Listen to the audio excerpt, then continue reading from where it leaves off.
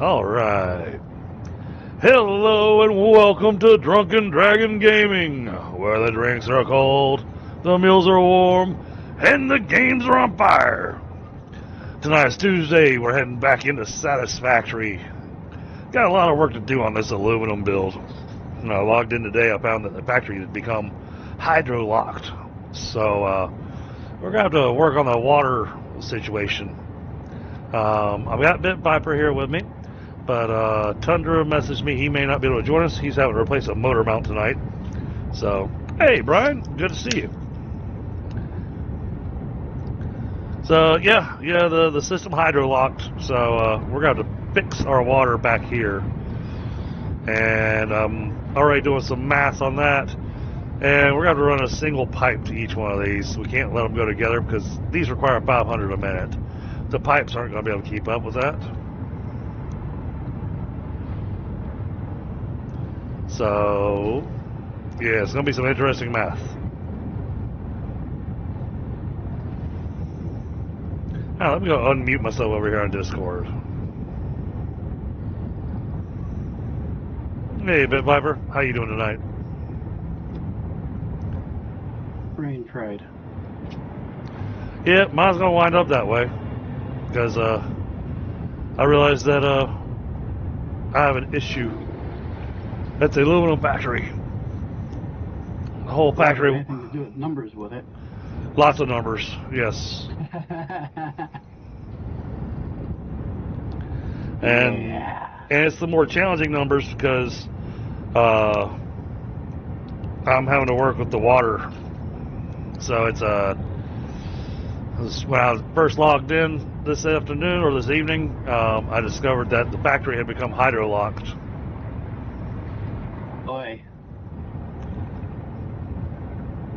And since it was hydro-locked, that meant that I'm having to come over here and redesign the pipe network.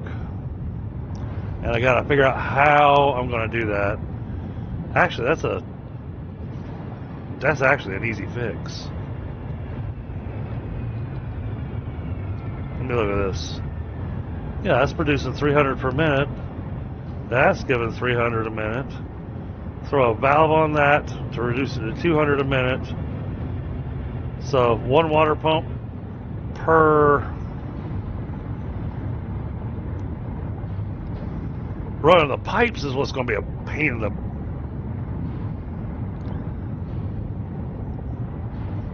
Because the water's coming out of these. So I'm going to have to run each one individually back.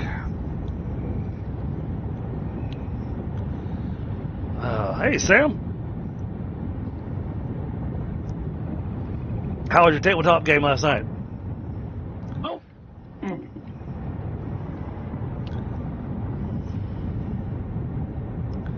Alright, yeah, we're going to have to break things. Because really, there's only one way to really do this. I just got to decide on the pipe design.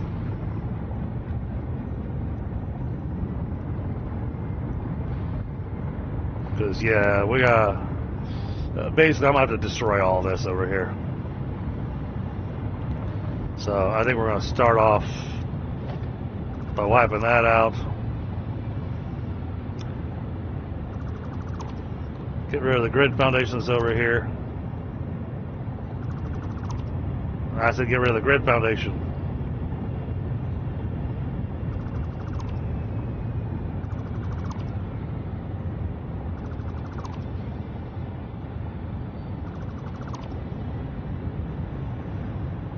Okay, now...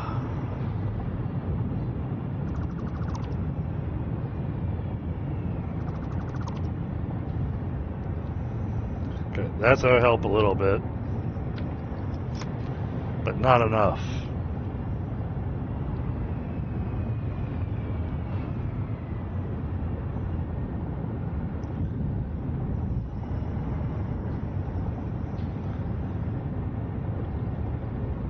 Oh, nice. It's always a good night when that happens. Yep, Thursday we're going into a massive combat in the Mutants game. So we're gonna. The team has already decided that I'm the designated sniper.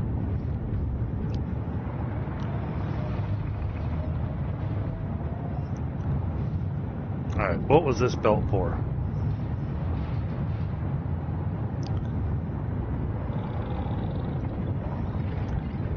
Silica. Okay.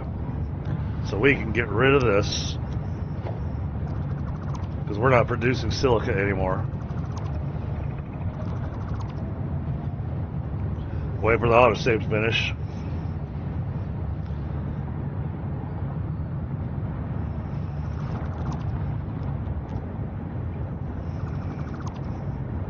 Yeah, I got in a couple really good critical hits with my character last time.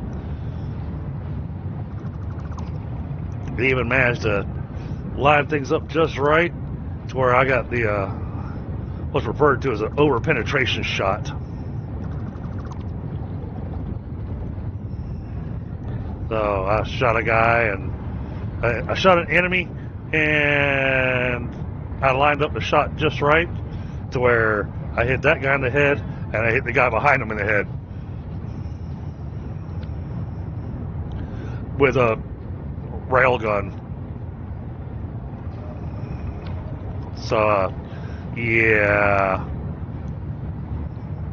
that ended that part of the combat. Okay, so what we're gonna have to do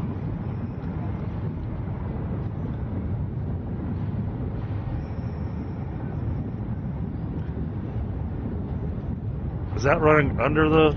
No, it's not. Okay.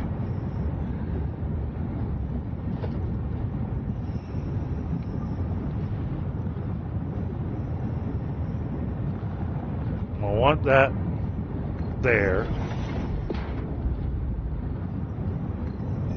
so that I can put that there. All right, now we're going to remove this.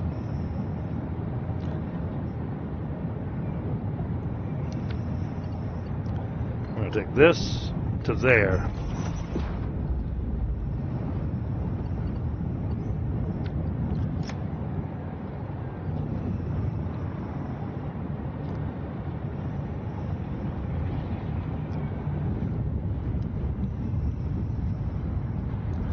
I think, oh, this is going to be questionable. Alright, we're going to have to build another one of these industrial fluid storages.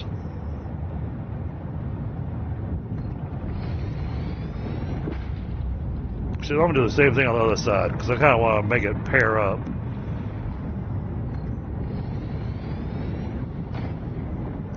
Alright.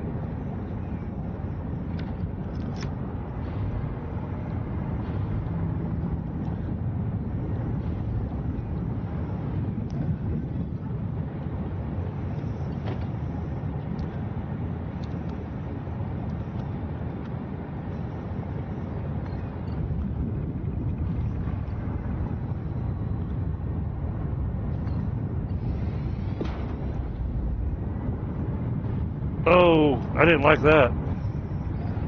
No, that looks ugly.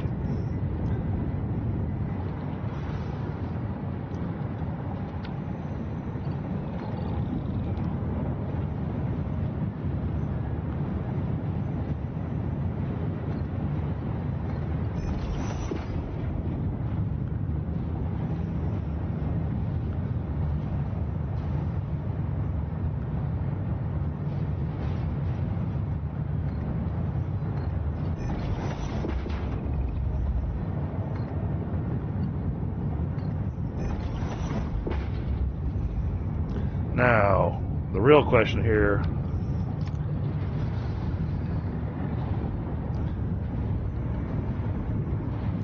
yeah, that's what I was afraid of.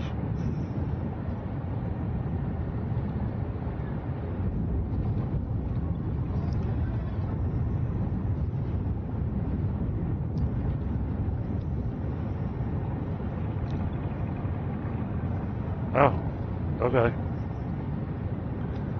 Oh, because this isn't producing anything right now. Oh, okay.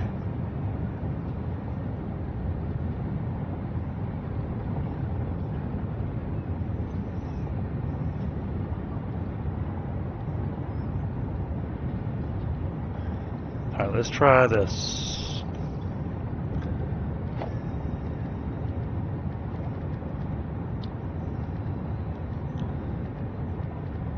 We need a merger here. Okay. Then we're going to go ahead and put the lift on here.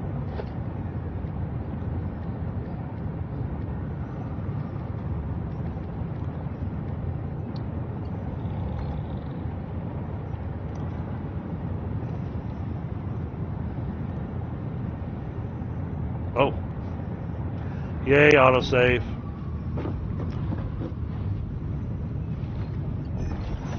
Set that like that. Okay. Then need a smart splitter.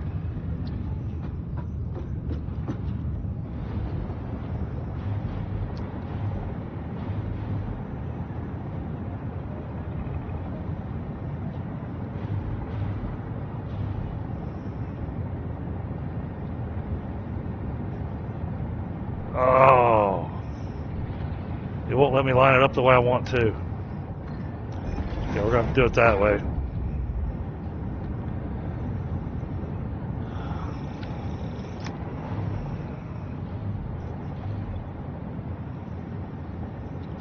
First, let's make sure we can actually make this belt connect. Alright, that belt works.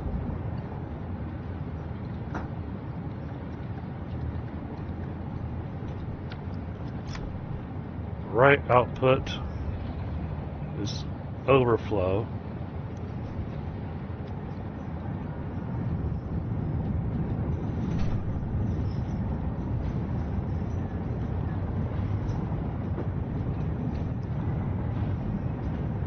And these belts aren't going to be able to keep up with that.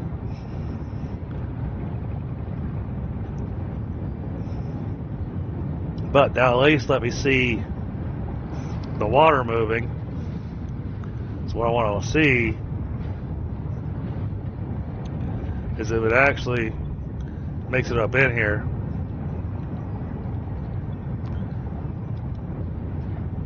So I need to see it make it into this fluid buffer.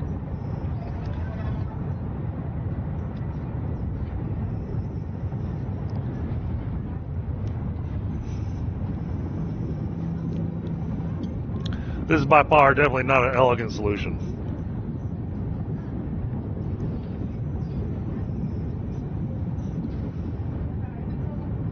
But I gotta work with how the numbers are gonna work.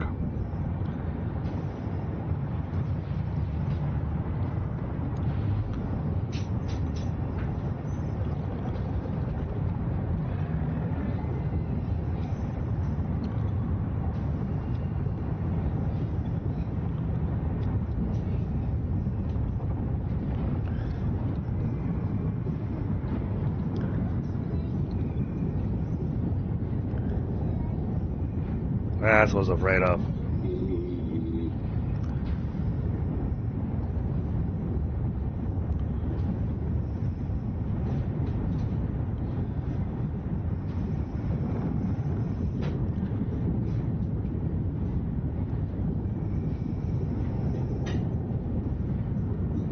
Okay.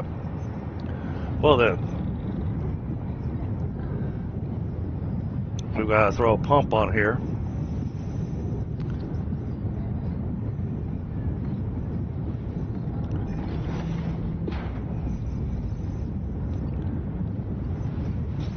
Which I figured we were going to have to because I thought that it was too high.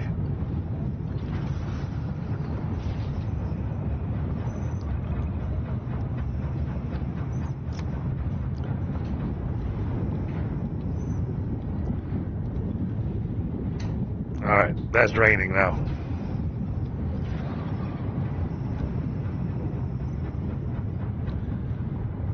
Which means it should start filling up in here. Okay. All right, now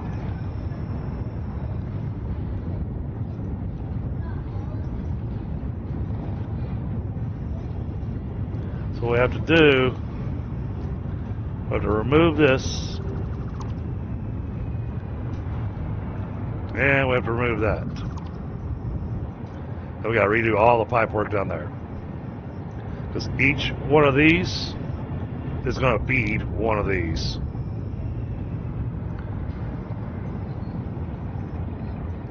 And we'll adjust it with a valve.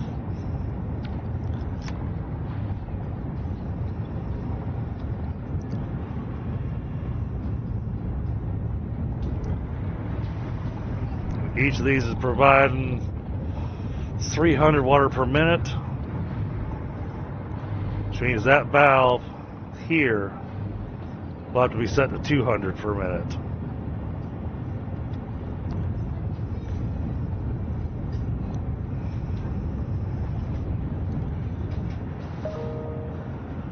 But how do we want to do this?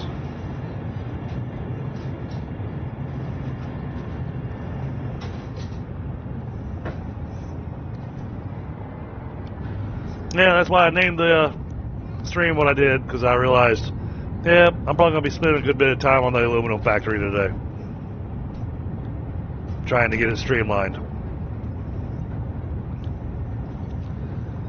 And possibly towards the end, we might make it over to where we're going to do the fused frames, and we might be able to get that kind of going. Tunder's not able to join us tonight because he's got a car project he's got to work on, and I'm quite familiar with the car project he's having to do, and it can be time consuming and painful, to be honest.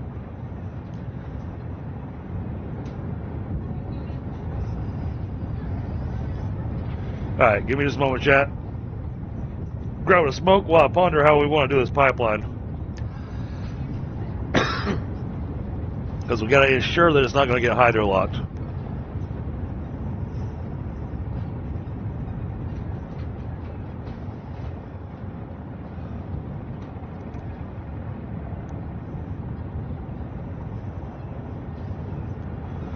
And so, for those of you that are following the game and following the process here, the reason that we're having to do a separate pipe for each machine is requiring 500 water per minute. The pipe can only handle 600 water per minute. So we try to leave the pipes the way we've got them, we'll never have enough water.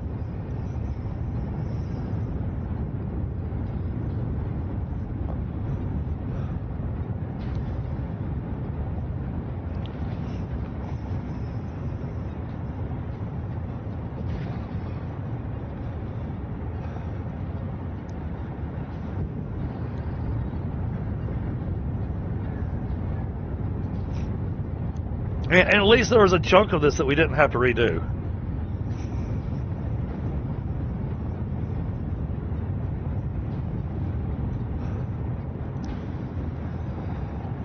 Yeah.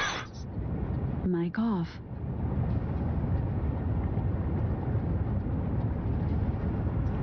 Mic on. Oh. Yeah, I've been having some serious coughing fits recently.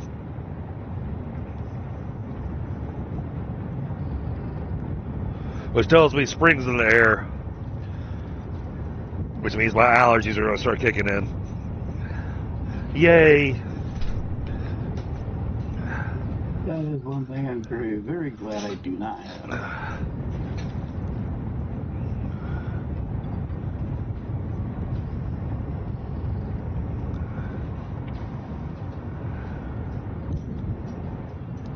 All right. Hey, Bill. Yeah. Well, the thing is that in order to package it, I'd have to have materials over here to run a packager, and I don't have those.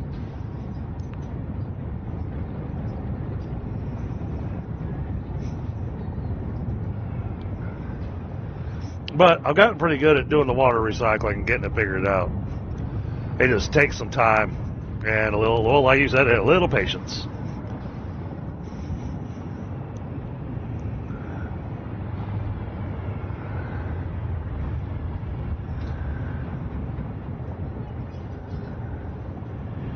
And I'm just looking at the pipe design here.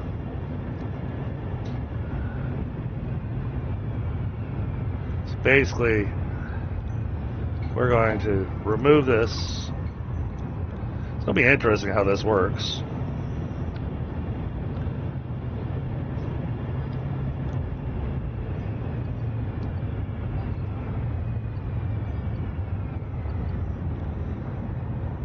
Oh, let's get out of that mode. I don't want to connect there.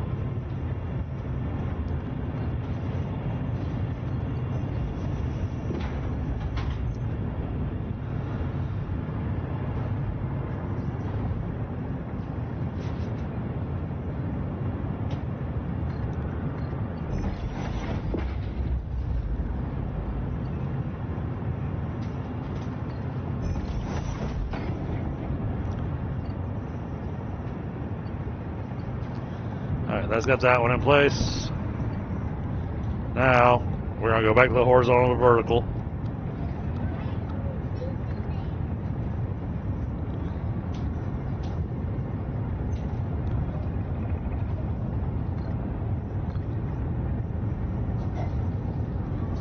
Come on. Build the thing.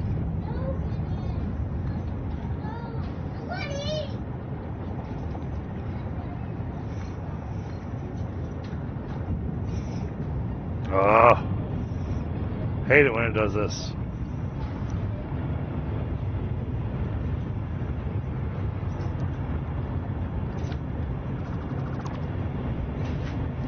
Okay, that worked.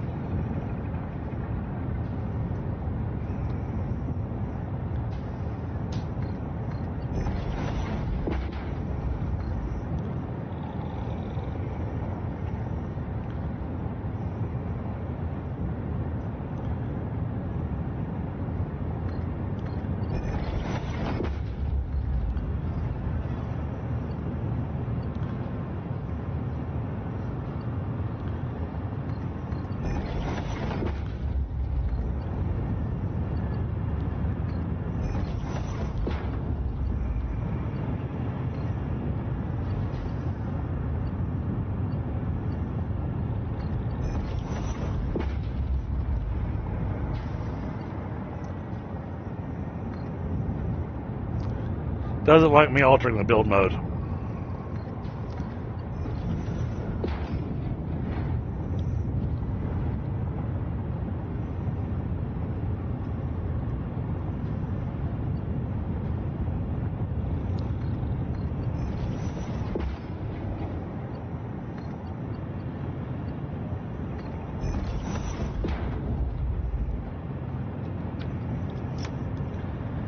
All right, now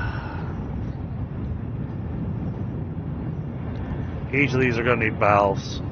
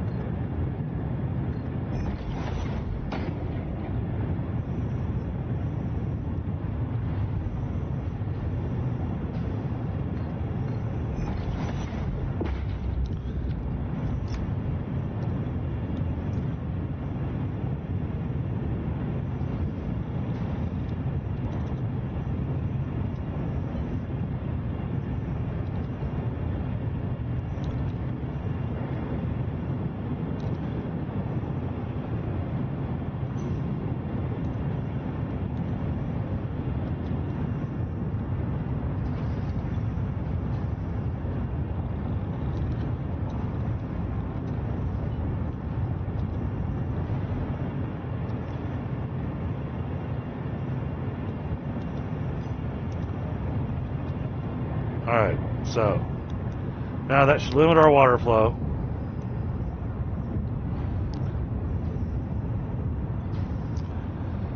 Has this in a wonderful spaghetti mess of pipes.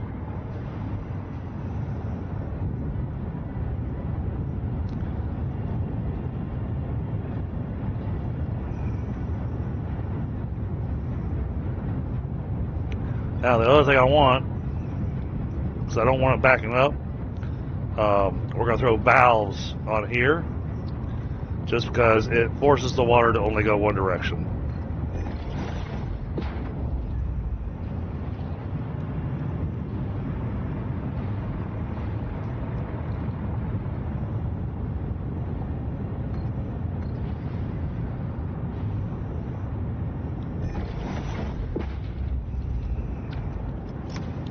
Now we can leave that set to a 600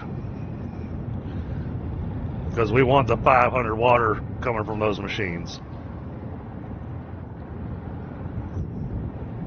Or I should say 300 water coming from those machines. So now,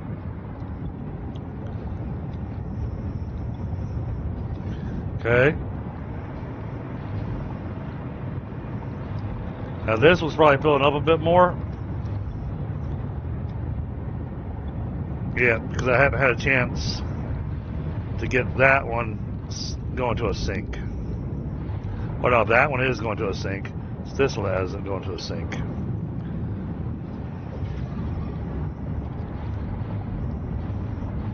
Yeah, so...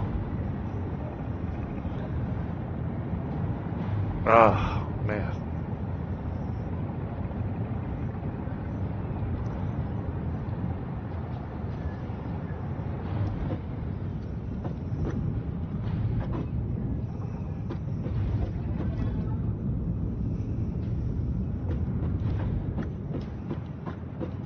That belt will never be able to handle that.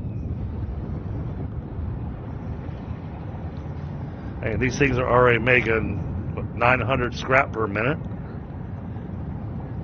The belt can only handle 780. And we're trying to belt two machines into one sink.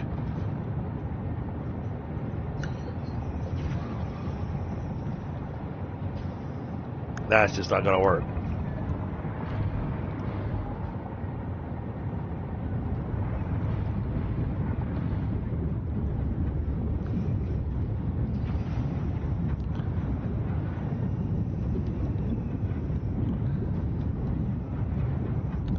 Just trying to make sure these aren't getting backed up.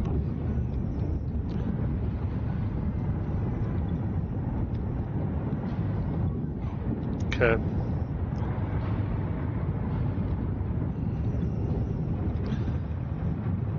Alright, that looks good. I think we're okay.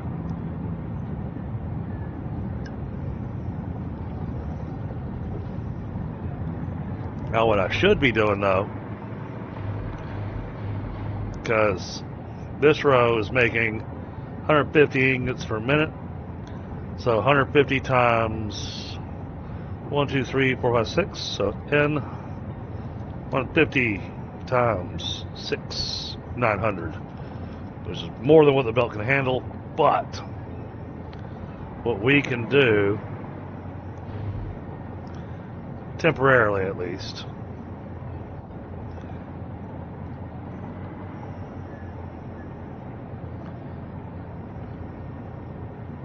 this will actually work a little bit better. So let's do this.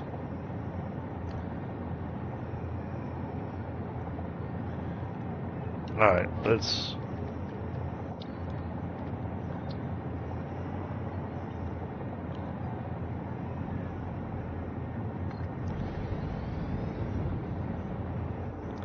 I didn't give myself quite enough room. Well, it's temporary anyways, so...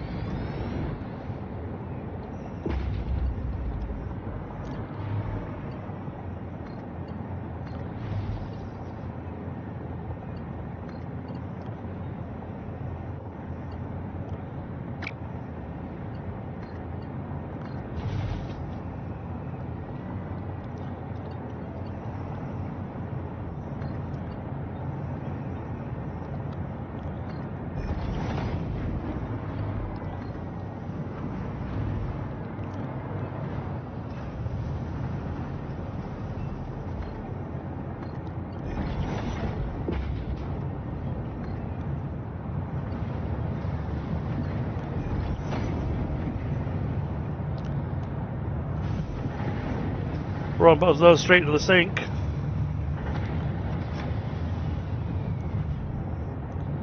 And then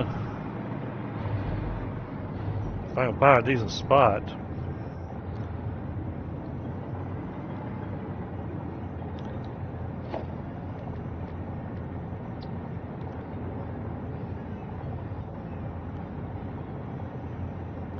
Alright, squeeze one in there. And we'll squeeze one in here.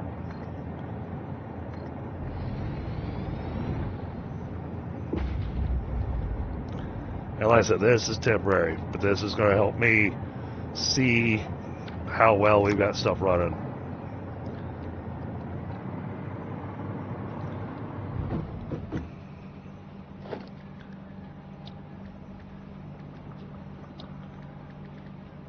Give me a smart splitter.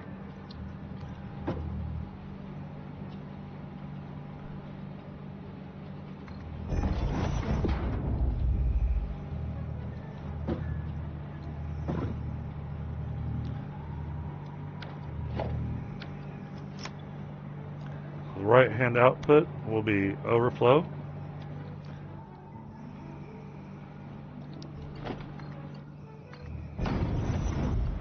Okay.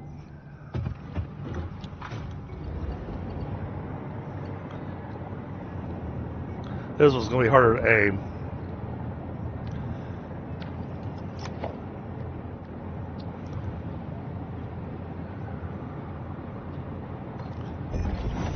Maybe not.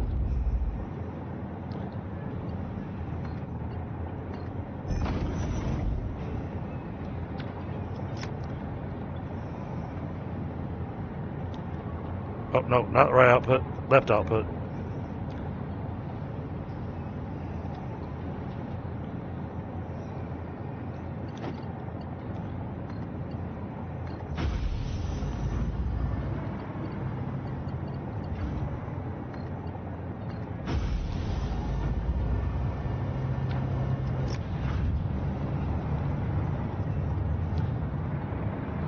Alright.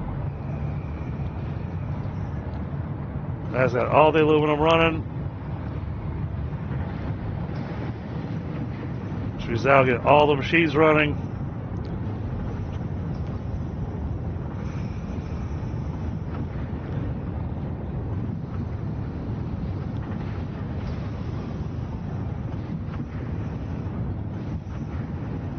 Which helps fix what's going into the overflow.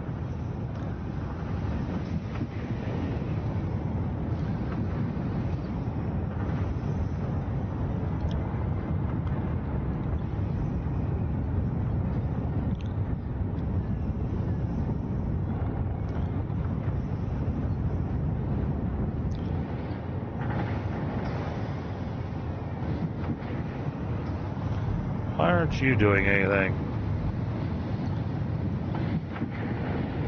Because you're full. Okay.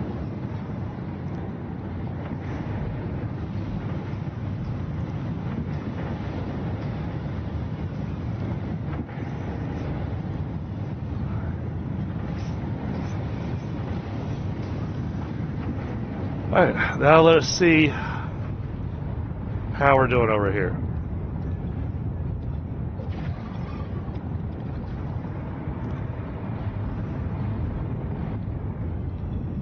Oh, oops. I made an oops. Don't do that.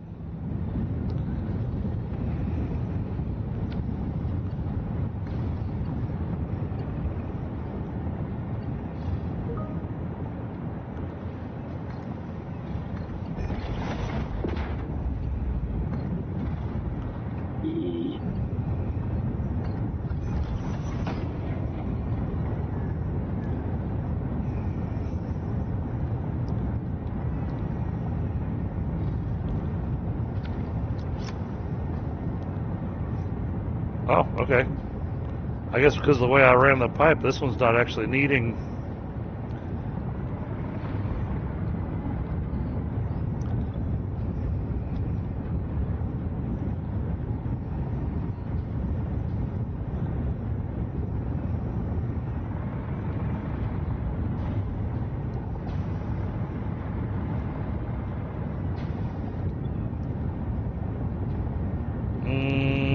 Okay, no, it does need it.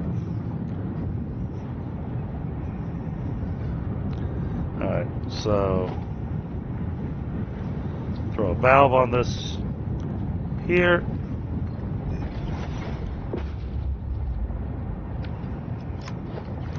And then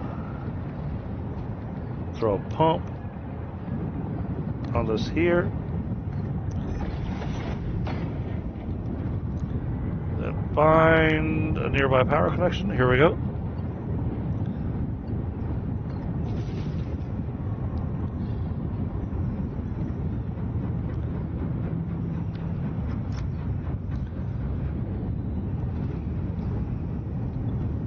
There we go.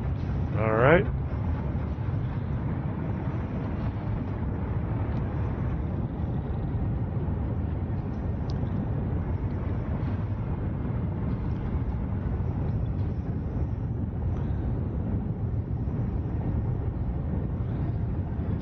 It'll start getting the water that it needs.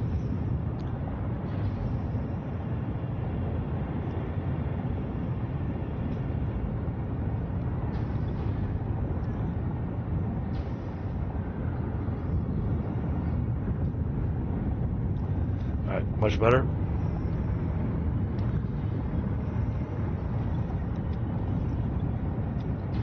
Alright, those two look good. So I think what I want to do, well, we'll keep checking these from time to time.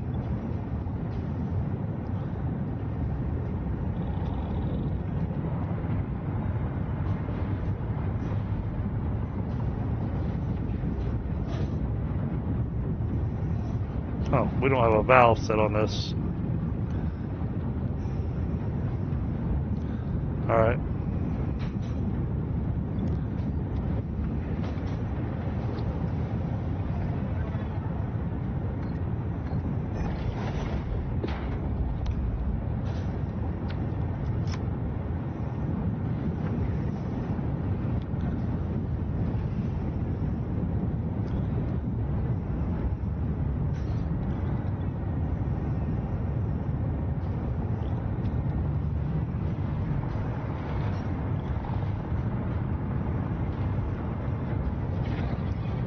Alright, let's see how this works for us.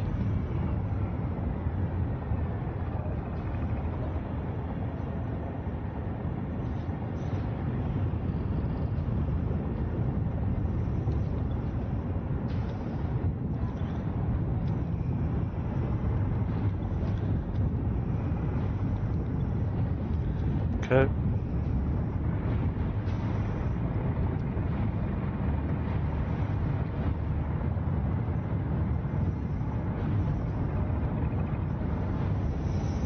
Okay, cool. We don't have hardly any scrap running in the sink now.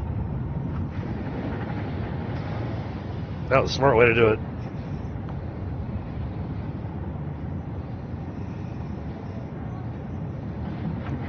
That at least gets the whole factory running, so we can see if we're going to wind up getting hydro locked or not. And see if we're going to run out of anything else. Which I'm betting coal is going to become a problem.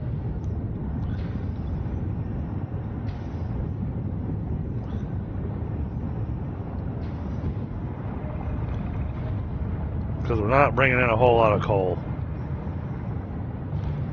that I'm aware of.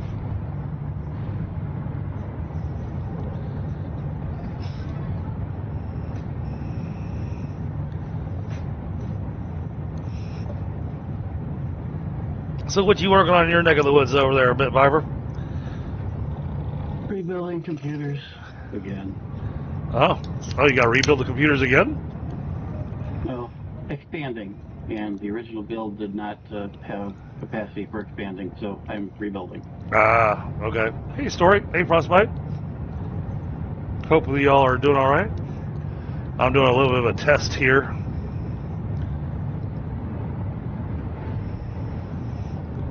To see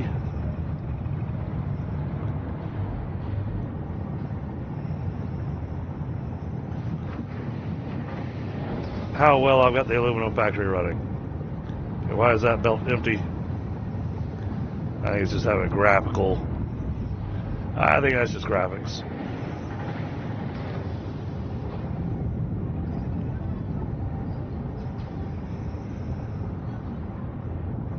Oh, maybe not. This is waiting on. Not waiting on anything. It should just be making this stuff.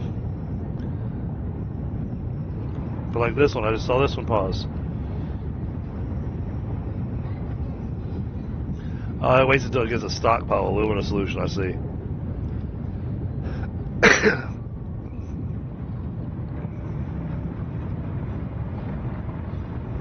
Well, I mean, we've got the bauxite and everything covered. I think.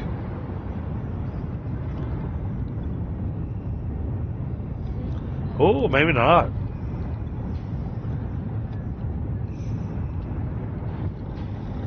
Oh, okay. So we need more bauxite. Go figure. How much bauxite per minute do each of these need? 500 per minute? Oh, I wonder. How is this thing designed underneath?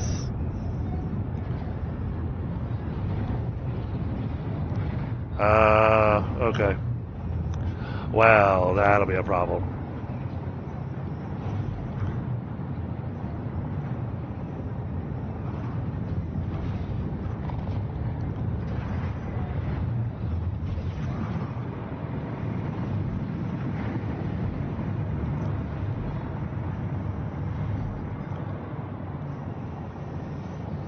$300, $150, and $480.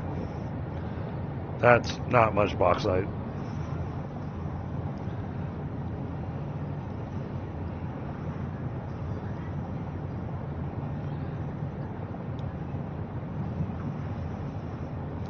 Pure, normal, impure, impure.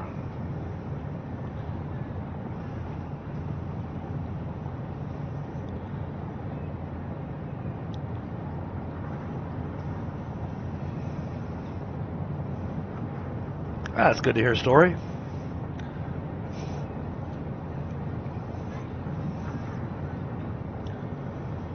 Oh, where to bring the bauxite in from?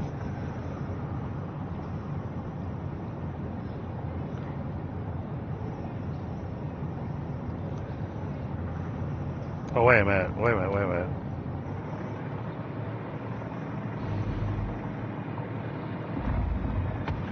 Aha.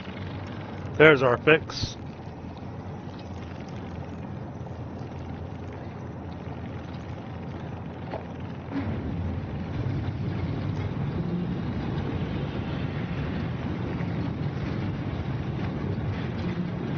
Alright, let me go shopping.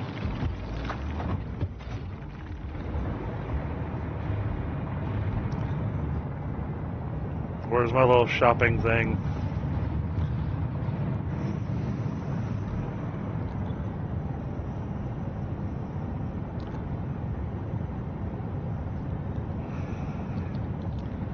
I thought it was women that like to do shopping. Hey, if I got money, I don't mind shopping. Good point. I'll take that. Parts purchase confirmed. Promotion delayed by X times part value plus fix-it stock value.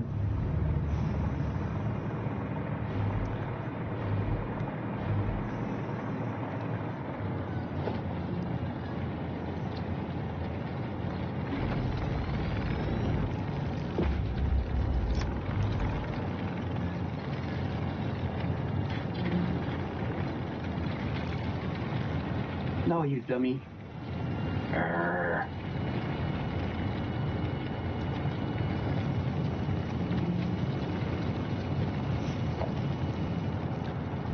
Alright, these are about the right belt speeds on them.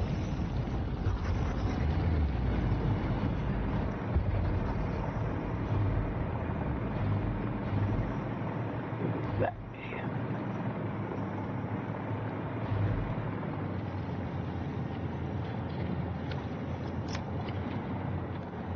Yep. Okay.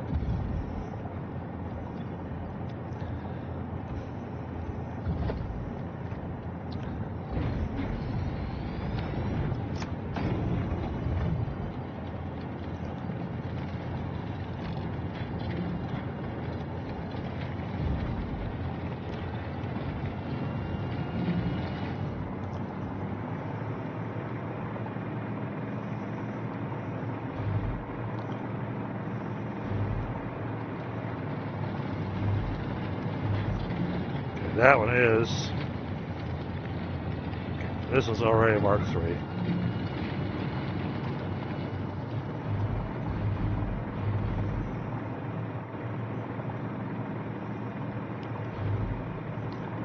So then we gotta head to the one that's up there in Radiation Central.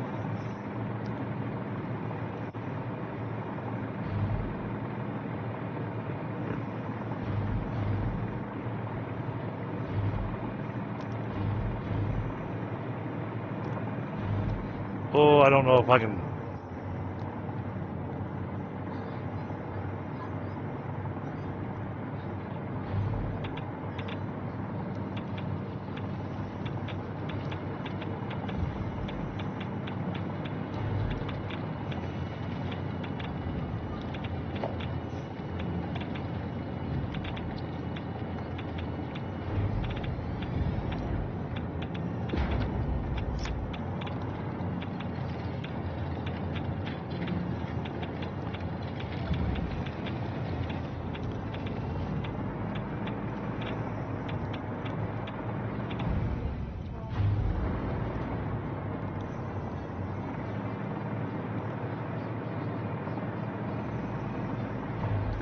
Alright, once those start actually going, here's an empty belt. Temporarily. That's because I was swapping out the drills. No, the belts were already upgraded, but the miners weren't. And I noticed that this whole thing was running out of bauxite.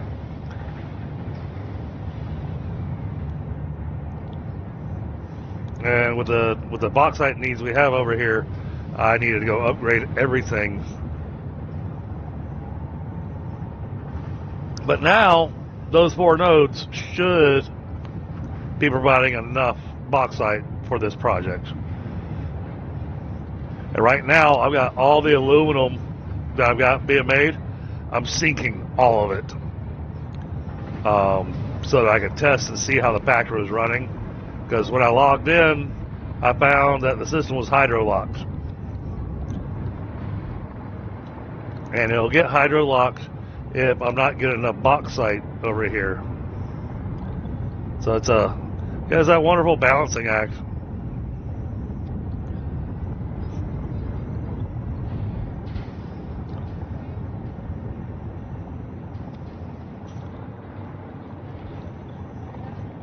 I mean, it was 500 water and 500 bauxite per minute, so that's 2,000 bauxite per minute that's needed over here.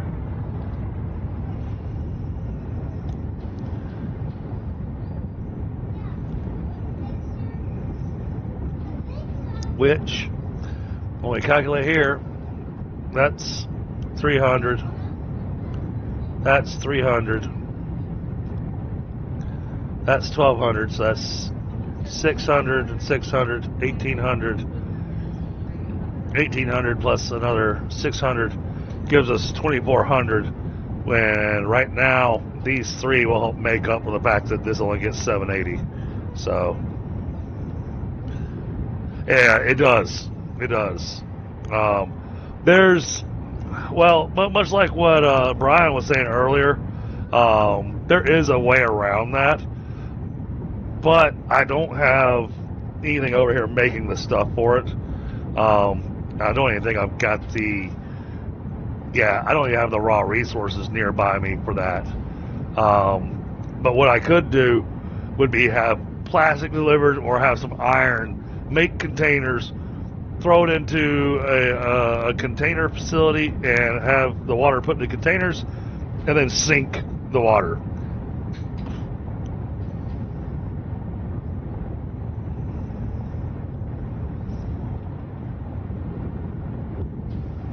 So instead I'm doing play the balancing act. So I had to break all this up. These were all interconnected, half and half. And I had to split them up so that 1 water pump per refinery, because each refinery needs 500 water per minute, so only 1 pipe. And then each one of these refineries over here is spitting out 300 water per minute. So if I'm spitting out 300 water per minute, then, and this needs 500, then I set these with their valves. I set the valve to limit the amount of water coming through here to 200 per minute.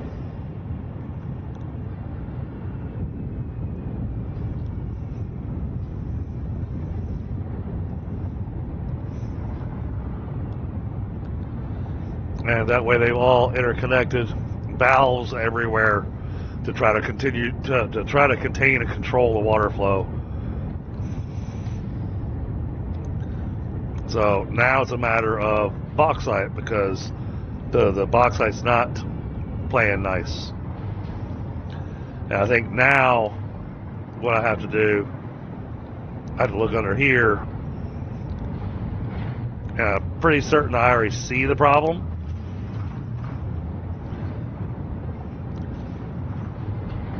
These have all been merged together. So I've really only got 1,500 bauxite coming there. So this has got to get broken up.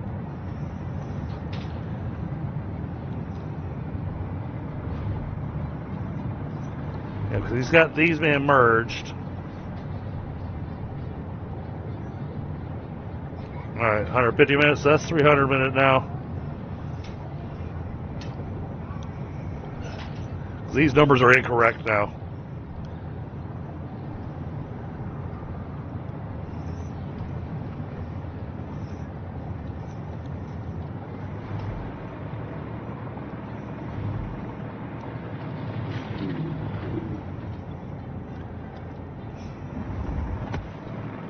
Alright, so this belt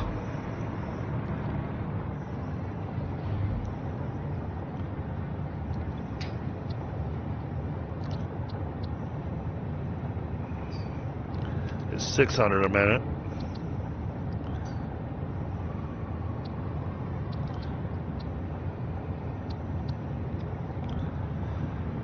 Alright, so this belt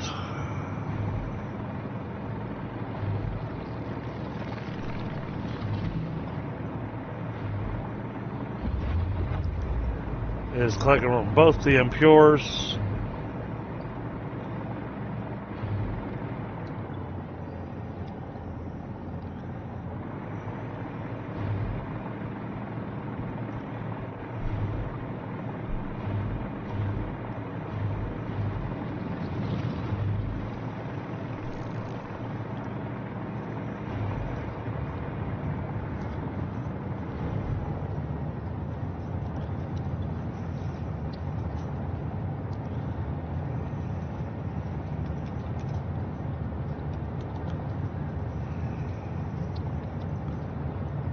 Means this one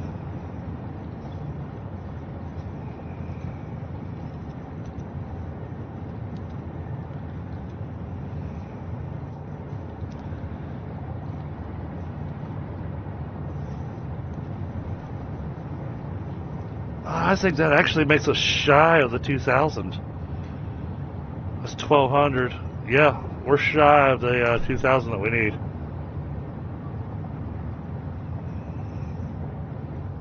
Only because of belt speed.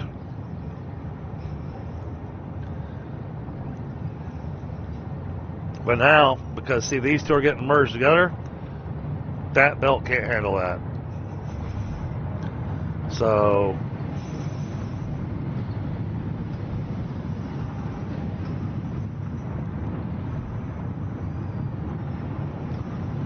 this has got the 780.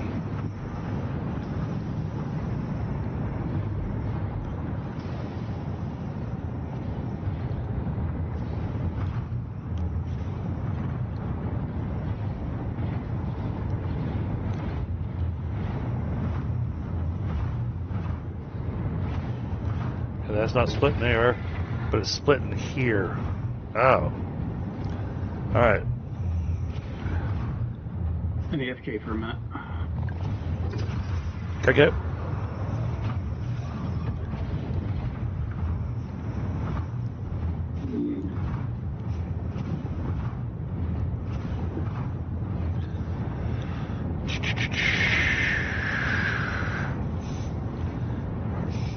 Give me a second, chat, to think about this one. It's going to take some interesting belt work. I think we're going to do this with smart splitters. And we're going to take each of the belts. And then we're going to create an overflow belt. So that the overflow from the 3 belts will feed the last machine.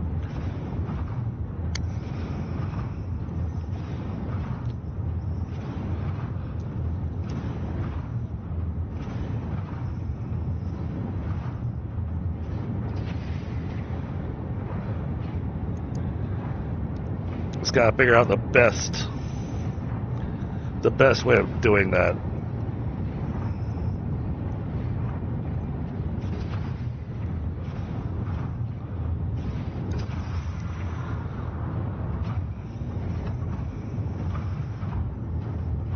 Because what we're going to do, we're going to take the 3 belts that we got coming in. Each of those goes to a machine.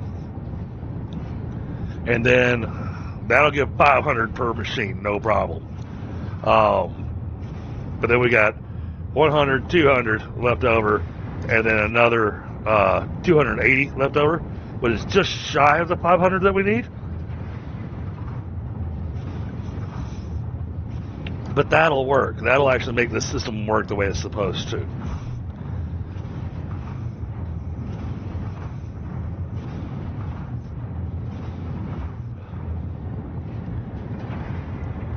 So I think we get the bauxite fixed, and then this factory should be running pretty steady.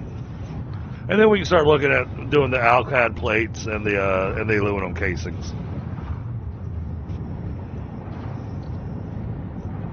And the plates and the casings are kind of an afterthought for me.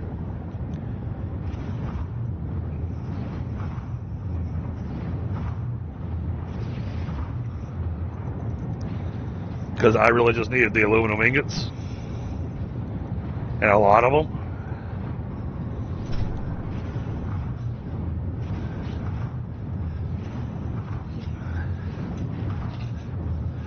Yeah, oh, actually even then it wouldn't work, Brian, because of the splitters and because of the input coming in, it's still not going to divide the load properly because of how this is already set up.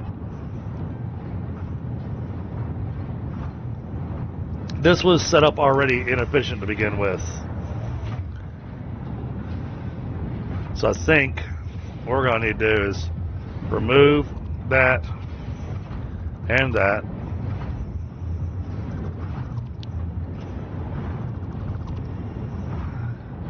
We're going to leave these 4 lifts where they're at.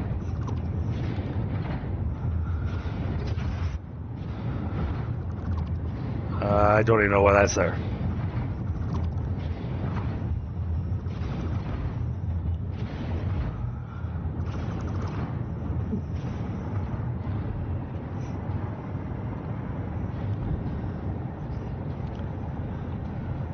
Right. The problem is that some of these belts that are coming in are only 600. See, the input that's coming in. Oh. See, I got one belt with 600, another one with 600, and then another with 780, which will eventually be 1200. These two 600s were they weren't getting merged properly, because right now it's merging these two 600s together, which that's not going to work.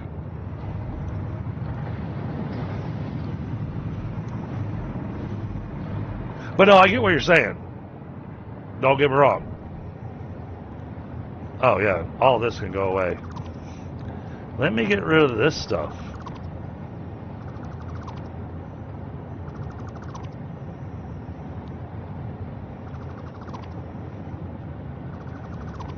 Because that is definitely not needed.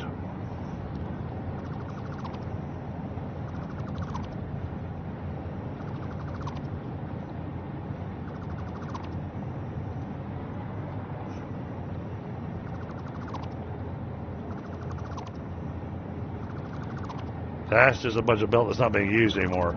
So we can just strip all that out of there.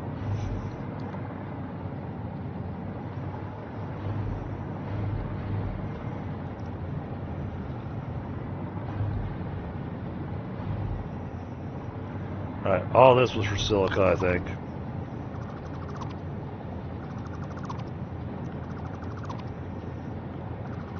So all the belt work for silica can be removed.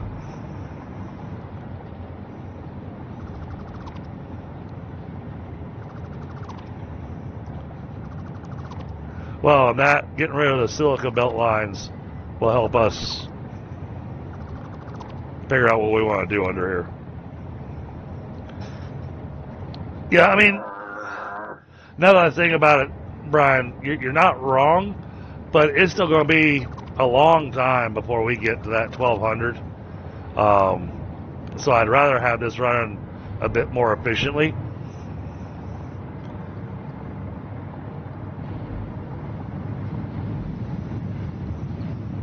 Well, we won't have 1,200 belts tomorrow? No. No, our belts are 780. I want 1,200 belts. Thought we were going to have those soon.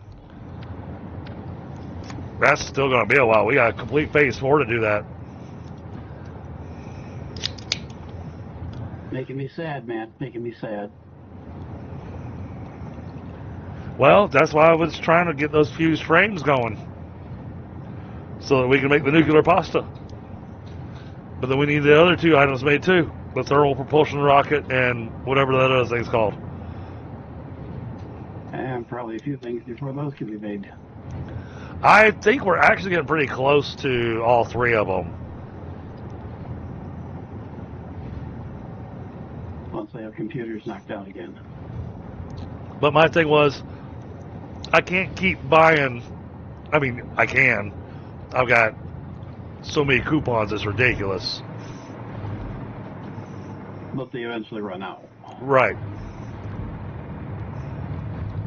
Matter of fact, I'll go ahead and take the 65 coupons that are sitting there, add those to my stash, because I've been spending coupons on hard drives, and they cost 100 coupons per hard drive.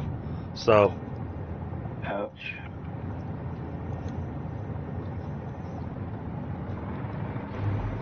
Alright, how did I do this before?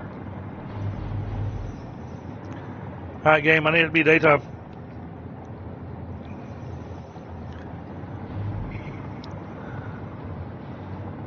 Alright. Let's go ahead and get rid of that.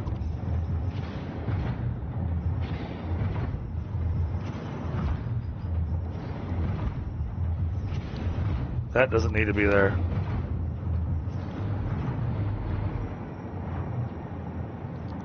That's fine, but that doesn't need to be there. Alright, now.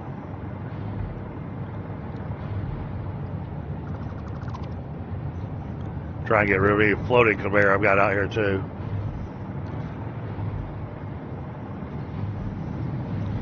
So what I've got to do is remove the split here. This needs to be its own solitary belt.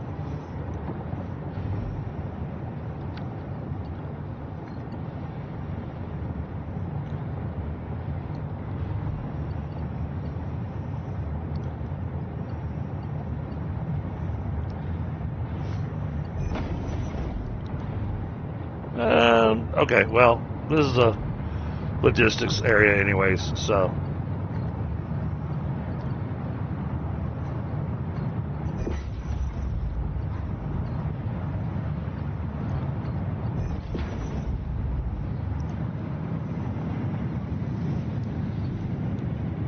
Oh, no, I gotta really redo stuff. This lift is useless. It's not actually needed.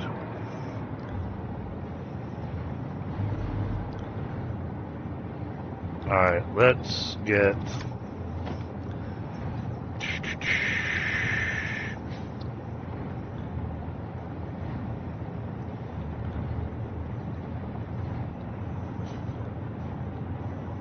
Oh, Steel Man will give me a line.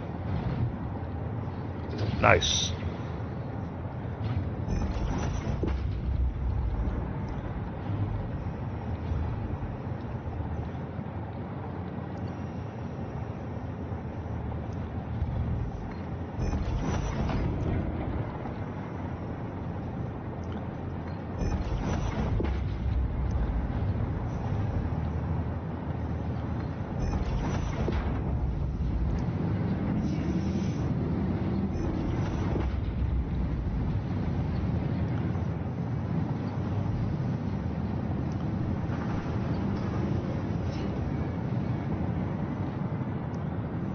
Stop turning.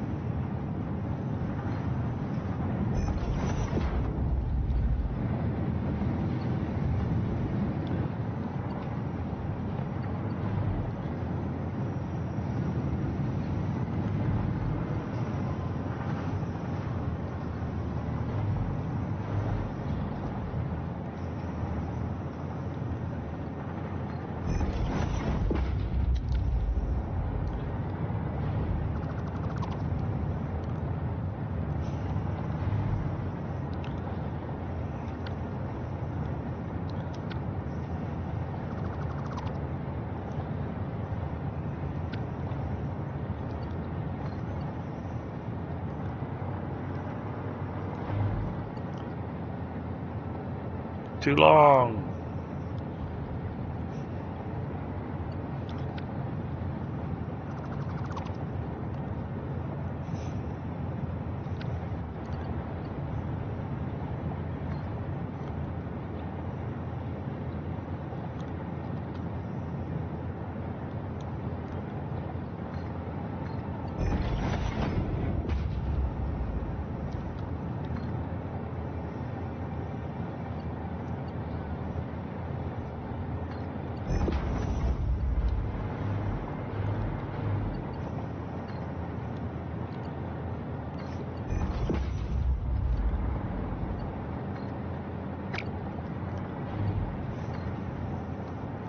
So I got my idea on how to do this, so we're going to give it a shot.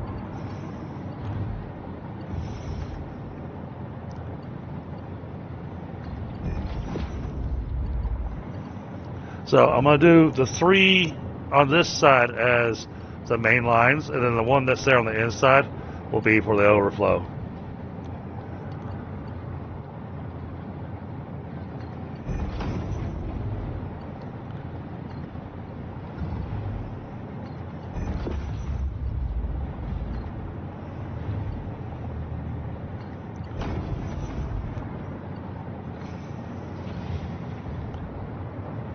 Oh, come on.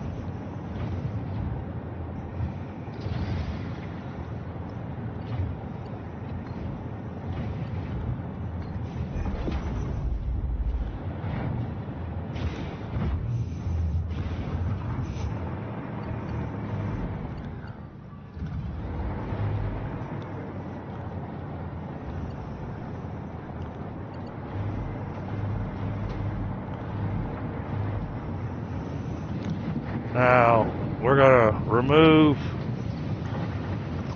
that.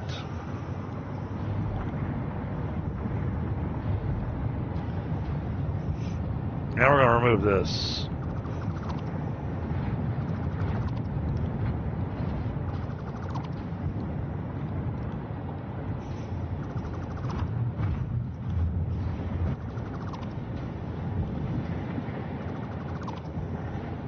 I mean, there's still going to wind up being lifts under here, but I got me a thought.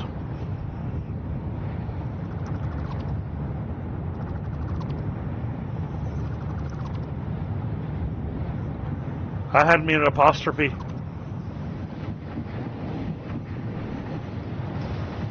Hey, Bamada, what's going on, buddy? Good to see you.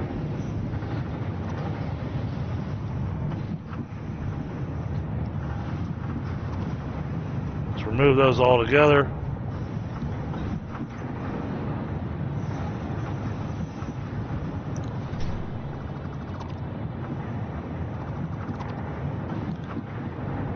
And really, that doesn't need to exist.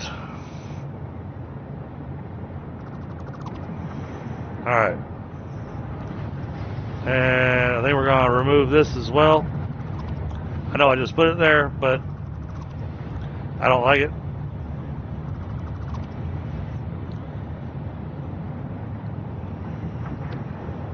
Hey, Lotus.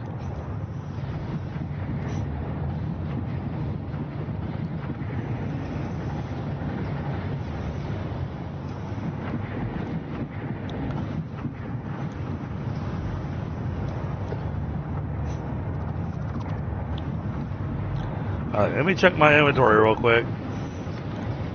I don't want this overflow.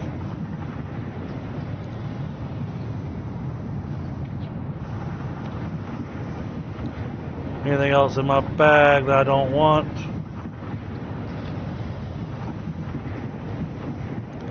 No, I think we're good there. Alright.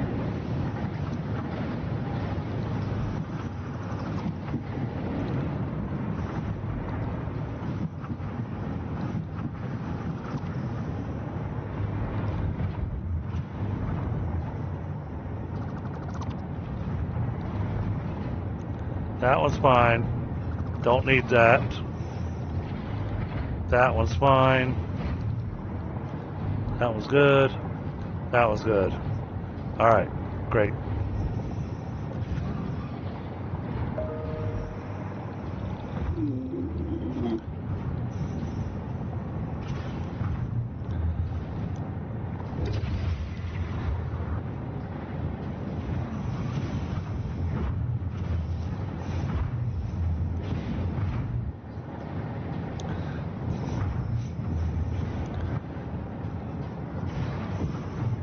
This was the one I'm not sure on.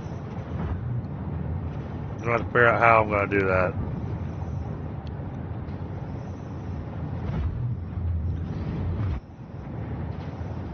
Wait. Oh. Oh. That's going to be easy.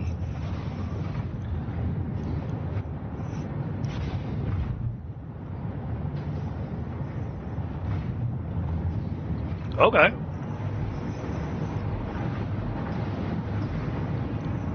I suddenly realized that's going to be a lot easier than I thought it was going to be. Okay. Well then, in that case, we can go ahead and put these in place.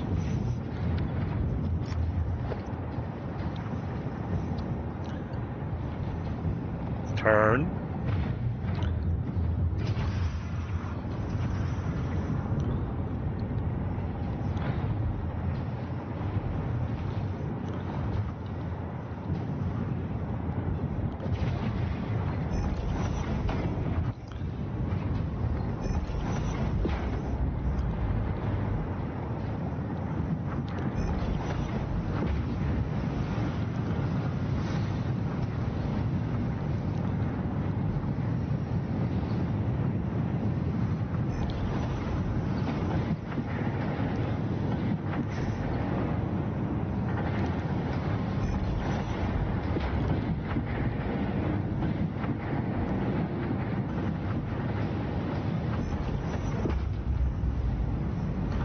Alright, that's good.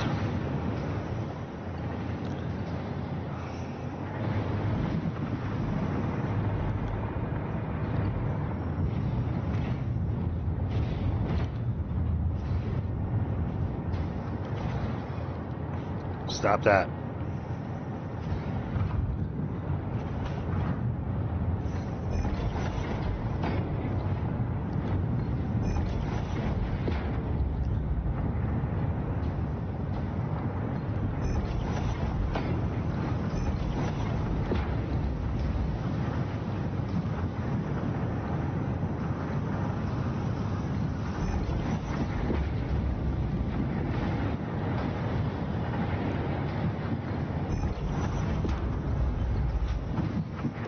Alright, that's close enough. Okay.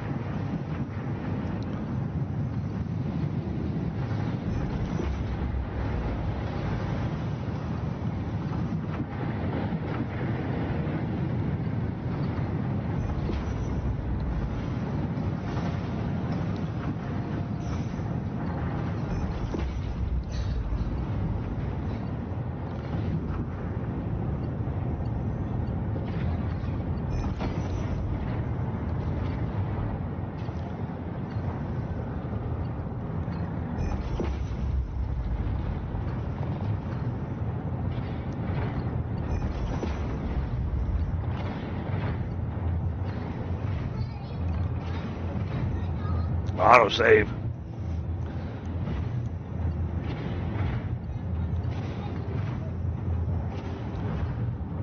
Oh, come on, put the belt in.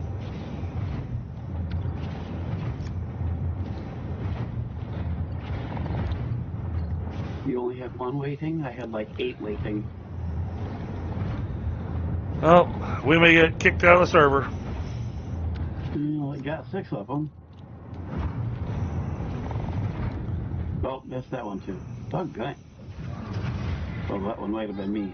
I'm waiting for one to actually build. It's not building at all. I found on an all too regular basis that I don't know if it's a sync issue or what, that I will have done the clicking and heard the sounds and it just never builds it. And I just have to go in and out of build mode and do it again. Yeah, I left build mode a couple of times now. Alright, I'm gonna grab a smoke while I wait for it to try to catch up to itself. But Maybe that's what it's doing.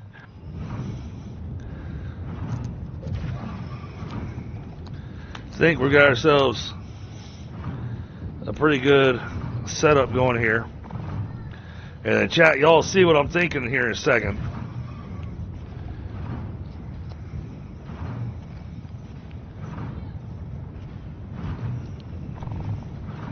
And I'm fairly certain it's going to work. It's not going to be pretty, but it's going to work.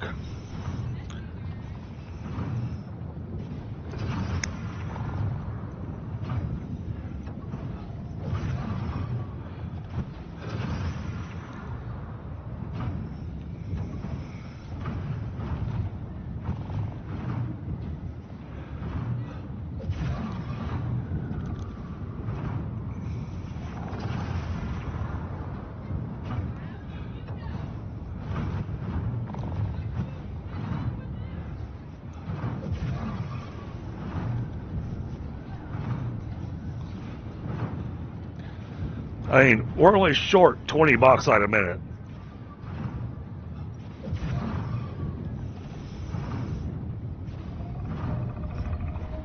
As long as we get the belts all lined up the way they need to be.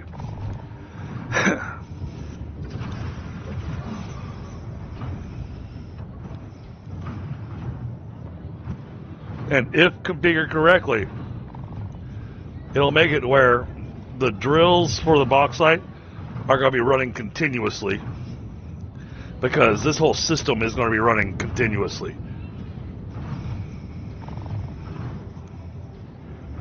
Aluminum almost has to.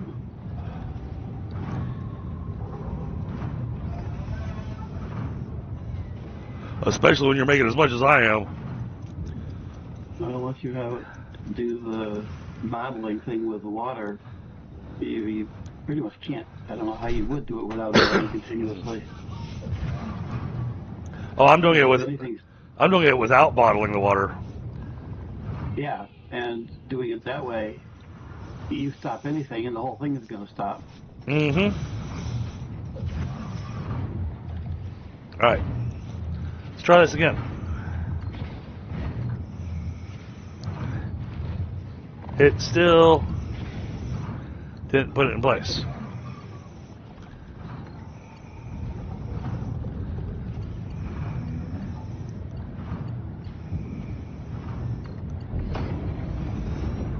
Okay, it built that one. There we go. I just had to build somewhere else to convince it that I actually wanted to build.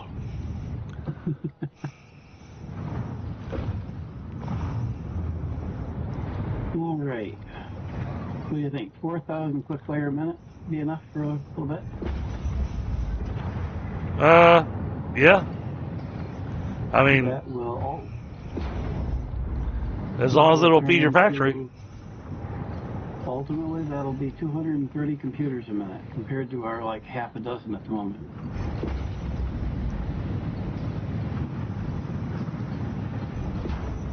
Which that may be a little excessive on the computers, but I'm not going to complain. This is off of a single Caterium node.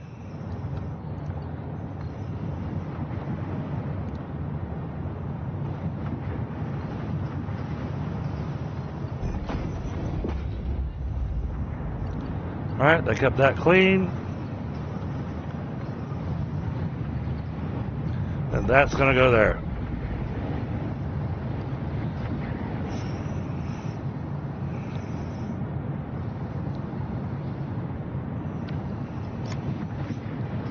Alright. That'll have us 3 out of the 4 machines. Now, the 4th machine is going to have to be a little inventive.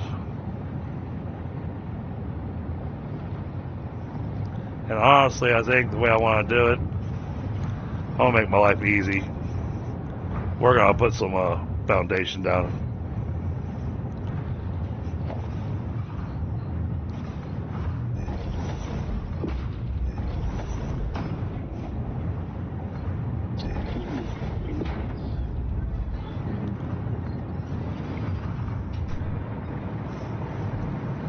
Oh, and he didn't snap stuff to the grid either.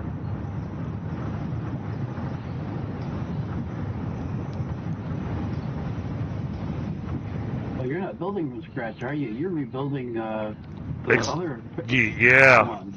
Yeah. Yeah, so I get to have the extra adventure.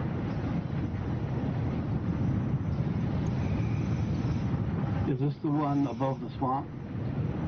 No. Thankfully.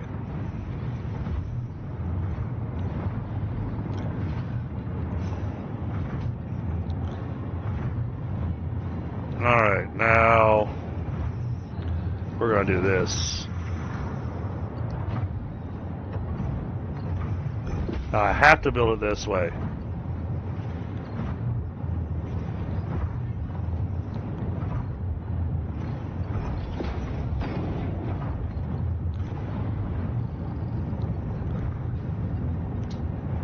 Because I need...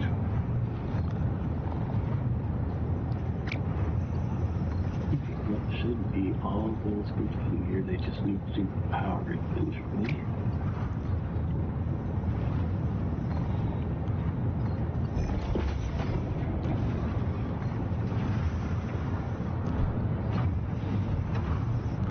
Need this set up just right.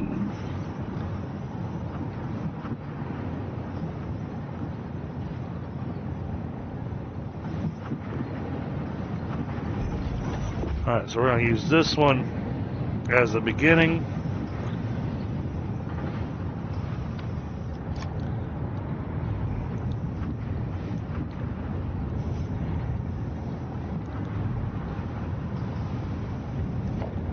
Okay, put a smart splitter on this. Here. Put another one. Somewhere out here.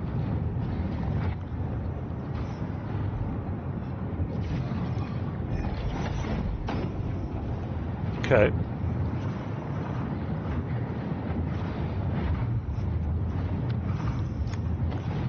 Now, give this a give this a lift.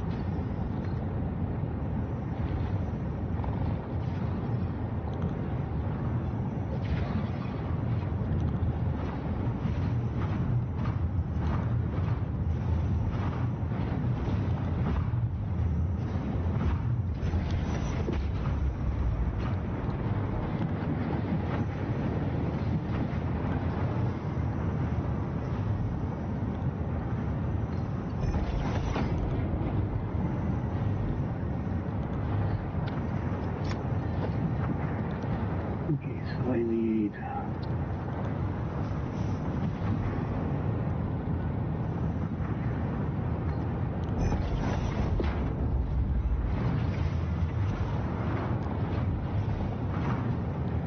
Oh, come on, give me a line.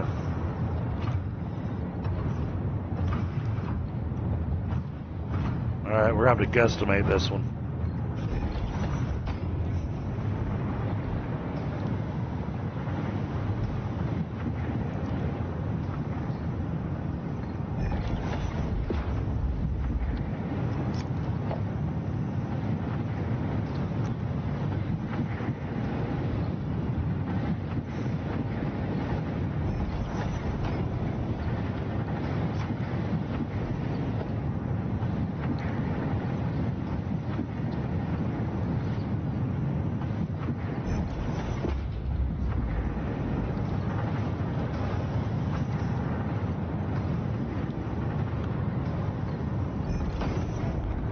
That goes there. That goes there. And that goes there. Alright. Now we just program the splitters. Left is overflow.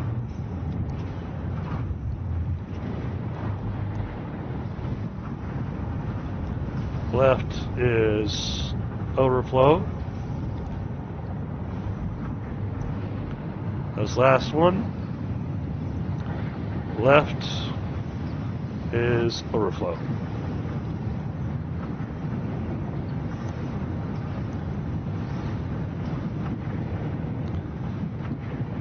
All right.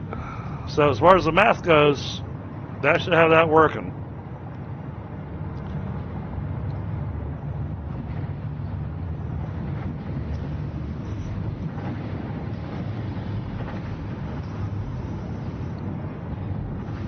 It's going to take it a minute, but system all should. Okay, that's not backed up. That's not backed up. That's not backed up. That's not backed up. Okay. That's getting us bauxite. That's getting us bauxite. That's getting us bauxite. That's getting us bauxite. Okay.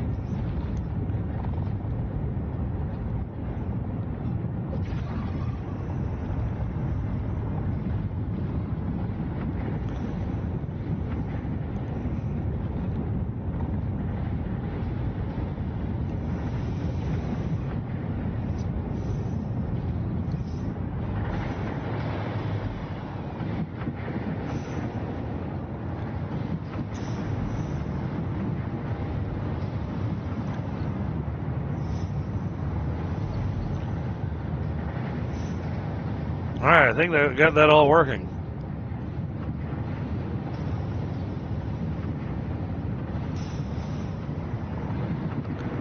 Now, because I took so long doing that stuff, we may need to double check here. No, we're good there. We're good there. How about this side? We're still good there. And, okay, cool. We're in good shape. I think I balanced the water and everything.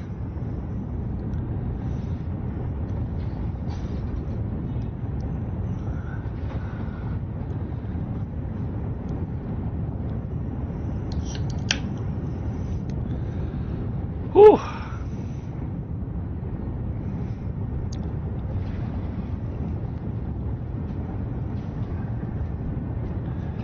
Yeah, building off somebody else's build is always a little bit of a challenge.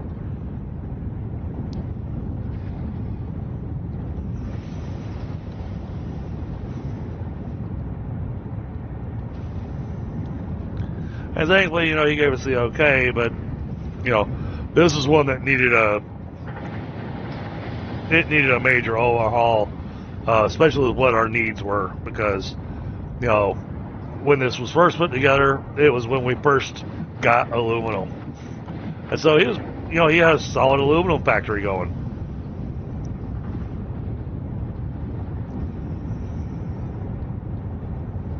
But now we need more.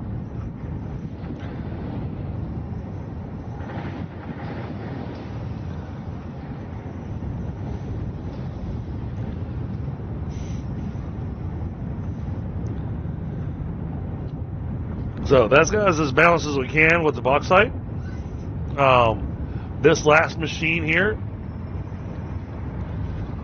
it'll probably choke from time to time, but that's okay. Because, I mean, what it's going to take for that machine to choke, it's only going to choke for like 30 seconds, and then it'll be back up and running.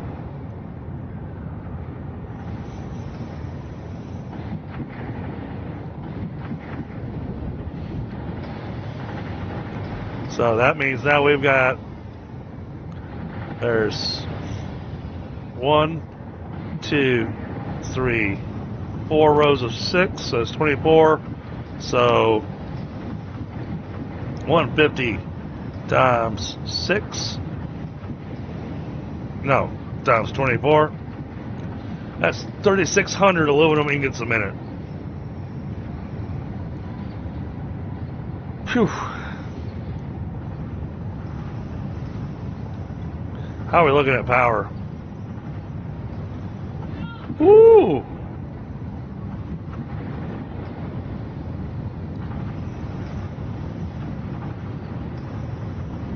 Our max consumption is now above our capacity. Uh-oh.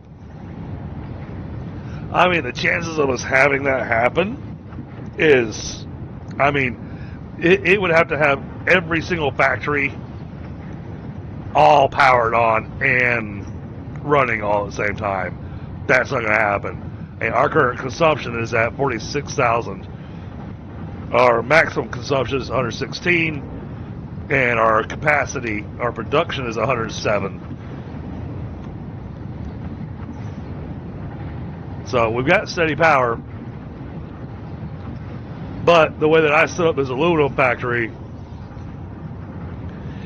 this is a power-hungry beast.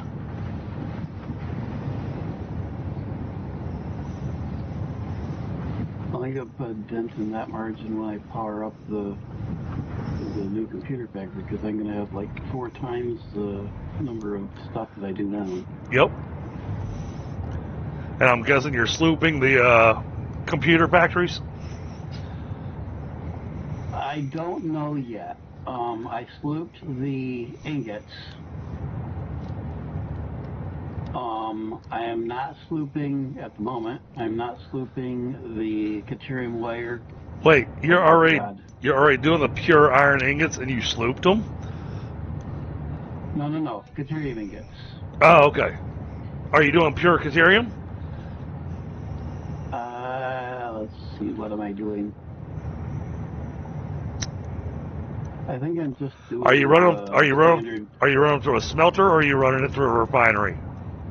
smelter? Okay. So in the refinery there's a pure Caterium ingot recipe.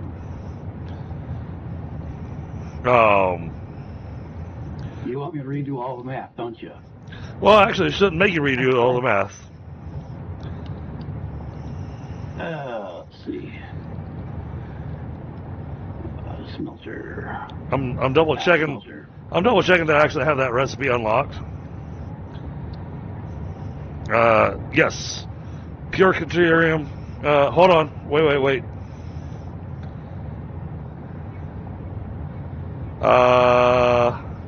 It's not. It's not worth it. No, it exists. It's in the refinery. You got to make it in the refinery, not the smelter. Refinery. But it's not worth it. The smelter's giving you 15 per minute, and the pure Caterium ingot gives you 12 per minute. So it's not worth it. And I need water, which I could get, but Now the leached ingot, that one could be worthwhile, but then you gotta create sulfuric acid. yeah, not around here. Right. So another one that's not really worth it. Yeah, so I've got the smelters slooped. Now, But what at the moment, I'm not doing anything else slooping. Everything's just fully overclocked. Now, do you have copper over there? I could get it over here. There's an unused node over by the other factories. Okay, so you might want to consider the fused quick wire recipe, which is done in an assembler, which is 1 Caterium and 5 copper. And you know, this is up to you to think about whether or not that's what you want, because you got 2 options. Well, no, we just have the one. So the fused quick wire is Caterium ingots and copper ingots. So one machine will get you 60 per minute, the other machine will get you 90 per minute. So you're getting a third more, so you get a 33% increase, But I don't know if a 33% increase is worth it trying to get the copper and everything going.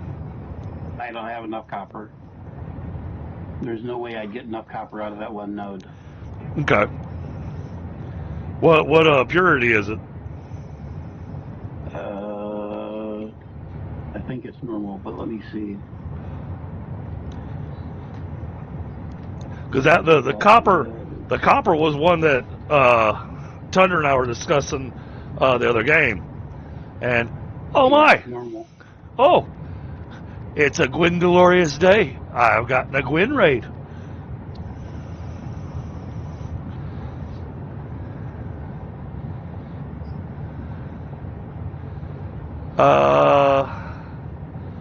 Do you got a loose iron that you're not using? No. Okay. Well, yes and no. So the iron ore, not the iron ingots. Yeah, sort of. So you could get the copper that you need with a foundry by using the copper alloy ingot, which gives you 100 copper ingots a minute out of one machine. And it only needs 50 copper ore and 50 iron ore per minute to give you 100 copper ingots a minute. Yeah, but I'm processing 800 deuterium a minute, and I need 5 times that in copper. So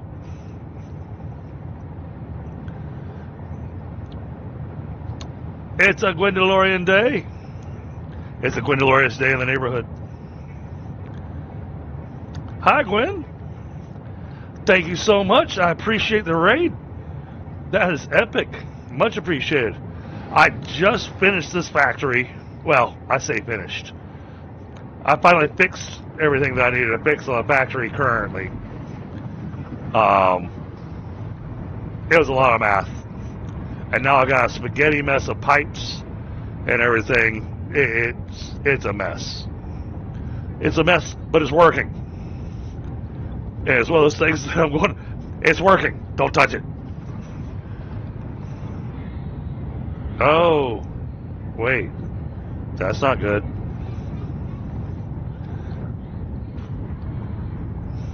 Why is that happening?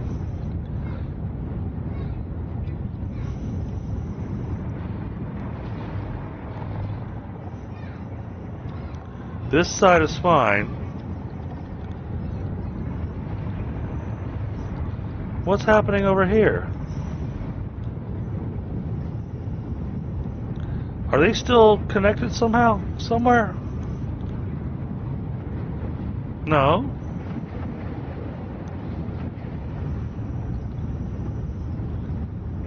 These should not be filling up with water. Okay, let's try doing this.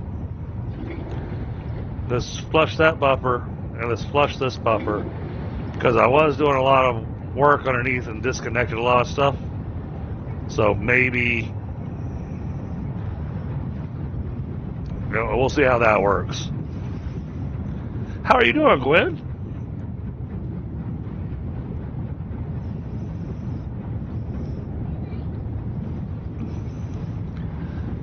Appreciate you and your peeps being here. That's awesome. How's Valheim? I got to catch a little bit of your stream. But then it was time to go home. Woo! 23 viewers. Yeah, chat, don't forget to hit that like button. If you don't mind. It really helps out the channel. Okay. I'm satisfied. This is working. Now, we can come back over here later and work on the alclad plates. Well, thank you so much, Gwen. Oh, okay. I haven't done any streaming on Twitch.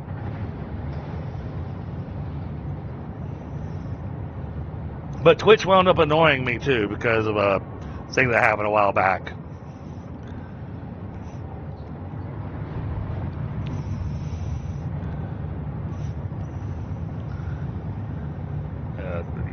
couple of years ago, I clicked a button that I shouldn't have, and hackers managed to steal a bunch of cash from me via Twitch.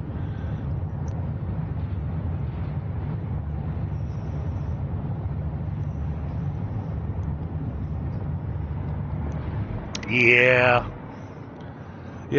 somebody that I knew had gotten hacked, but I didn't know they'd gotten hacked, and it was somebody I'd actually done some game development with, and they sent me a link saying, hey, can you play test this for me and let me know? Because I had actually done game development with them before in the past, I thought it was legit. And granted, when I went to the site that it took me to, I work in IT, and so right after I downloaded it and ran it, I immediately went, oh crap, what did I do? I saw what the website looked like. I should have, my back of my head was on, this is suspicious, but I ignored the back of my head, and and I paid for it. Luckily, I was able to get all my accounts back and get everything fixed, but still, it was a thing that happened. Alright, we got our ingots. Those are going to be the plates. Those are going to be the casings. I'll worry about the plates and the casings later, because we don't need those being delivered anywhere right now. And we have so many thousands of the plates and casings that I don't need to worry about it for I may not need to worry about it for the rest of the game with as full as these towers of storage are.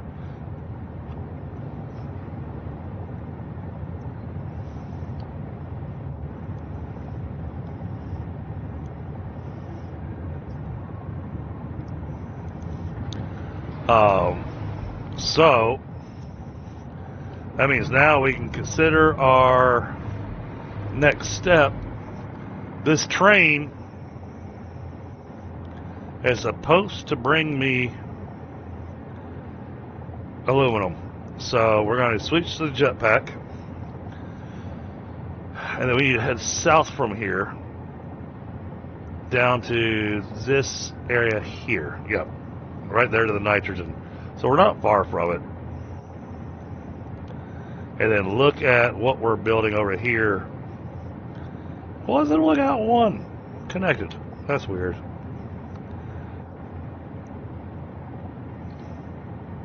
Alright. Switch to the jetpack. Oh. Make sure I got enough gas. Alright. South.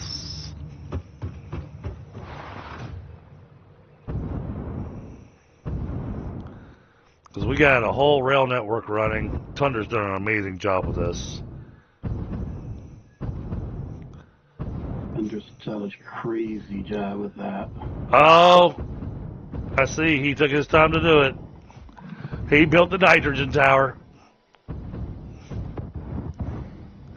That's epic. I love the giant water tower. We did this on our last build too, and it just looks epic. Oh.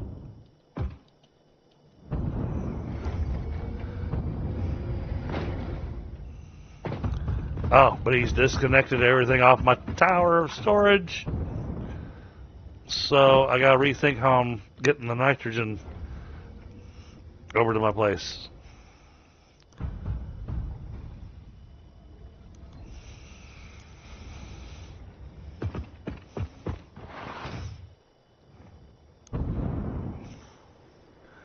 So this train here, this train is not really used for transporting goods. This train is used for doing measurements.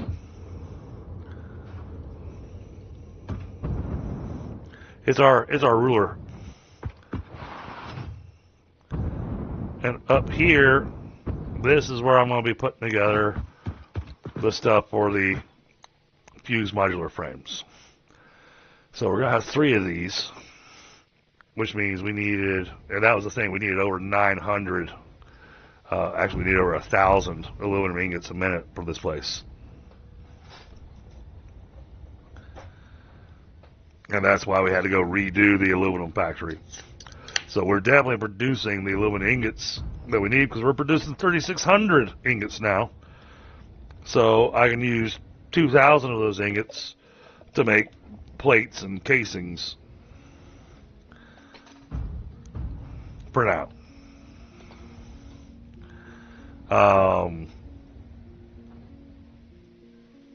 But now we got to decide on how we're going to lay this out. Ah, the autosave. Alright, that gives us 75 nitric acid a minute. And we have to have iron plates delivered here. We've got the water coming up. Now, that's 75. This wants 60 nitric acid per minute. Okay. They love to do this to me. So, 3 machines.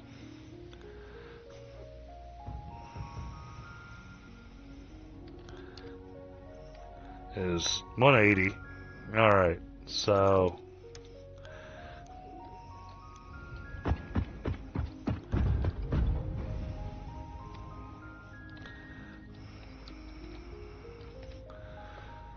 two and a half machines. Alright, so we need 3 more blenders, or 4 more blenders. So let's get those in place.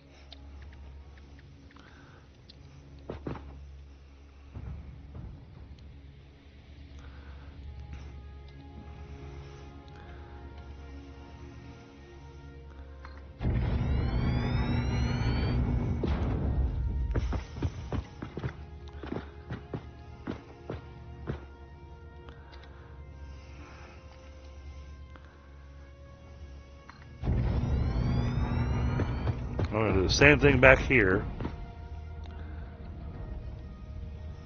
Because this factory is going to be a little different from our other ones. It's literally only going to be producing 2 things.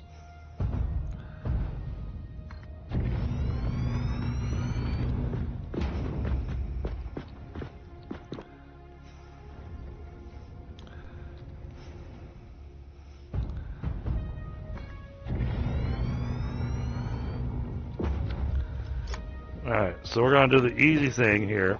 So we have just straight pipes. That is going to go there. That's going to go there. And that's going to go there. Alright, so that's got the hookups for the nitric acid. It doesn't have anything else that comes out of it, so it'll be just pure nitric acid.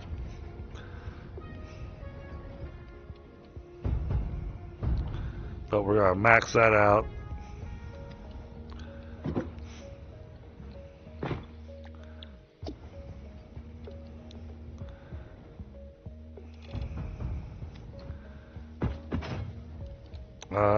Okay, hold on. Power shards, because I'm running out.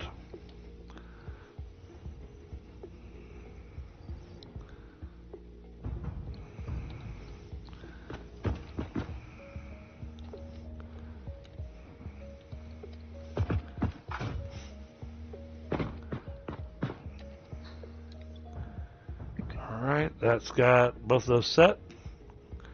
Alright, so that's going to get us with 45 frames per minute. And that was the plan over here.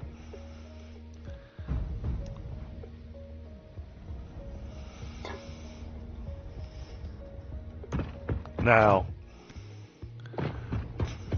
sadly, Tundra wasn't able to join us tonight, and he's the guy that runs our trains.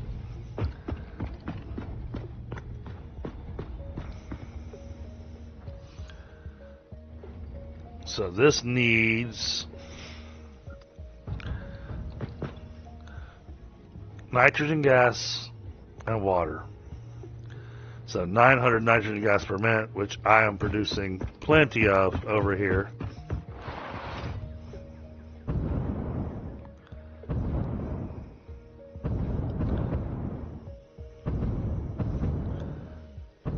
I mean, I could run off my tower of stuff here, but that doesn't make any sense to do that now.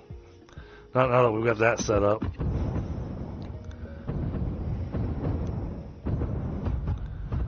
Although it does feel a little silly to have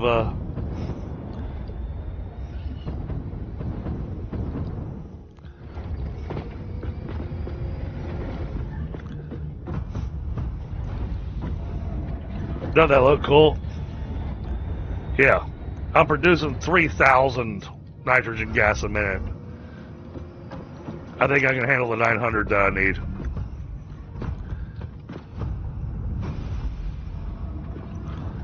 And he has all this stuff running upstairs. Autosave.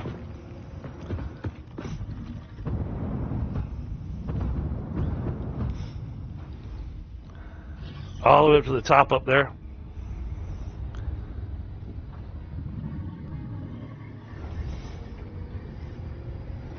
Yeah, and I love how he's able to get some of the foundation pieces and whatnot to really just pop. Gives it that nice 3D effect. But that makes it hard for me to figure out how I'm gonna. I don't know how he's planning on. I don't know where he's planning on putting the drain station for this. Because I don't see.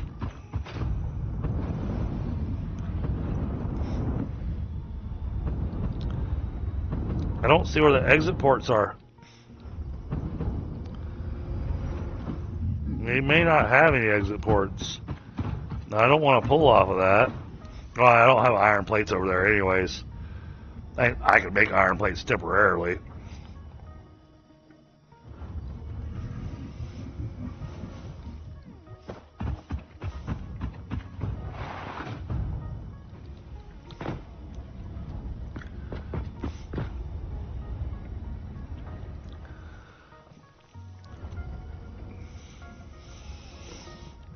Yeah, he's got that running really just absolutely epic looking. Now, these are actually full. So, 2,400 per thing. And, you know, for a temporary measure, I could just run a pipe out of this. And then I could connect all of these together. And just run a single pipe out of it.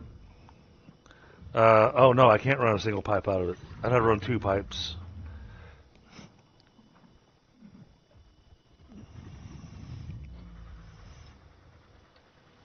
But that might not be a bad idea.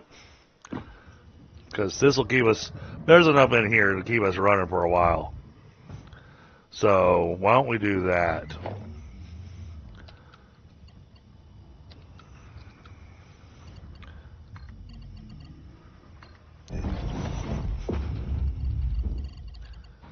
Ah.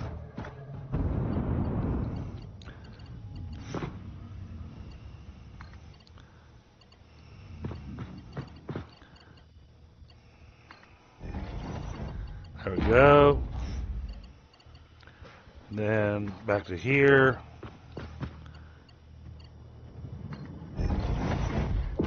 Like that. And then the last one right here.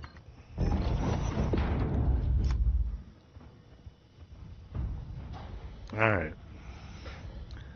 That's got the entire system all interconnected.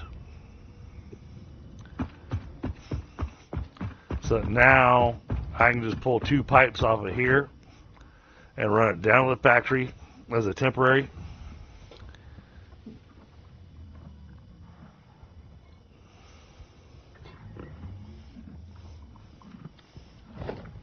And yes, I've got the creatures. I got my settings set where the creatures are 100% passive for me.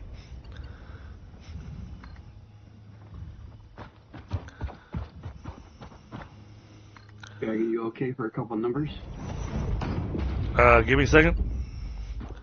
I'm trying to get some stuff lined up here.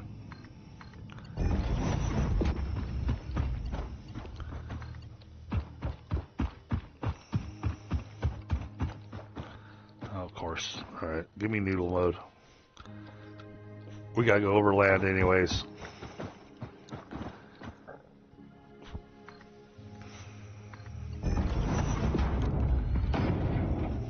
Just let me get over to where I'm getting to, and then I'll be good for numbers. I just want to get these pipes ran.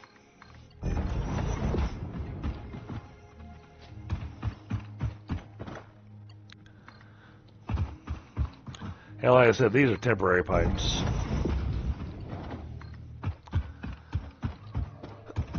But it helps if I can see where I'm going.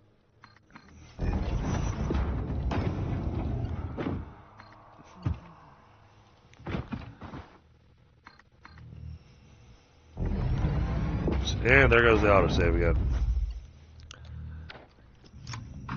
All right, Gwen. Have yourself a great night. Sleep well. Thank you for the raid. You're epic.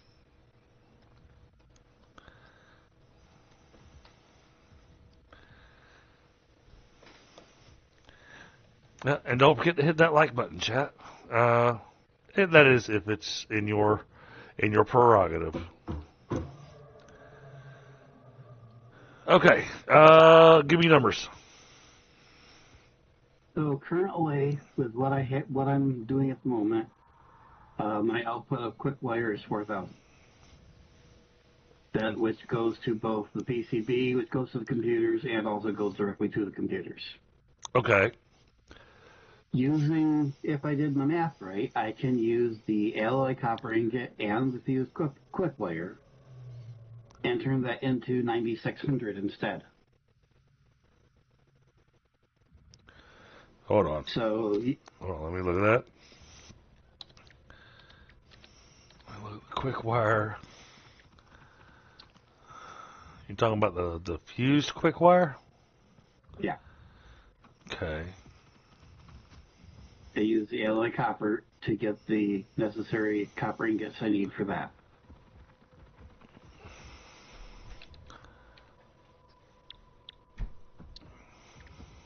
So that would be 800 deuterium ingots, which is what I'm producing now, and 4,000 copper ingots, which I can make.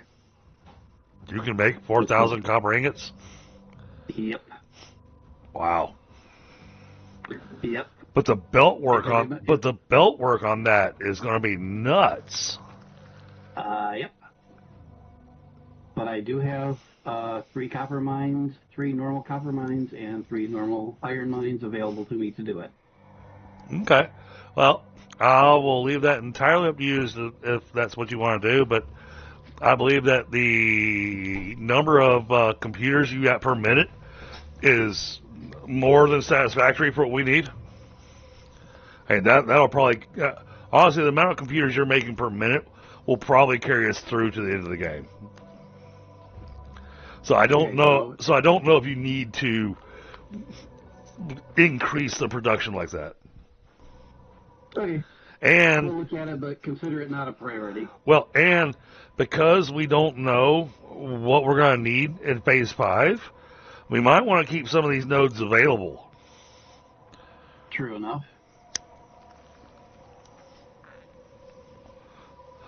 And there's also 2 pure iron that I wouldn't need to use.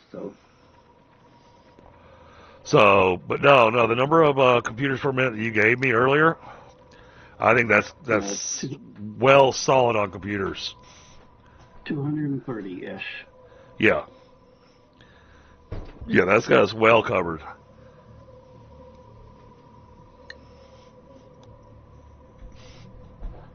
$230 computers per minute.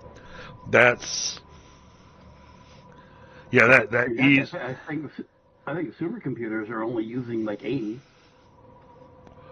Yeah, so I was gonna say that easily has us covered.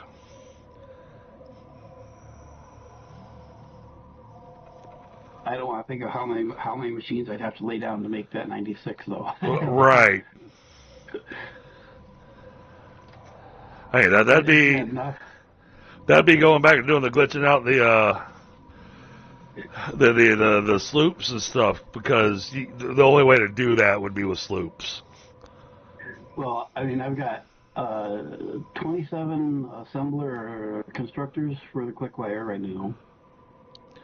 Another 24 assemblers for the PCBs. Okay. And then 48 manufacturers for the computers. Now, I did think about a quick way to fix the quote-unquote potential power issue. I got a real easy way to fix it. Well, I say More easy. boosters? I say easy. More boosters? No. Boosters only give you 10%. Okay. I could sloop all the blenders. You'd have to rewire that whole place. And, well, I wouldn't have to rewire it. Just plumb it. It'd be the piping. Yeah.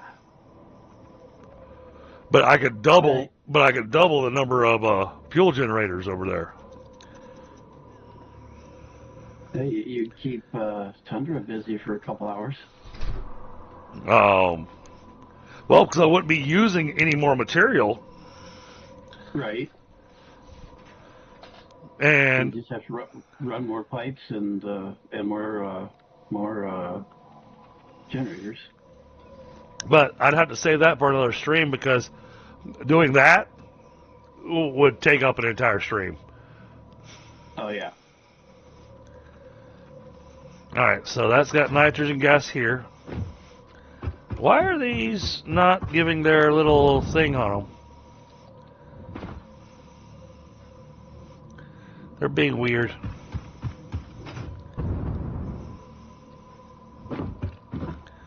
All right, so if I do this, now we're going to do the horizontal vertical build.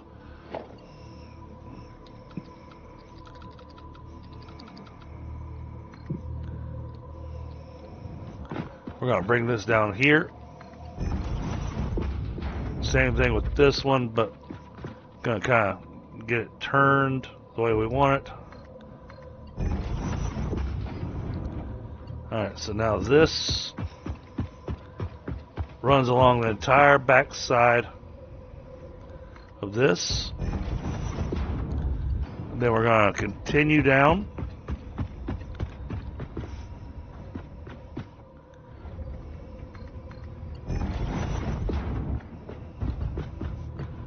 Oh, that was too far.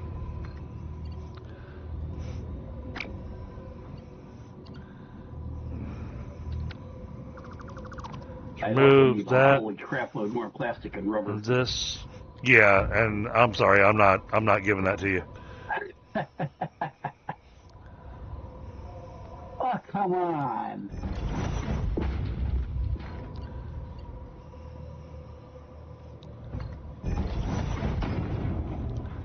All right, let's got that going between there. the computers and supercomputers, I'm eating at least 2/3 of the entire production of plastic and rubber in the whole thing.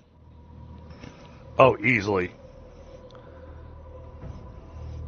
And I know I'm going to need that stuff for more for other things, because well, hopefully you haven't used up all the rubber, because I set up the rubber specifically for this factory over here.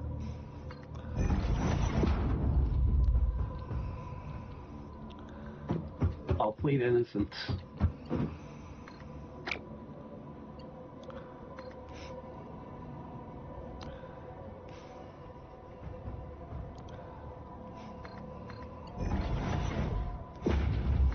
I take only what the trains bring me. Of course, I won't need all that if we're not using all the computers, so.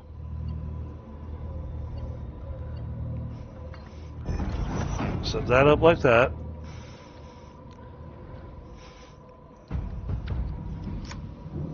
Okay, so.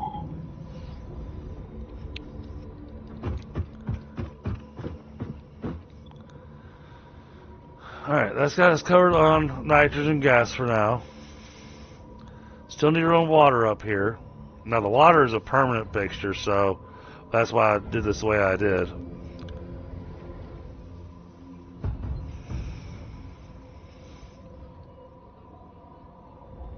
And then we're going to need iron plates. So let's put some floor holes in here.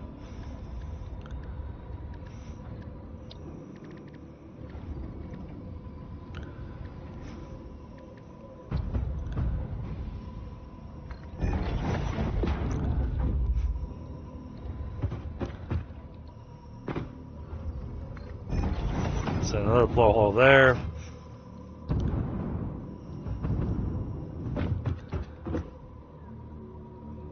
And set that one there.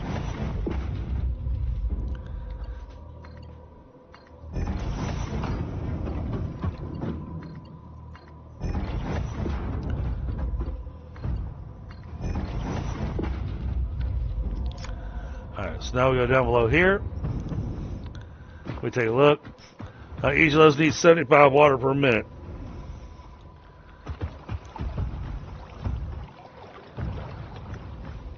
That's a normal.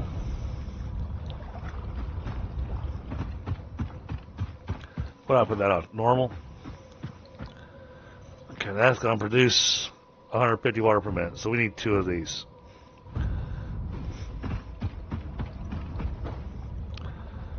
With lifts. Lifts are going to be unavoidable.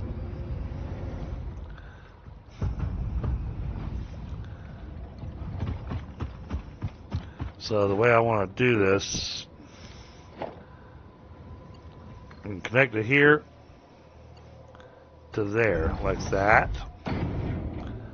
So then we're going to put that there.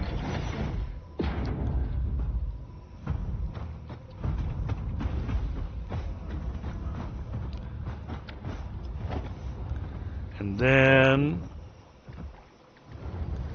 we've got, I need a thing.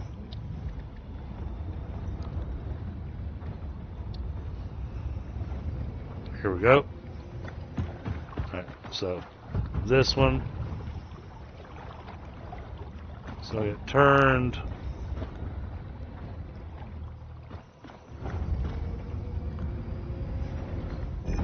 like that. Now I think it's going to be too long for a pipe to go, but we'll see. Oh, no, it'll go. Nice. Now this one will definitely be too long. So we're going to have to bring it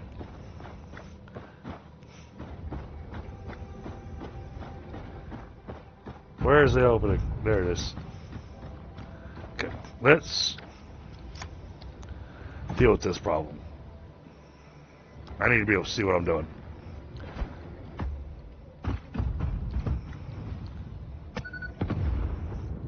Get rid of the trees. Alright. Now I can see where I'm going. Alright, so we've got a pipe right there.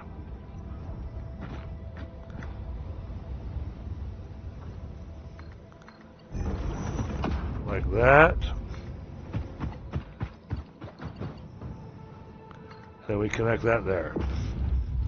Now, I got a feeling that that's not going to have enough lift,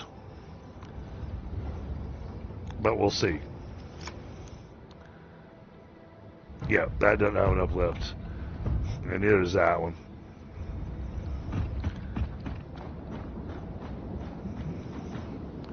So, we're going to do the pump.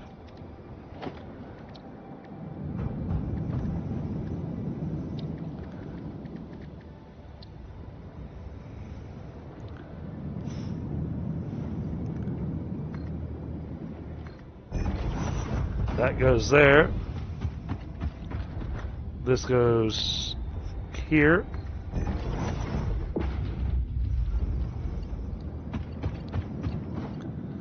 That throws a connection there. Then we'll bring this over here. Add that to the pump.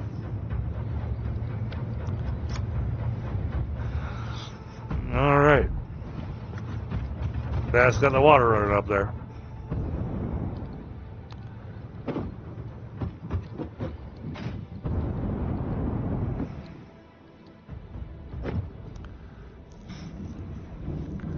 Now, for a decision.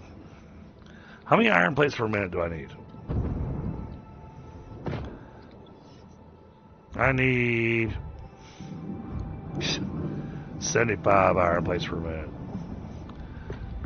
I know you've got the massive factory over there, but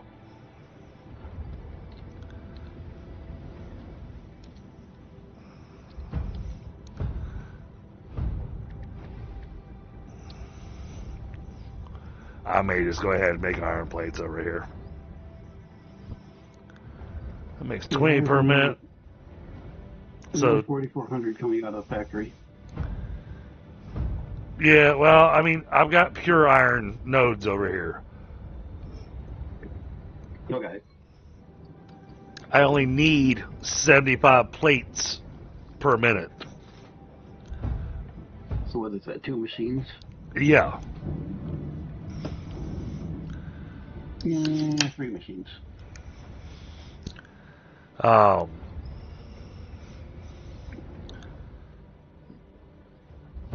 No, 2 machines. You overclock it. Yep, you're right. Okay. Only 1 if you overclock it. No, if you overclock it, it's still not going to make 75.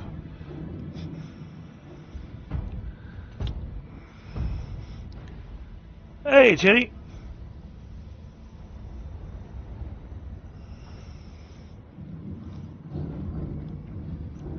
Yeah, I mean, even if I change this to 250%. Isn't it 30 out? At 250%, that's 50. That gives me 50 per minute out. Okay. It's 30 in, 20 out. I was thinking the other way around. So yeah, 2 machines. Or 1 machine with a single summer sloop. Yeah. It only needs 75 ingots per minute.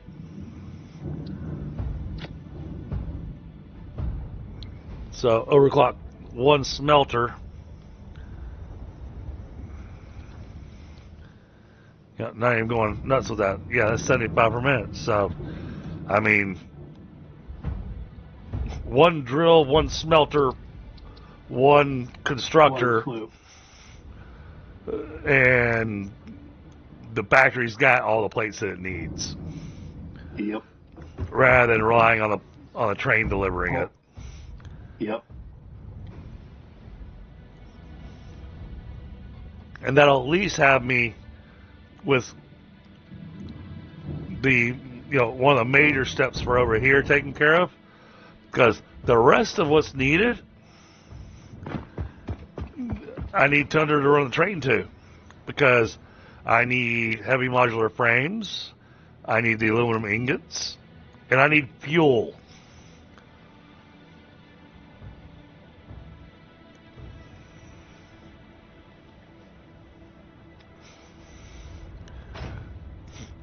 So, he's going to be bringing fuel here. He's going to be bringing the heavy modular frames here. I'm not going to need him to bring the iron plates here, because, I mean, I need such a minimal amount of iron plates that having it delivered, which, on one hand would be awesome, but I got so many iron nodes over here that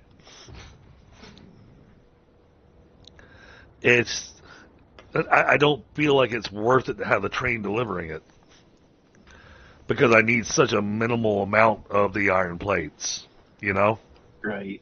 Yep. Agreed. I mean, now, if I needed 750 iron plates a minute, that'd be a completely different story. Then I'd be going, oh, absolutely, I want that delivered. So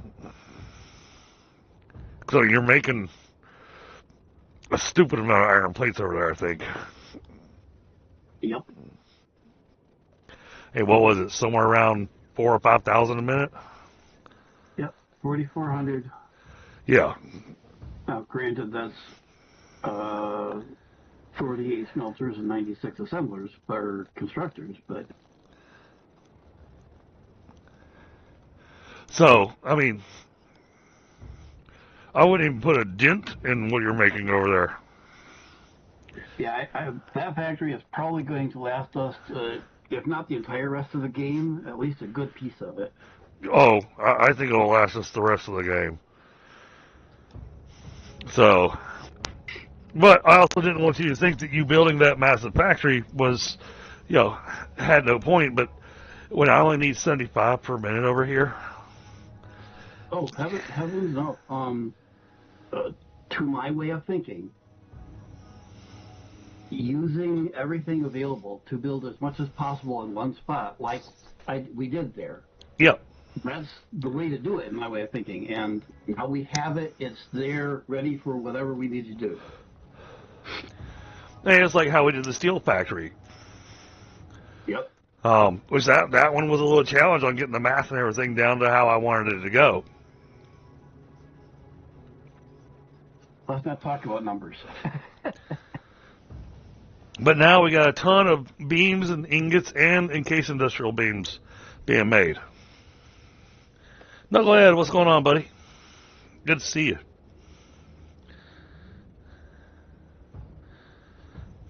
How was your stream today? I see you've been playing some of the demos. And I found a couple of demos that I'm interested in. So I'll be trying those out probably on Friday. I was trying out a demo this morning, and my brain just would not process it. Well, I think it's something I'll like, but my brain was just not working this morning at all. I found a couple of survival crafters that are co-op in the Steam Next Fest. I found a couple other co-op games that looked interesting too. But as you guys, at least those of you that have been on the channel for a while, as you guys know, that pretty much every game that I play on here is mostly survival crafting, first off. But secondly, it has to have a multiplayer capability. Or at least have multiplayer planned. Like Orebound. Orebound I'm very excited about. It's one I'm looking really forward to because it's got that steampunky automation with the dwarf stuff. And I've checked out the updates that they've done. That they're making really great improvements and strides on it. But until they get that multiplayer unlocked, I'm probably not going to touch it again.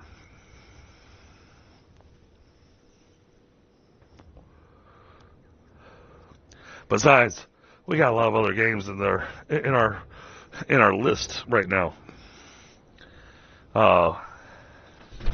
Hey, I've gone so far as to actually make a schedule now.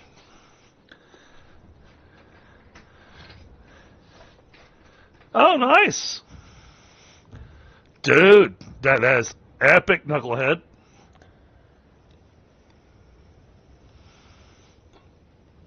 Nice. Absolutely epic. Congrats, man. I've never had Deb show up in my stream or in my chat that I know about. So, dude, that is absolutely amazing. I'm excited for you. All right, yeah, we'll come down here. Just check the map, because I know the iron is right close to me. That's copper. That's deuterium. That's iron right there. Oh, it's downhill. Oh. Oh. They moved the nodes. Well, I mean, I knew they moved some of the nodes when they went to 1.0, but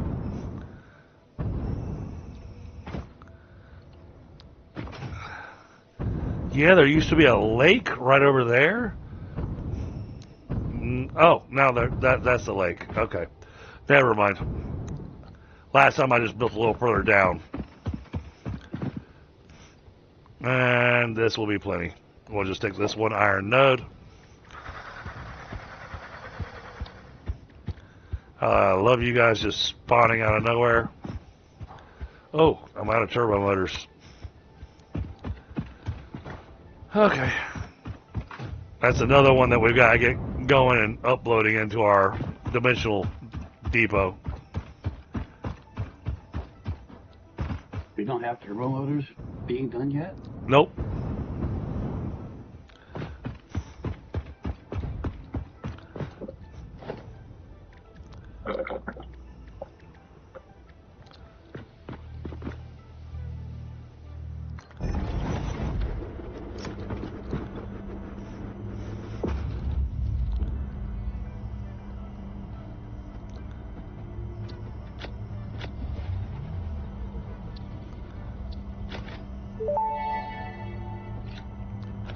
Parts purchase confirmed. Promotion delayed by X times part value plus fix-it stock value.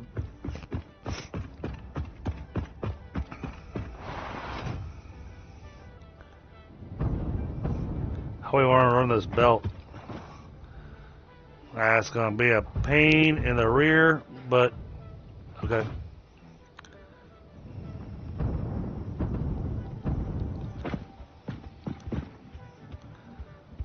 You know what? I'm not even going to bother throwing down foundation.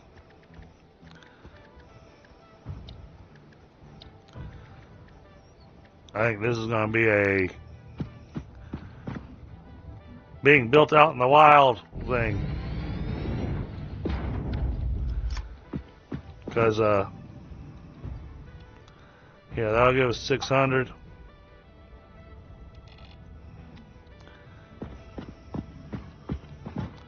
Alright.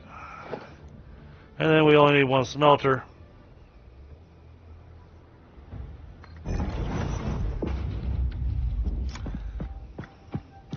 And then we need one constructor. Hey, literally, this is all we need, chat.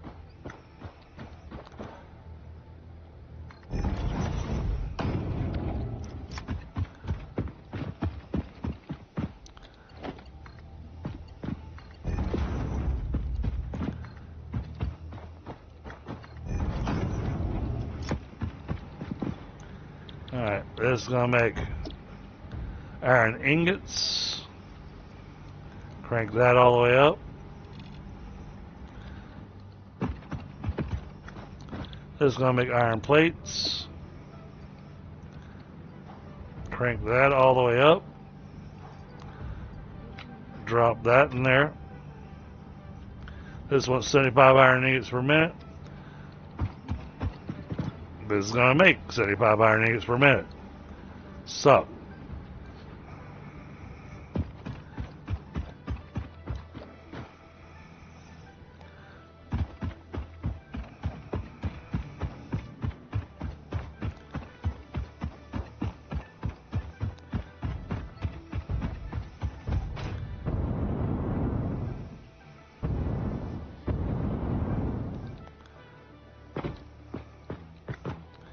alright, let's get...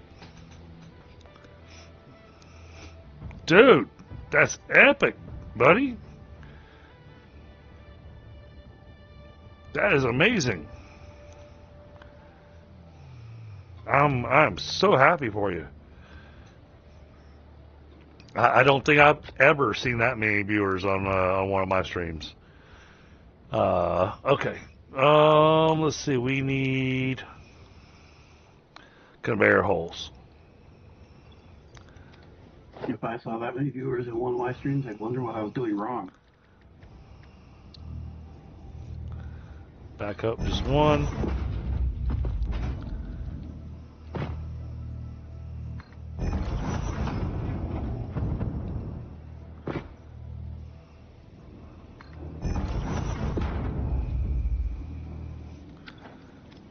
Alright, now lift.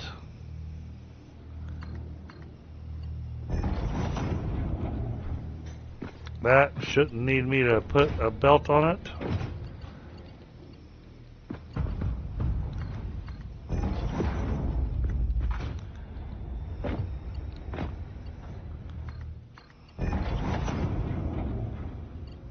Oh, no, no, it is going to need a belt. At least that one is. Oh, I missed entirely. Okay.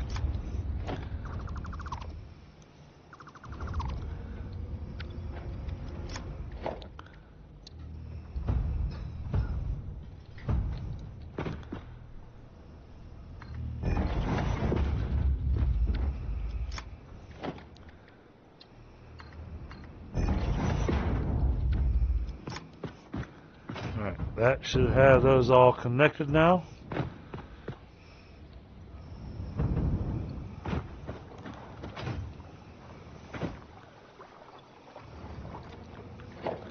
Alright, now we're going to put lift. Oh, that's going to run right into the pipe. Shoot.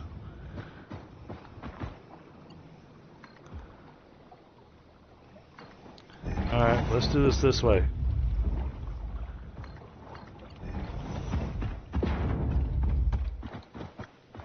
Oh.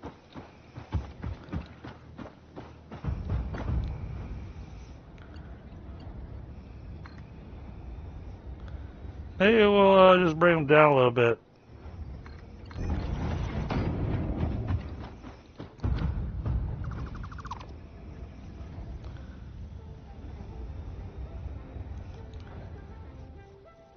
Okay, buddy. Let's see. Well, you are skyrocketing up there, so, dude, you're doing well.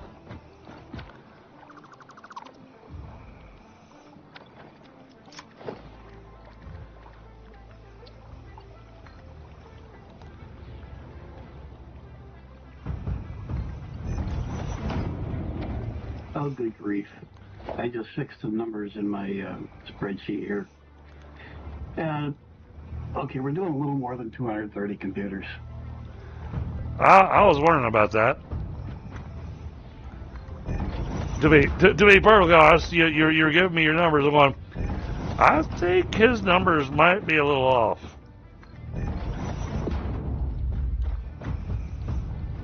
So, Yep, I still had some numbers from my current setup. So Closer to 440. Yeah. Okay. Good Lord. Yeah. Like I said, we're plenty good on computers. Yep, I think so. All right. Now we're gonna run a sloppy belt. I don't like running sloppy belts, but we're gonna run a sloppy belt.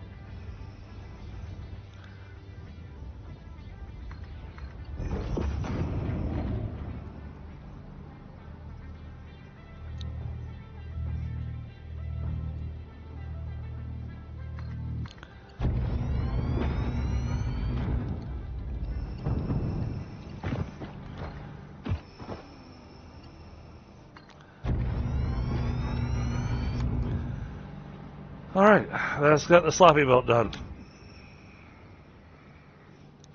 So now, let's get a power line put here.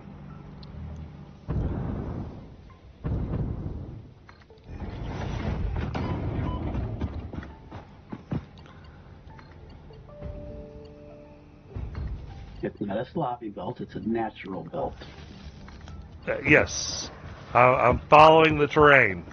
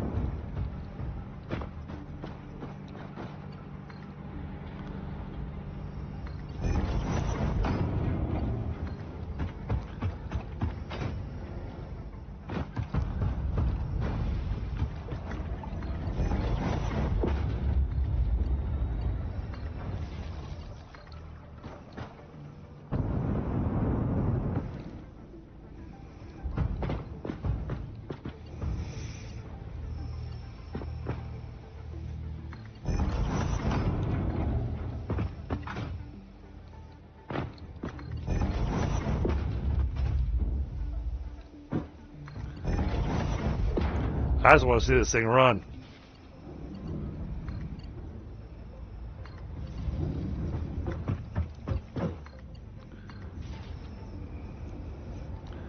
Alright, it's going to take it a hot minute. But so we gotta wait for those plates to start being made.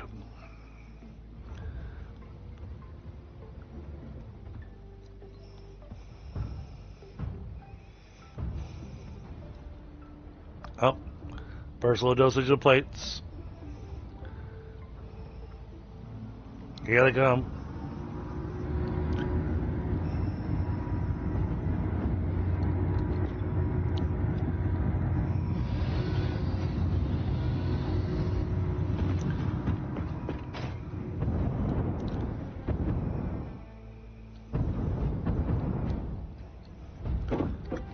Well, that's got all three of them running. Nice.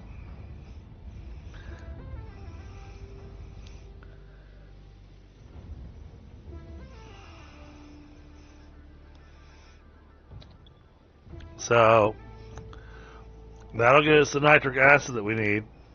So what I'm going to do is I'm going to run power over here just so that it stocks up a little bit.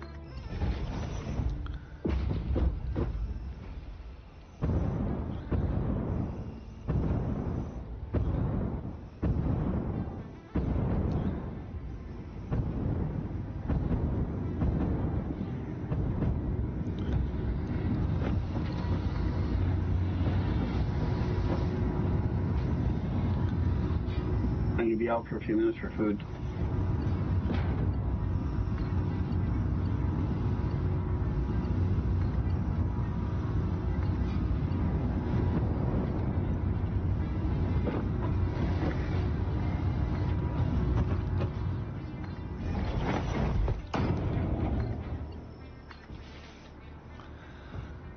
So the reason I'm doing that is these machines will actually start stockpiling the nitric acid. They're only going to stockpile so much. They'll stockpile 100.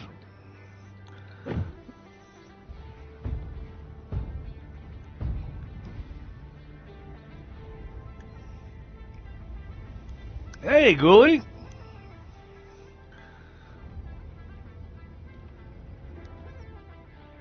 Alright, so we got the aluminum set up. We got those things set up. This is where I could use Tundra because I really need that train station. That train station will finish this.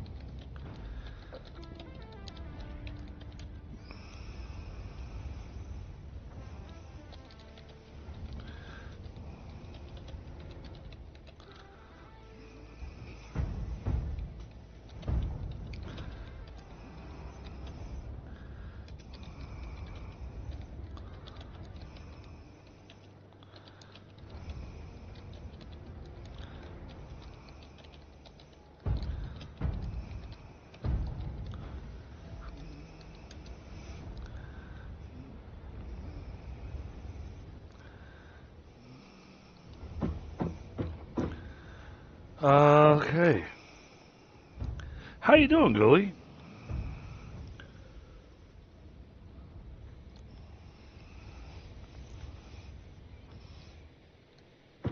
I hope the week's treating you well.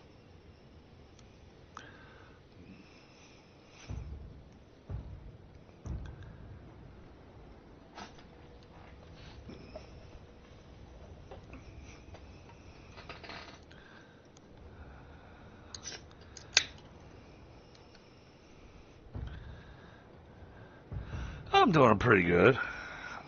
It's been a interesting week at work. I got some of the big wig executives in town this week, so of course that always makes that always makes the week interesting, to say the least.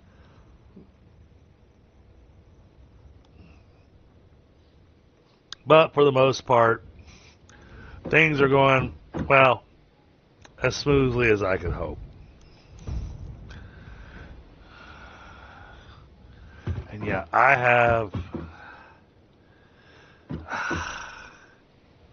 have never played with the train stations because Tundra makes such gorgeous rail lines and everything.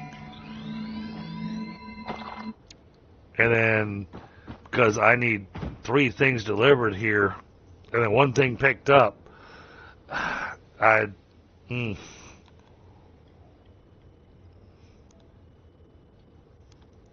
don't know how this stuff works with the little blockers and all that stuff, because really I need to take a stream and have him actually teach me how that works.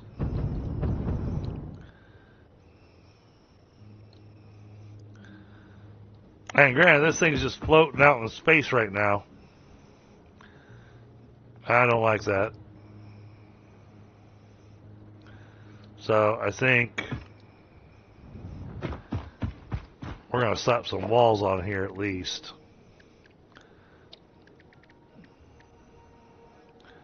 Let's go with concrete walls.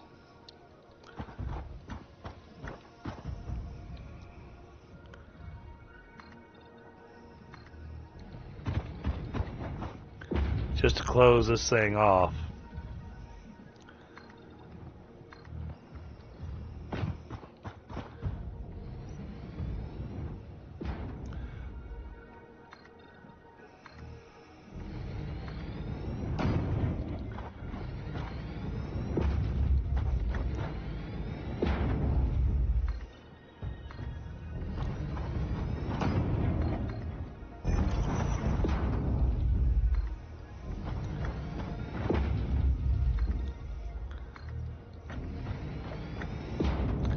That way it doesn't look like it's just floating.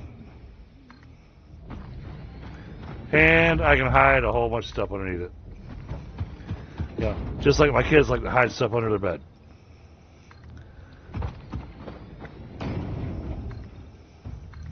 Yeah, is your room clean? Yeah. Now I walk in, first thing I do is look under the bed. You know, and my kids do swear words, because you can see it on their face. As soon as the parent looks under the bed, the kid's face just goes, shit. I didn't think they'd see that.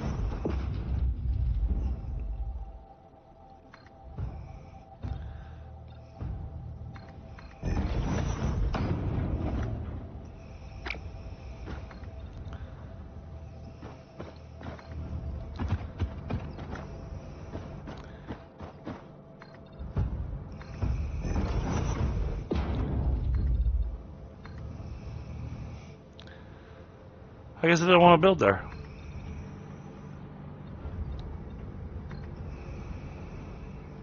Doesn't want to build there either.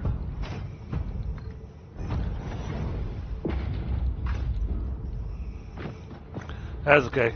We want to run a belt hole and all that kind of stuff. Kind of hide stuff underneath here.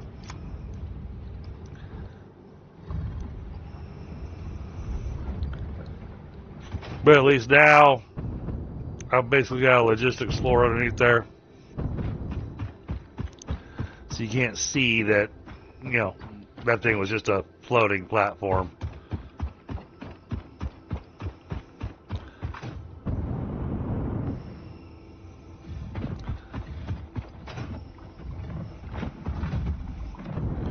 Now, I think we might want to add maybe a extra floor piece or something on the edge here, which is where we're going to be exporting the fused frames.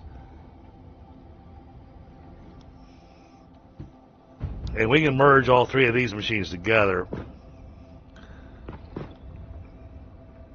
because, I mean, and honestly, 45 frames per minute is a lot of fused frames per minute.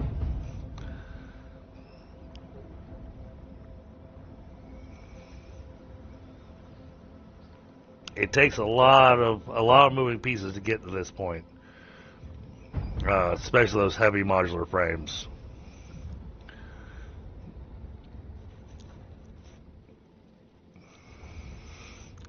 I guess I could go nuts with it, and I could get the. Well, I could get the heavy modular frames, and I could get the fuel delivered by drone. But the aluminum ingots, I think, would be impossible to get delivered by drone.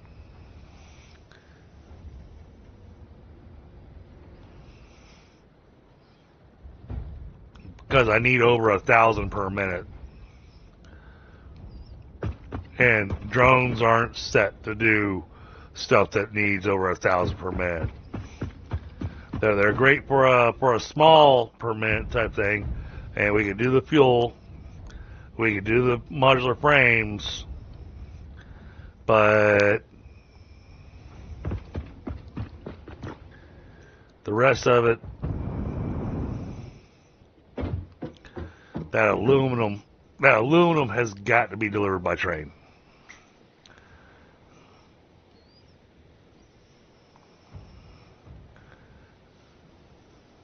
I could try experimenting with train, but I'm leery on touching his rail lines.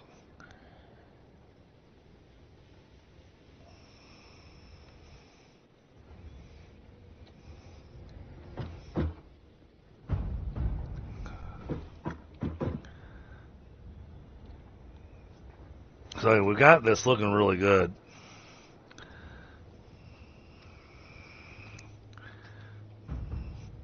Which means next week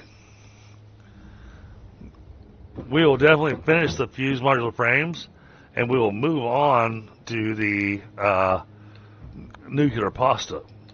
So if I look up nuclear pasta, it's pretty cheap. It's just pressure conversion cubes and copper powder. So I think that the item that I'm going to ask Bit Viper when he gets back to get. Okay. So I do have a factory to ask you to build, and I'm not worried about which recipe you go with.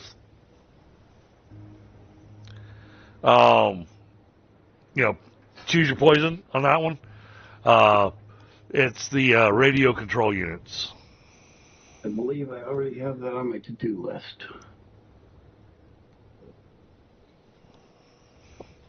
I believe you put that on my to-do list last week.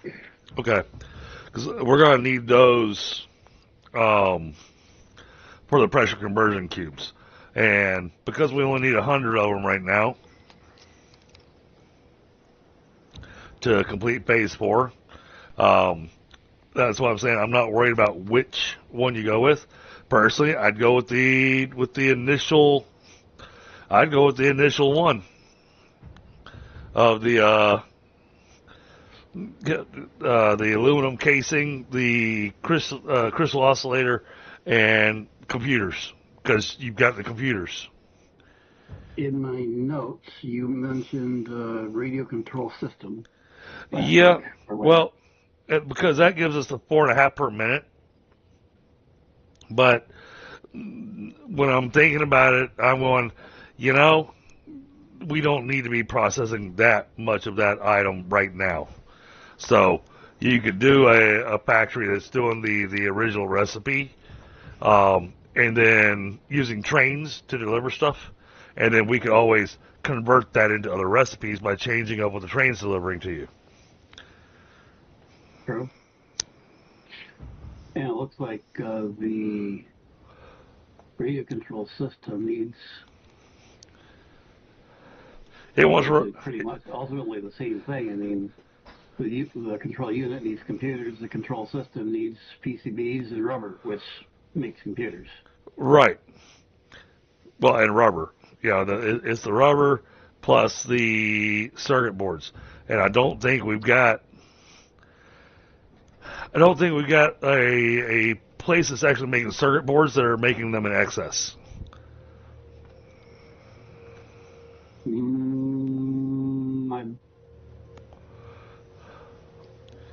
I know we've got the high speed circuit boards.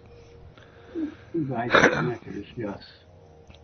But I don't think we've actually got circuit boards, unless where he's building the high speed connectors, he's got an overage on the circuit boards as well. Yeah, I don't. But I know I Right. haven't made a circuit board factory, and I'm pretty certain you haven't made a circuit board factory. Not other than the computers, no. And I'm making the amount that I need for the computers. I don't believe Exactly. I have any overages. I'll So be back in just a moment. okay.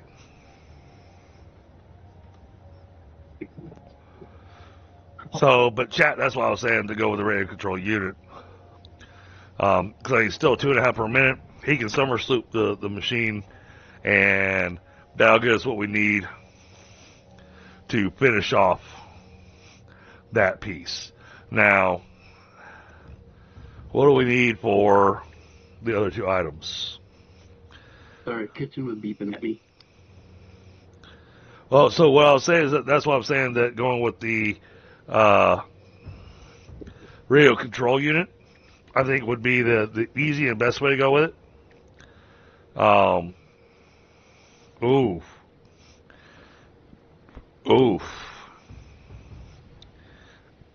I'm looking at the thermal propulsion rocket. Well, that needs fused frames, so I'm working on those. So the propulsion rocket needs frames. The pressure conversion cube needs frames. And what's that other one? What is that second item there on the complete phase 4? Click on that recipe, on the overall recipe you have there. Magnetic field generator. Well, okay. Oh, that one's easy. Man, we could be making that right now. Because I'm fairly certain we've got an overage on everything except for the electromagnetic control rods. But the two items that are used to make the electromagnetic control rods, I'm fairly certain we've got extras of, because it needs AI limiters and stators. Hmm. And we should. I know we have the limiters somewhere. We're making them over in the same factory where the stators are, I think. If we don't have stators in excess by now, we're doing something wrong. Right. So that one's probably going to be the easiest one out of all of them to put together. I've got the copper powder going for the pressure conversion cube. As soon as we get deliveries here, I'll have the fused frames, which will cover us on the pressure conversion cube and the thermal propulsion rocket. However, what the thermal propulsion rocket needs, it has two items that we're not making right now. And that's cooling systems and turbo motors.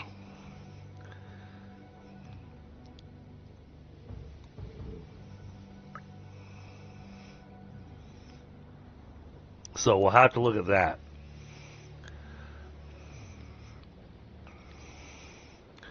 And then, that's still, to be perfectly honest, chat, I think that's probably 6 or 7 episodes down the road. The cooling system, isn't that mostly aluminum stuff? Yep. Yeah, well, and we can choose to make a cooling system or making the cooling device. Cooling device is actually, when you look at the overall, is actually kind of cheaper.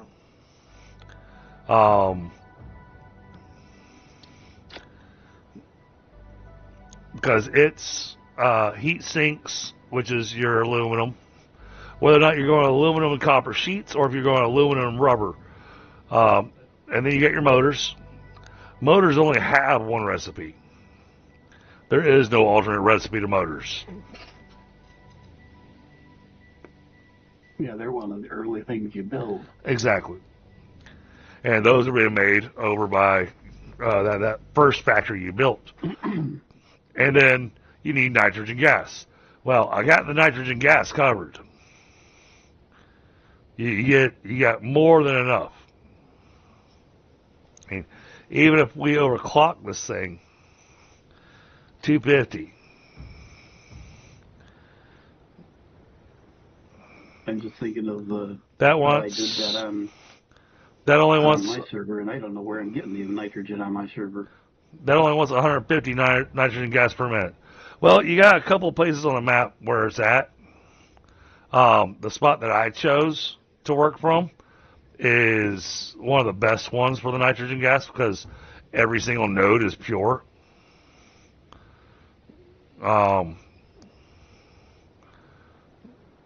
Where's that other nitrogen gas? There's a nitrogen gas over here, and they're all pure. That So, one right there has got to be the one I'm using. okay, the one over by the oil fields. And on the east side, yeah, or on the west side, yeah. Because our base is basically where my industrial thing is here on this server, Okay, right well, there where you're looking. I'm checking right now to see if there was nitrogen gas anywhere else on the map because I know nitrogen gas, it only had a couple spots. That's water. Nothing there. Yeah, all I know is my other player brought it in and I used it, so.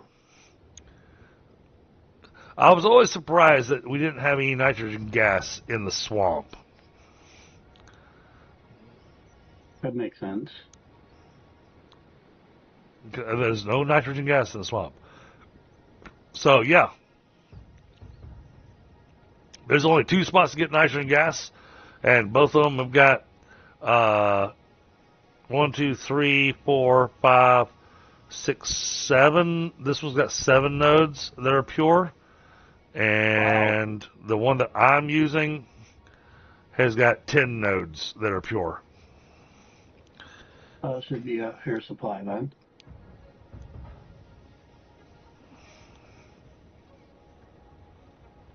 So I've got our nitrogen gas pretty much covered for anything we're going to be needing in the near future and future. Now, granted, we may need to tap that.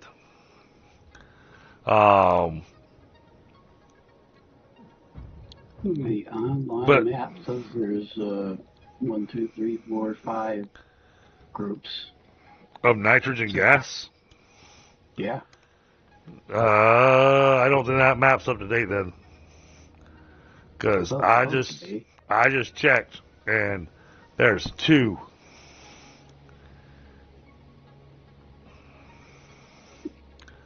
I have found 2 spots for nitrogen gas. There's the one west. Right, that's the one we looked at. There's the one south central near the little body of water. That's the one I'm using. Straight south of that, all the way to the very bottom of the map, there's one. Okay, that may be down in an area that we don't have a radar. Yeah, right in there. Okay. And then east of the one you're using, there's a right in that dark spot that we haven't explored there. That looks like. Okay, somewhere over here. Nope. Go back to the west. There's a little tiny dark spot to the west.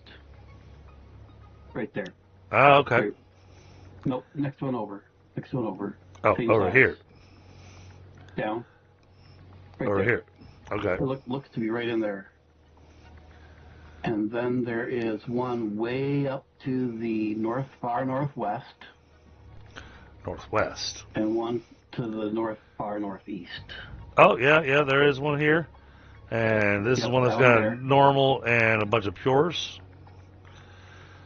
So yeah, I mean we got nitrogen easily, and because nitrogen is just easy to access and run because you don't have to worry about fluid dynamics. It's a gas. Yeah. But you got to go to the infrastructure to pressurize it and all the other stuff too, though. But it's not all that big of an issue. You're right. So yeah, um, yeah, this station needs a delivery for the ingots, frames, and fuel. And no, I'm not going to sit there and throw down drones when I'm going to have a train delivering all this. The trains are absolutely going to be necessary for this. So that's got that done. Now, where are we going to build the pressure conversion cubes? Because wherever I build the pressure conversion cubes, we're also going to build the nuclear pasta. So pressure conversion cubes is fused frames and radio control units. There is no alternate recipe for them. They make one per minute. High speed stuff. So it requires one fused frame per minute. Even if I try overclocking this, which will make it 2.5 per minute, that's 2.5 frames per minute. I am going to be producing, and this is why I said this was going to be producing plenty. I'm going to be producing 45 fused frames a minute. Frames. I'll be right back.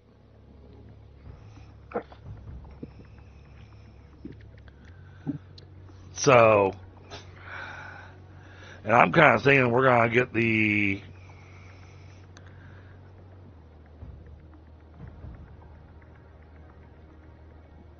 I think we're going to do this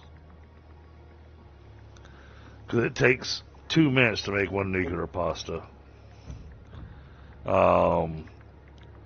Hey, Casper, what's going on, buddy?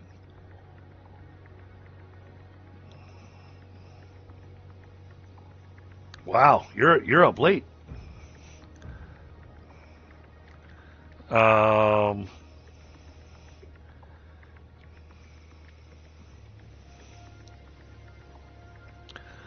actually thinking, since I'm not going to have the iron plates delivered here, we'll go ahead and get the radio control units delivered here.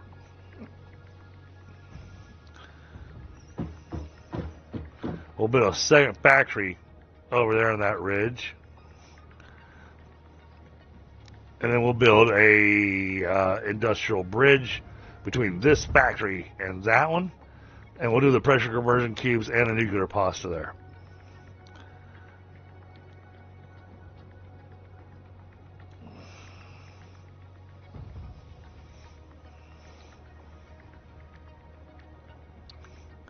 So that'll get us covered there. Alright, so we've got a plan for the nuclear pasta.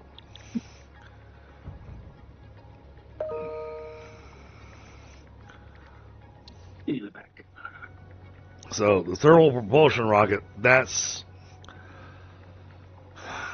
really the one we're going to have to focus on next. Because I've done the math and I've done the layout in my head looking at here. And so I'm going to do the fuse frames here. I'm going to do the pressure conversion cubes here. And I'm going to do the nuclear pasta here. Because since I'm not going to need the iron plates, instead of having iron plates delivered here, we'll get the radio control unit delivered here. Okay.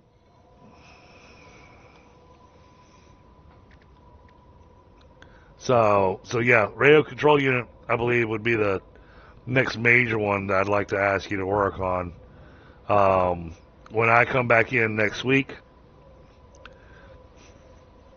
I'll look at the cooling device, heat sinks. I think I've got some alternate recipes on heat sinks. Oh, yeah, I've got 2. Alright, well then we'll go with that one. We'll go with the heat exchanger, so I'm going to need rubber. Won't need a lot of it, but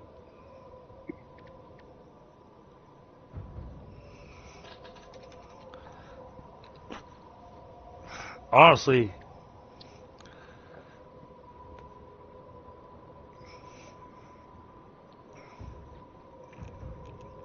yeah, we'll definitely do the cooling device. That's just cheaper all the way around.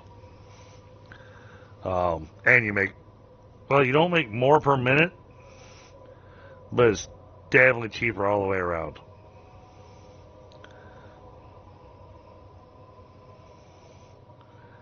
This one needs water, nitrogen, and rubber. Whereas this one needs motors and nitrogen, along with heat sinks.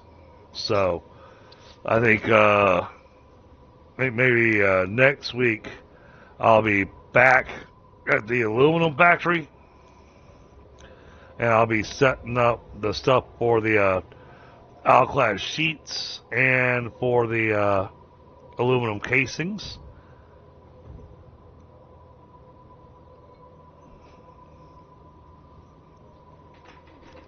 Well, because, I was focused on the ingots. Because I needed a stupid amount of aluminum ingots for this project over here.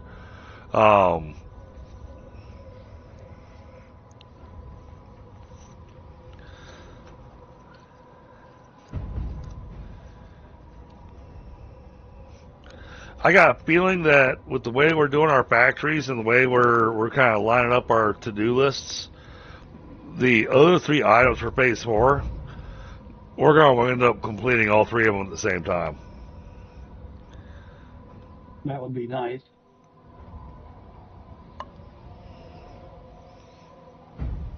But at our current pace, along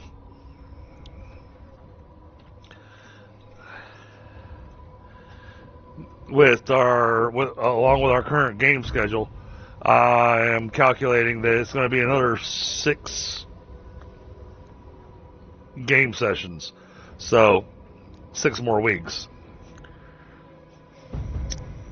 Maybe by next Christmas. Well, I'm hoping that by my birthday, we'll have made it into phase 5. And my birthday is in the middle of April. Phase 5 on April Fool's Day? No. My birthday's not quite on this specific day, but it's like, happy birthday! Taxes are due. Sounds like the perfect birthday present. So. No, wait, that'd be the tax refund would be the birthday present, right? Oh, well, that's why I do my taxes early. Yeah, get it all done with. Yeah. That's the way I like to do it, too. Well, that way I don't have to think about it or anything. Because growing up, my dad, apparently he did itemized on his taxes. And this is before we had, the Wifty Web and all that stuff. And when I wound up old enough to drive, my dad made me stay up while he was trying to wrap up the taxes. And then on April 15th, 11 o'clock at night, he'd give me this envelope and go, I need you to take this to the post office. And I'm sitting going, I gotta go to school in the morning. Going, this needs to go to the post office. Oh, okay. Responsibilities. Why can't you take it to the post office? And now that I've had to do taxes, I've had to do a few other things like that in my adult life. After staring at that kind of stuff, man, you have gone completely cross-eyed. Your brain is absolutely exhausted. It's worse than being inebriated or anything like that. And honestly, him driving with that state of mind would have been dangerous. Yep. I took, I don't even want to think about how many years of accounting I took in college. Yes, I'm very familiar with looking at numbers. Way too familiar. So, and because my dad always, he always ran it all the way to the last minute. And I just don't understand people that do that way. I mean, I know several people who like to do pretty much everything right up to the last minute. It's like, no, bad. But my dad, he was all about, making sure that all the, well, okay, this is more information I should be giving in chat, but, so my mother was a school teacher. Mm-hmm. So was mine. And my dad, he kind of job hopped a bit. And then in my mid to later teen years, I actually started questioning what my dad did for a living because he never left the house.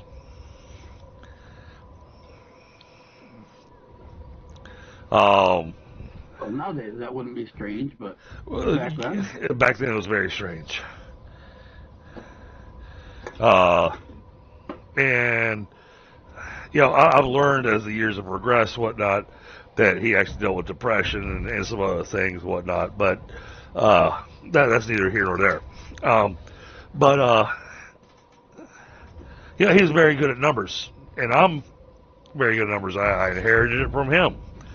He taught me how to do math. He taught me how to do math opposite of what the school was teaching me. Because, I'd point out to him, this is how the school is teaching me to do math. And my dad goes, well, that's stupid. Here, let me show you how to do math the fast way. And honestly, his method of math was accurate and a hell of a lot faster. If it works for you, if you understand how it works and it gives the right answer, then you do what works for you. Yeah, my teacher didn't my teacher didn't like that though. Yeah, neither did mine.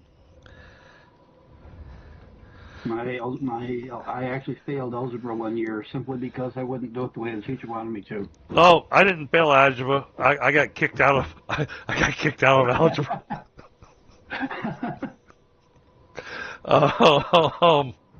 So yeah, so I got the math book with the algebra, and I looked at the book. I went, oh, this stuff's pretty easy. And so, as a hobby, as a free time thing, I finished the entire textbook in the first 2 weeks of class, and I turned in all my work to the teacher.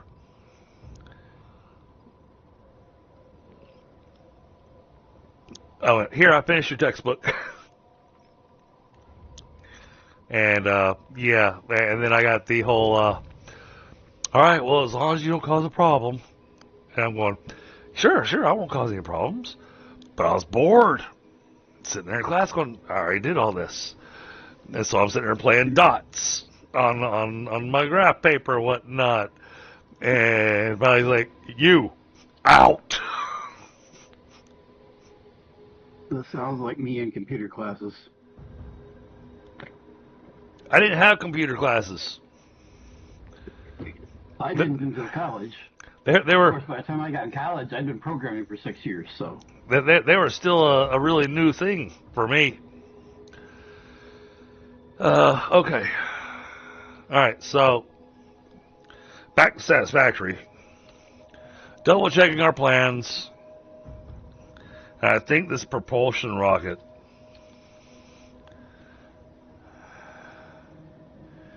The other two items, so the nuclear pasta and the what was that thing called? The second item on our phase 4. I think the thermal propulsion rocket. I think that's what we're going to have to focus on, because it needs a lot of parts that we're not making right now.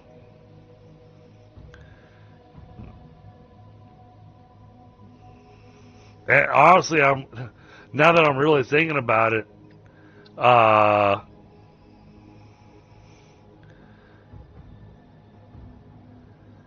you could hold off on those radio control units.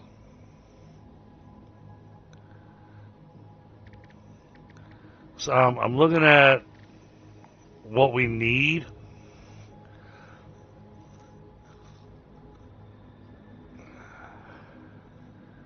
Oh. Oh. Okay. All right. Let me reset your let me reset your item to build. Now that I've taken now that I've taken a closer look at what we need cooling systems. I was gonna say that one might be earlier in the list by somebody. Yeah, I think cooling systems are going to be our primary, which also means that it needs heat sinks. But personally, I think you could do the factory heat sinks and cooling systems. I think you could do those together in one factory. Off the top of my head, I don't know. I don't know why not. I mean, they're both aluminum based. Yep. I don't know off the top of my head what they need otherwise, but I know they're both aluminum based. Yeah. So I'm looking at the cooling systems.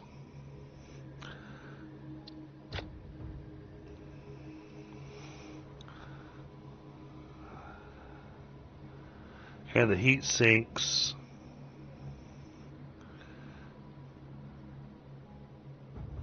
And we could do it with aluminum casings, or we could do alclad sheets.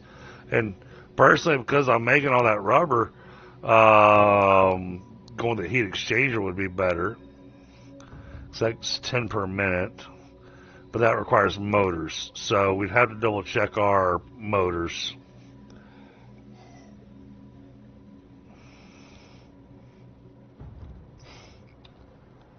But looking at the map, I think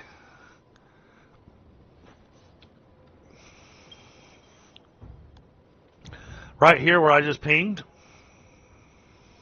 Mm-hmm. I'm watching your. I see your stream. I don't have it on mine. Okay. This spot right here, that might be the best place to build our heat sinks and the cooling systems, because it's right next to the aluminum factory.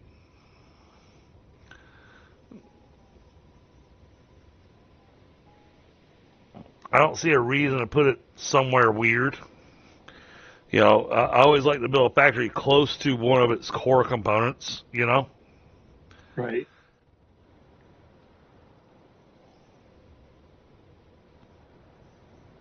And I think that might be the best spot to put that.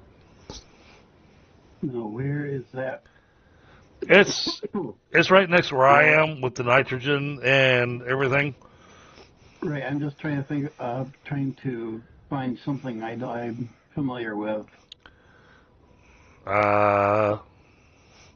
It's nearby the big bauxite stuff. It's outside of the Titan forest. So it's actually a better clear area. That's going to be almost straight south from the supercomputers, is it not? Wait. Hold on. Let me run over here. We might not need to worry about that. I just saw something.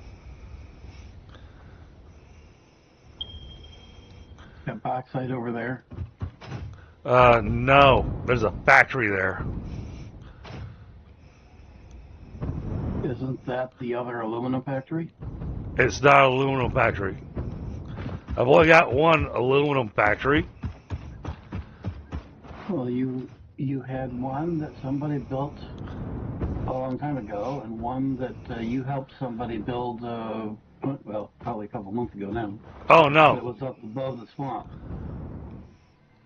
Ah! I ran out of Yep. ran out of steam. Yellow.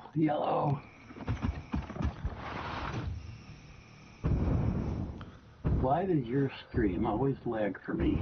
Actually, most people's do, for some reason. I always end up falling a few seconds behind. Alright, where am I? I want to double check this. Because I didn't help build this. Come on. Give me the ping so I can see this.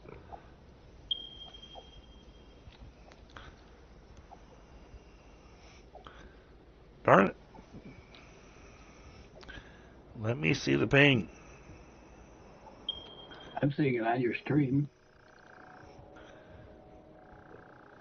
There it is, that way.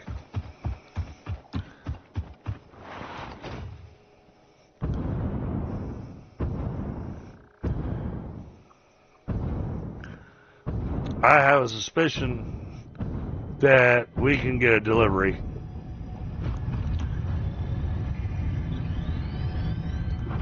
Go ahead and grab that while I'm here. Yeah, look at that factory. Look at that factory down there. That's the one I mentioned earlier, the one above the swamp. That I thought it was you helped somebody build. Nope. Nope. Gave him a job and he built it.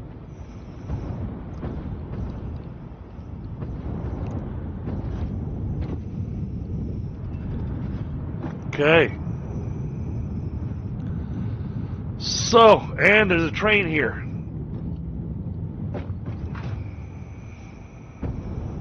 It looks like it's making more than just aluminum nuggets. Oh yeah, it's making heat sinks.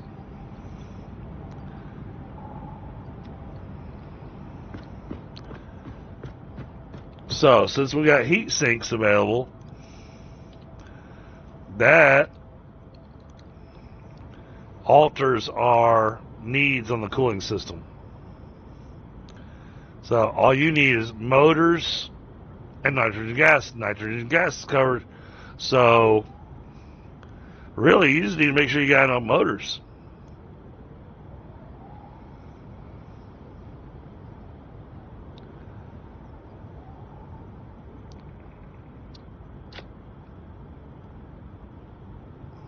And I haven't unlocked any other motor recipes, apparently.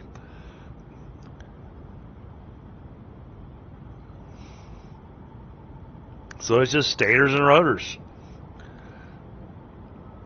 So,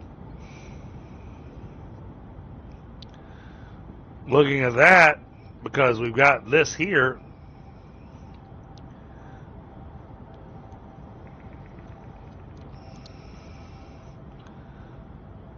nitrogen can be delivered to you, no problem.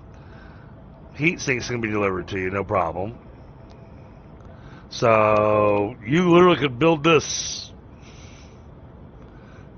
anywhere you want to make sure we get a chunk of cooling systems. So let's say, hold on, let me check. The motor is strictly iron, isn't it? Yes. Maybe not. I think the stators need copper. Or a quick wire. Oh, yeah, that makes sense. It's either. I don't know where I would get quick wire. I got no idea where you'll find that. And I have no idea where you're going to find steel pipes either.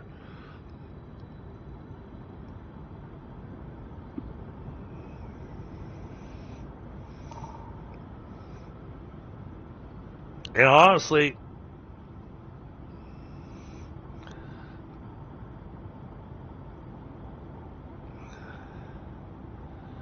Seems like I'm making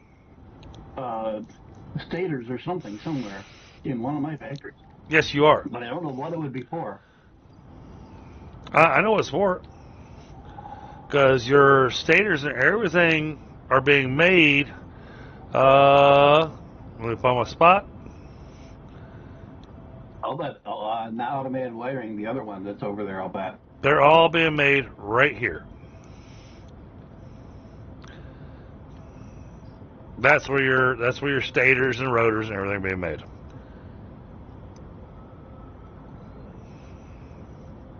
Okay. That's my original factory set. Yep. Seems like I remember them. Seems like Which it also seems like they're being made over here, either in automated wiring. I mean, even if they are, they're being made for a purpose. But it right. seems like I'm making them either in automated wiring or whatever the other one is over here. So the cooling systems are actually a lot easier to build than what we originally thought. I was making it more complicated because I didn't remember that we had a whole heat sink factory going. So since we got the heat sink factory, let's take advantage of it. This is why I have on the to-do list markers for all factories.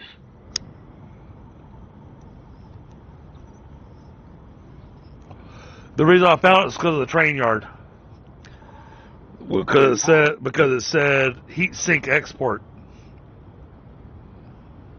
And you're like, wait, what? So, like I said, with that recipe, the only thing you need is motors. And then just have the heat sinks and nitrogen delivered to you. We got plenty of nitrogen. You apparently plenty of heat sinks. So yeah, if you want to throw together a small factory that's just pumping out some motors, we've got our cooling systems.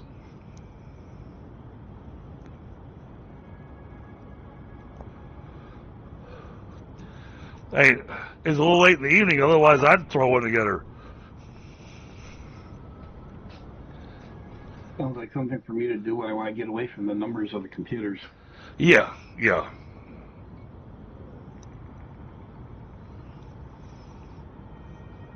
I think building a motors factory will be a chill and relaxing build for you as opposed to doing the computers.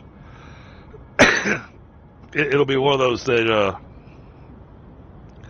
you'll probably spend an hour and a half and going, well, that's done. Okay, now what? Well, that's done. Now I got to go back to computers. Although now I finally have most of my spreadsheets set up that'll do most of the numbers for me. But I mean, having the cooling systems going, that would be epic. And since we got the heat sinks already, we just need Tundra to finish connecting all the rail lines. Speaking of rail stuff, I know how to build the stations and do the markers and stuff, but I can't reproduce his structural stuff. Just there's no way. Right. Well, and that was my other thing of going, I don't want to throw down something That's not compatible with his building stuff. Exactly. Yep. Let's see, he's got these set up. Oh man, and these aren't even.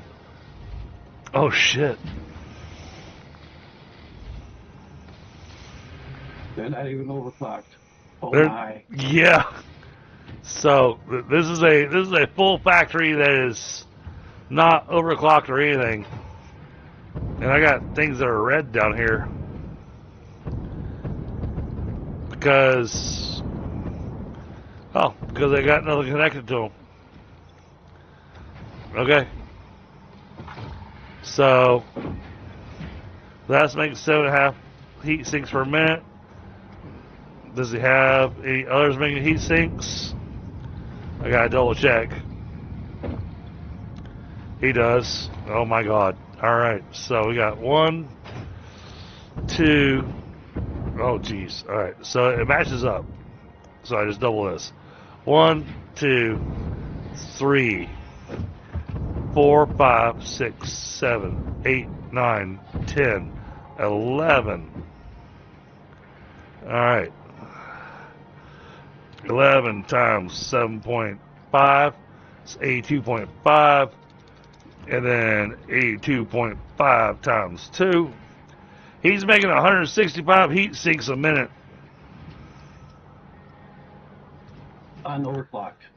Yes. Unoverclocked. Unoverclocked and not slooped. It might be enough.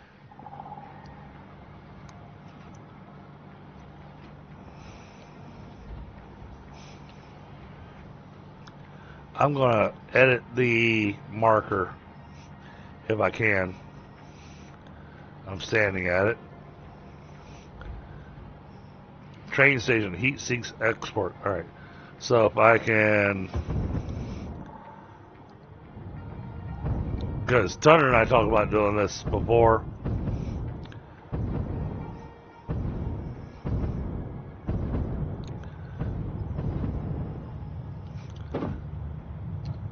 Configure.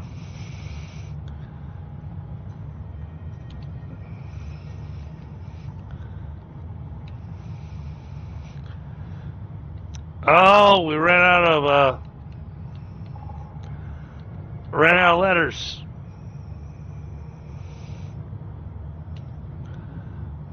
Yeah, they need to do something about that. That and the ability to sort most lists. There would really be nice if we could sort things. So yeah, we are well set for heat sinks.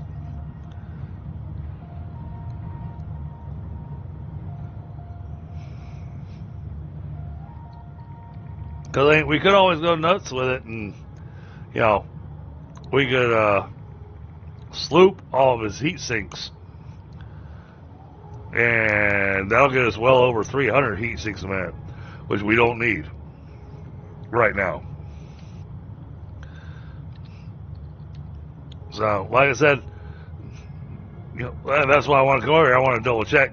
Going, all right, how many heat sinks per minute are we making? So, if you went with the cooling device, and let's say we wanted,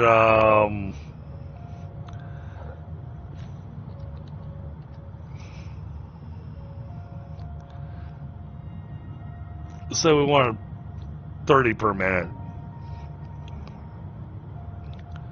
30 per minute, you'd be using 75 of the heat sinks from here.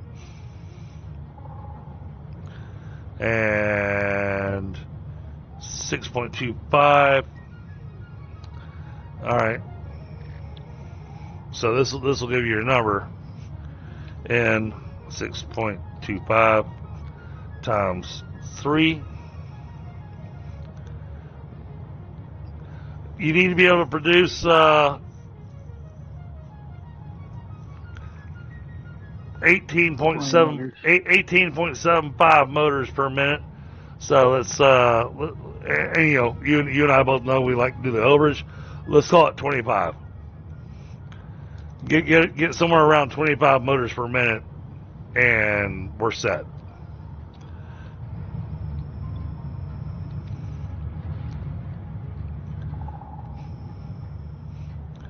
It's weird because we started with cooling systems,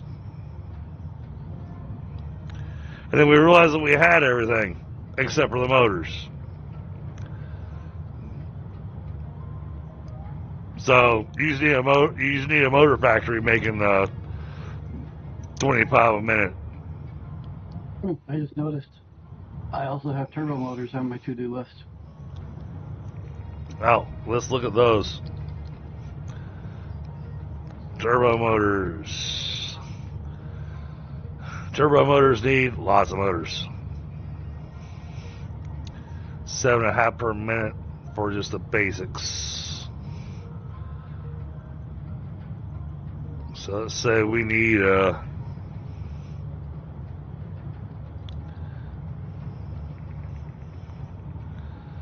that's 18.75 per minute. Oh. Alright, so using those two together,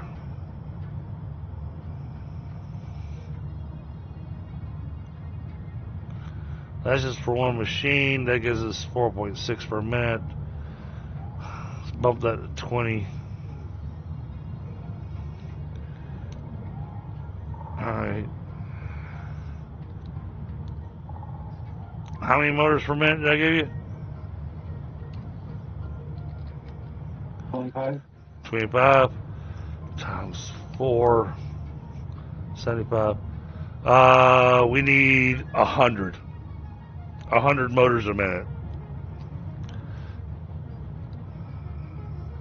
Shouldn't be too hard.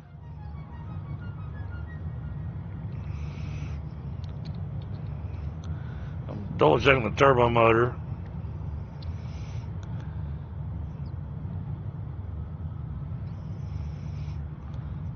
Alright, so the turbo motor, I say just focus on the motors, and then after the motors, then we got the radio control units, because the turbo motors require radio control units. And yes, I'll be helping make some of these factories.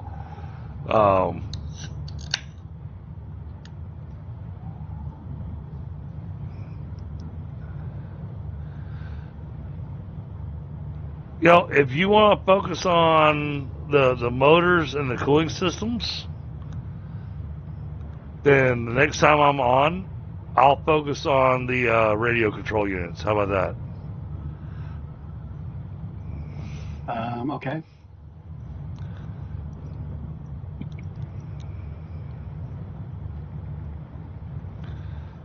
So motors, cooling device, radio control unit, probably you, turbo motors, and I also have the computer factory and eventually upgrading the concrete factory, which is probably not going to be needed for a while, but it's on my list. But it is actually partially upgraded already, but not completely. Now the computer factory, for the record, is not going offline. I'm rebuilding basically on top of it. So we are not. If I put it off to do the motors and cooling stuff, the computers are still getting built that we need for other stuff. right. But I mean, from what you told me, your computer factory is pretty much finished. Because the amount that you're making is insane. Well, what's currently being made is like 50 or 100 or something. It's enough for the supercomputers and a little extra. The rebuild is just getting started. Okay, But all right. I'm not destroying the current one to build the new one. So the current one will stay there until the new one is built. And let me do this real quick. I'm so sorry, guys. I didn't get the I didn't get my marks in here. So let me go infinite.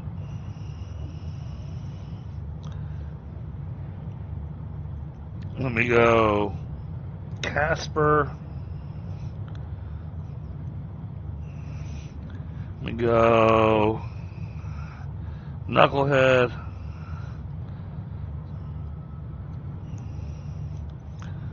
Who else do I have in here?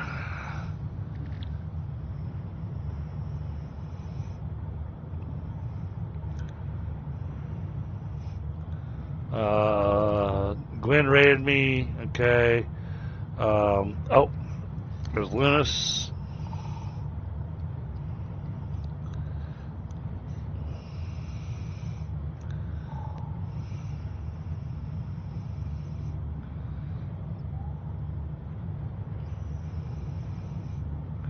Alright, I think that's got all the streamers that have shown up in my chat.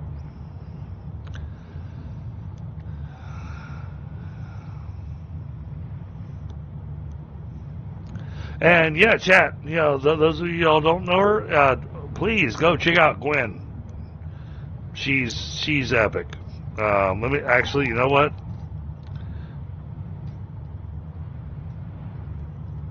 I'll throw that in there too.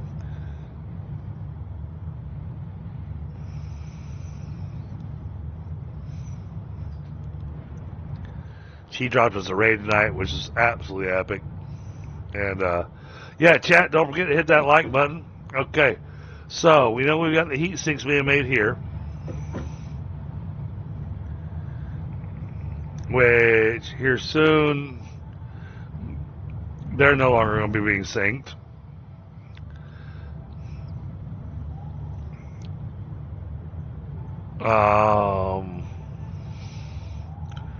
We got this factory over here that's not even marked. That's going to be making the fused frames, and then over here on the other side, we're going to do the pressure conversion cubes. But what we were looking at was what are most complicated things that were left. And so we had the thermal propulsion rocket, which requires cooling units, fuse frames. The fuse frames we're working on finishing, and turbo motors, and modular engines. Now, modular engines, we got those being made. Turbo motors, this is what we're looking at. We just need cooling systems. Oh no, these are the expensive ones. The turbo motor is going to be the factory that's going to be the pain. That's going to be probably a little bit of a group effort, because asking him to make a factory that's going to be making the motors that we need, and then making the factory that's going to make us our cooling systems, because both of them need motors. So the focus is we need motors, lots of motors. And I'm looking at the numbers for motors, and making 100 motors is going to mean a lot of other stuff before it. Well, when I look at the motors, oh yeah, because we haven't unlocked any of the other crap. Okay. You need the rotors and the stators, and for those you need the screws and iron rods, All right. steel pipe and wire, and hang on, we're gonna roll the dice.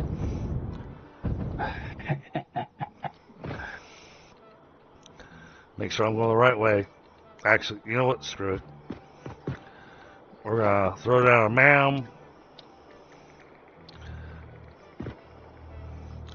We're gonna take a few minutes here, chat, just chatting, while we let this thing do its thing, because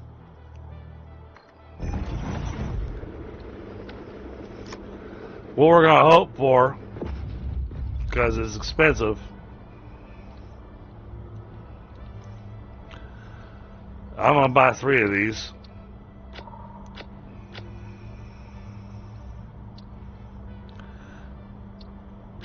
That used up 300 of my coupons.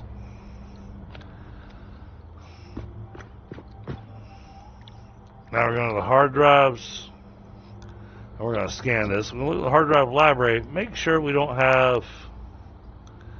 Oh, okay. Well, we do have this.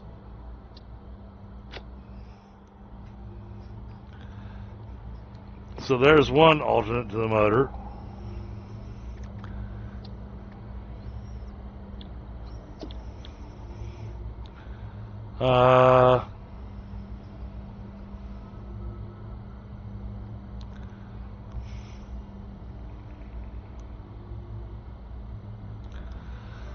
Not worried about those. Alright, rescan. Oh, here you go.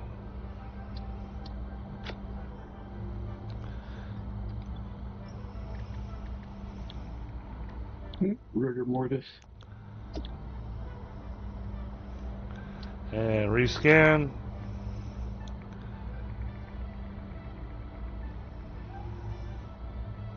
Heavy Pergos is a nice one to have.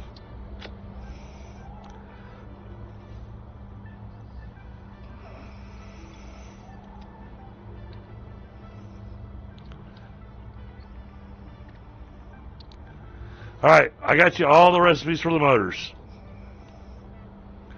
So now you can choose which one you want to use. Okay.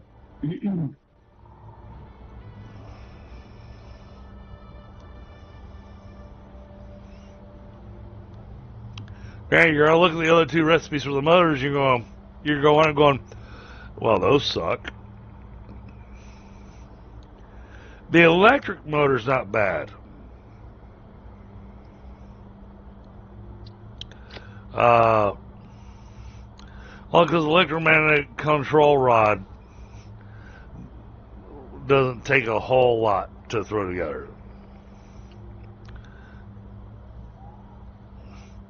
And maybe I'll get that extra recipe for the control rod. That's a little bit easier recipe.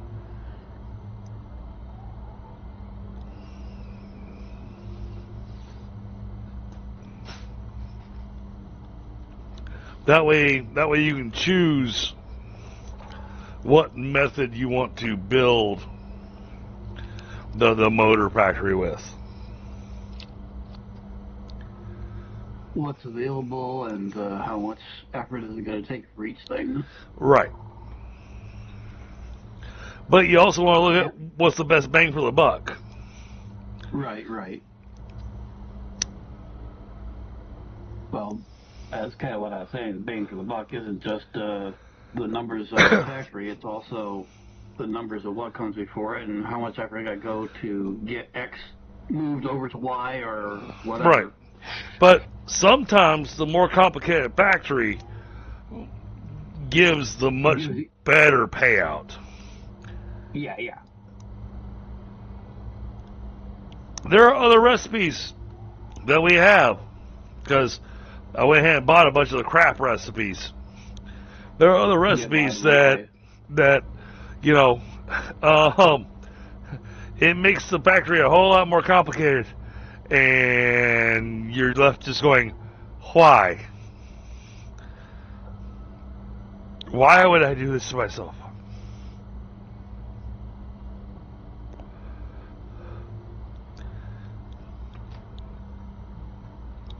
So, I mean, we got a pretty epic run going here. And thank you, chat, for the 14 likes. Much appreciated.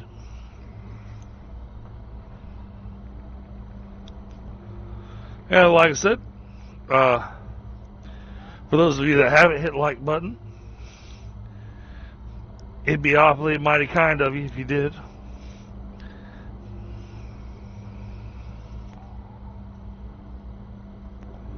Although I think we're getting close to that time.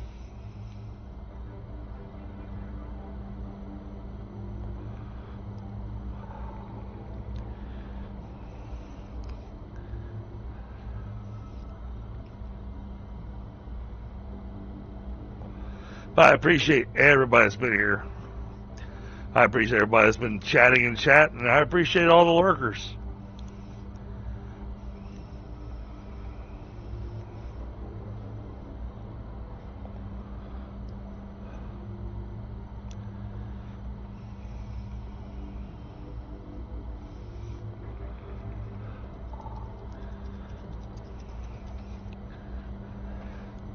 Right now, we're just kind of waiting for the man to finish doing his thing. We want to see if we can get another recipe so that we can possibly configure new factories a little different.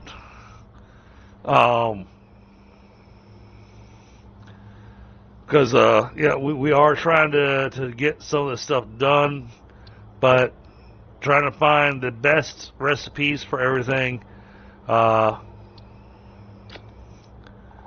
I don't think you're going to be able to avoid making crystal oscillators.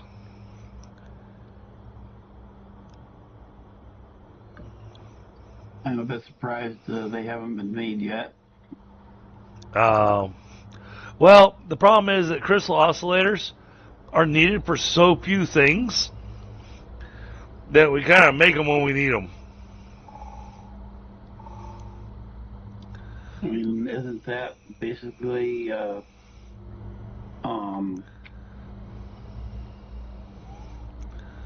But because they require quartz, I mean, I should be making them over there where I'm making everything else with the quartz. yeah. And honestly, you could take my my little factory that I've got that's making computers, and honestly, you could completely reconfigure that thing. I got no problem with you taking that building and gutting it and redoing it. That's the one with the 2 or 3 manufacturers in the top. Mm-hmm. Okay. Yeah, I mean, other than the steel factory, I'm kind of leaving that area as being yours. Well, other than the power plant, and yeah, pretty much everything but the power plant, and a couple things behind my original factory. Everything there is mine. Exactly.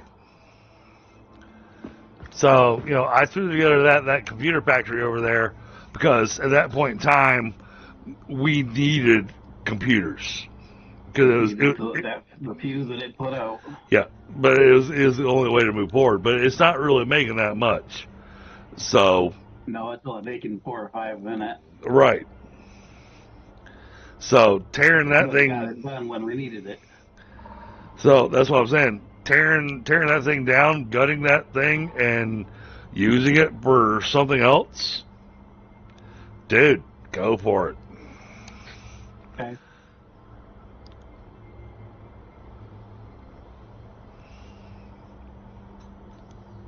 Now, Grant, I did think I made a pretty cool looking building.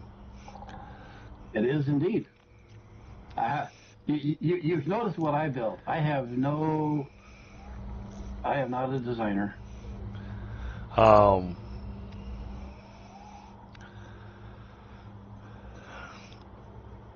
can look at something someone else is working on and say, yeah, maybe you want to do this. This would look nicer or whatever. But to come up with my own from scratch, no. I hear you.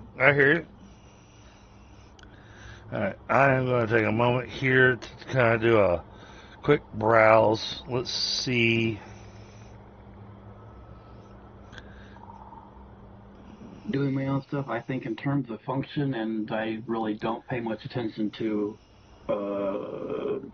artsy-fartsy stuff. That's why with the computer stuff I do the back-end stuff. I do not do the user interface. Hey, Prospect, welcome back. Avoid it.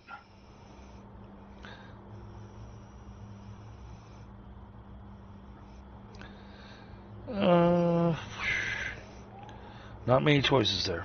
Well, we'll check again here in a minute.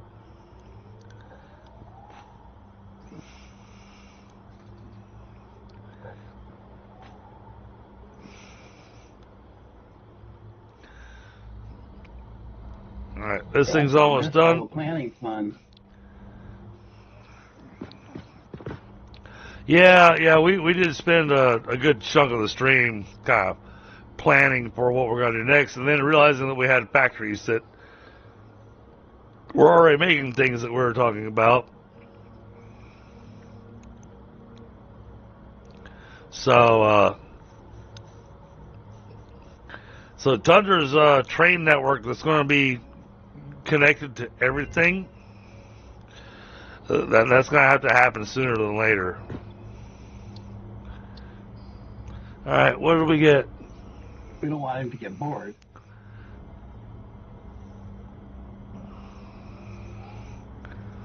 Well, that's an interesting option.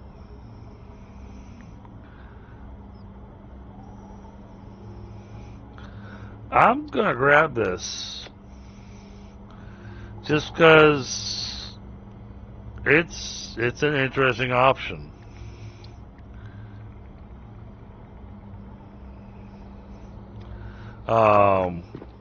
So I snagged us a new turbo motor recipe. Yeah, I'm watching the stream. But now that recipe, I can't say it's better or worse, but either way, whichever recipe you look at, we still need motors. What's number 3 item there? 24 on the turbo pressure. Oh, What's the item? that's packaged. That's packaged nitrogen gas. Okay. We can make that happen. I've got enough iron over there by the nitrogen. I can make packages and package the nitrogen gas. That's a non-issue. Motors and additional stators. Yeah. Yeah, so and it's the stators thing that I'm going, oof. That's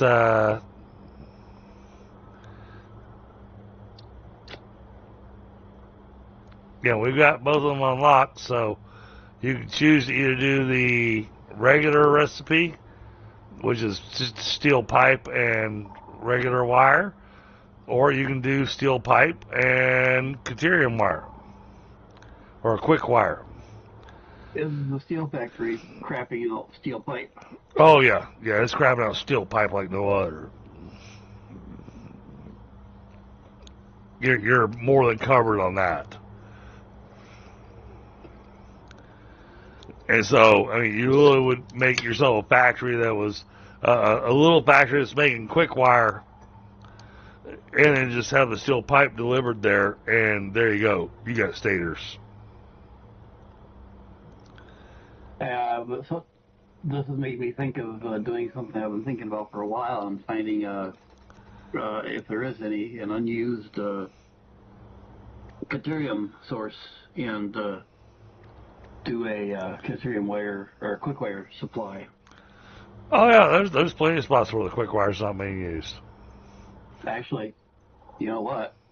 I don't think the supercomputer factory is using all of that quick wire, or even all of the deuterium. Oh, but I could make another factory right there doing crap loads of deuterium. See, I don't see deuterium over here. There is not a lot of sources.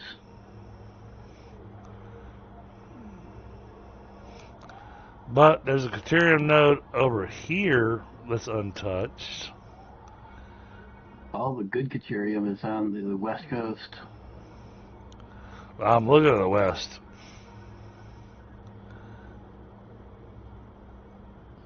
Farther west. There's 2 down by the oil. I'm as far west as I can get. Yeah, you got a pure node up there on top of that hill. Yep, there's 1 south from there. So, oh yeah, this one way down here. There's a pure there's 2 way node. down there. Pure node right here on the water. And there's 1 way up. Oh, awesome, Tundra. Dude, how'd the job go? I mean, I'm imagining you're pretty exhausted. Because replacing a motor mount is not fun. Ouch.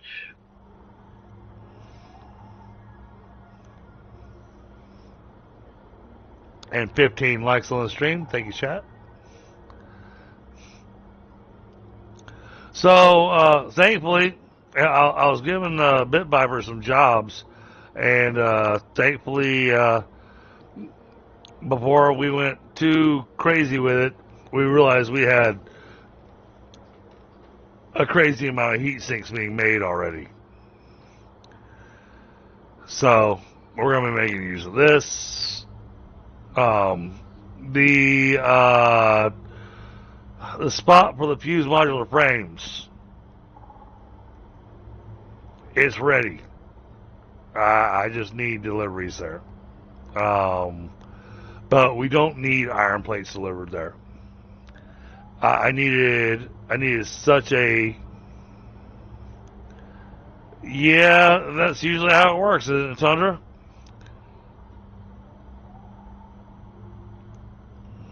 Isn't that standard for just about all repairs? Well, no. I mean, a lot of repairs, new one goes in just fine. But replacing a motor mount, you got the weight of the engine, and the engine's going to go wonky on you. Yep. Which makes it really, really challenging.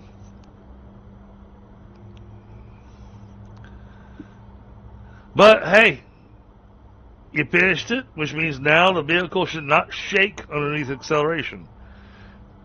As opposed to my vehicle that just shakes randomly whenever it wants to because the transmission's not happy. That sounds like fun. I'm not complaining because I got the car for free. Well, yeah, okay. Can't argue with that. And I'm at the stage now. Things have been done here at the house that I gotta go pay the property taxes on the house. And the house doesn't belong to me just yet, but I'm going ahead and pay the property taxes so my aunt doesn't have to.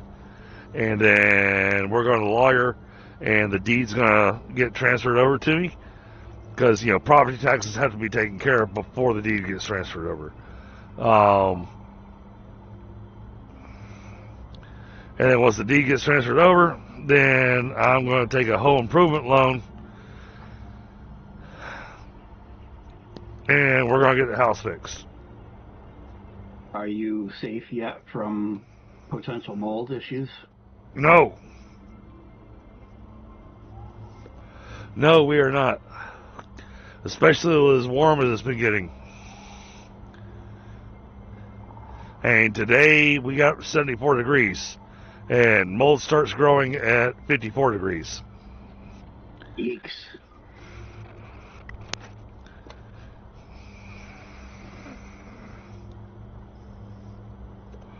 And now that we're stepping into spring, that's why I'm going, okay, you know what? I'm going to take the hit. I'm going to take the loan. Because I need the mold remediation done. Yeah.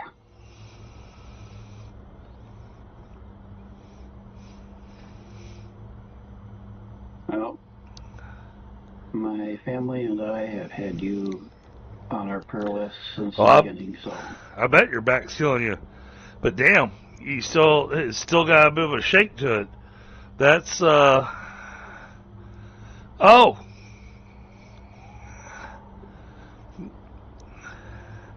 Here's just a thought, Tundra.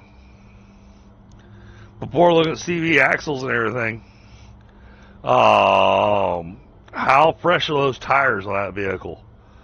Because I had a vehicle that got shakes, and that's because the tires were old.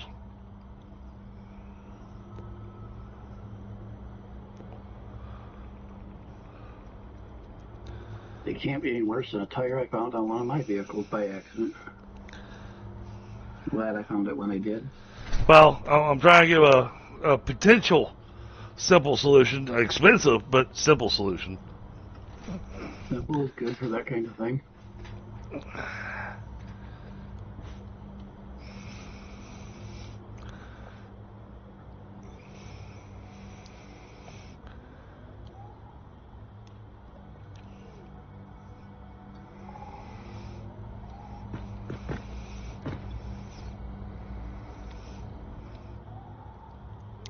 Alright, we're going to finish this hard drive. And then I think we're going to have to wrap it for tonight. It's gotten a little late.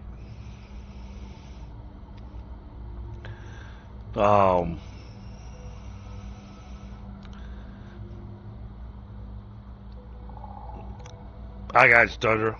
I got you. I understand.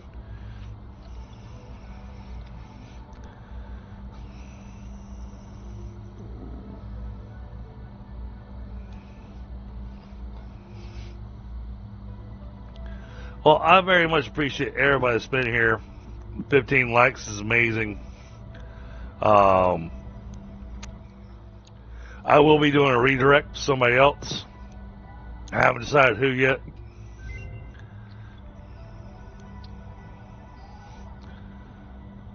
Alright, what do we got here?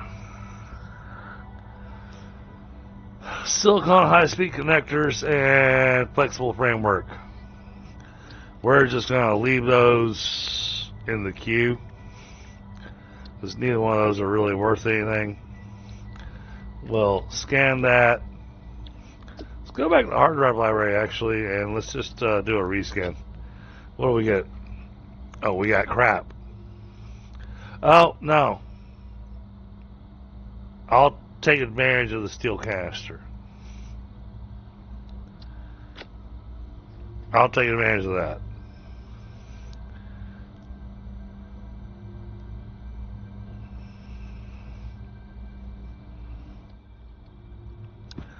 We're getting to the point that we're going to need to start actually packaging some stuff.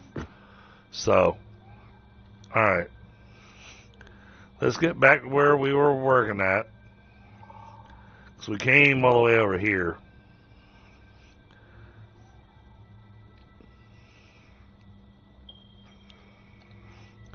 Ping is that way.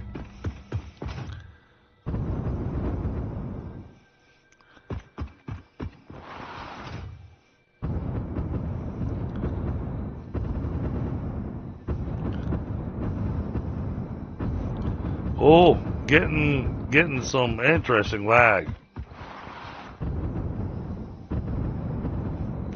Oh, hello. A little bit jerky going on. Yeah, okay, so it's not just me. Nope. Oh, that has been cool.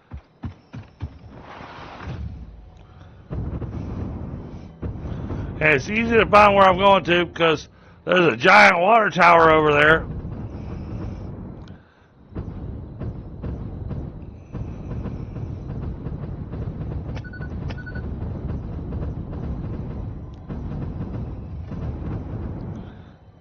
Oof. This is a rough run. What in the world? This is making me feel like it's getting real close to time to restart the server. I got an hour. Alright, there's the rail line. Oh, now it's smooth. Oh yeah, and Tundra, thank you for building the big nitrogen tower.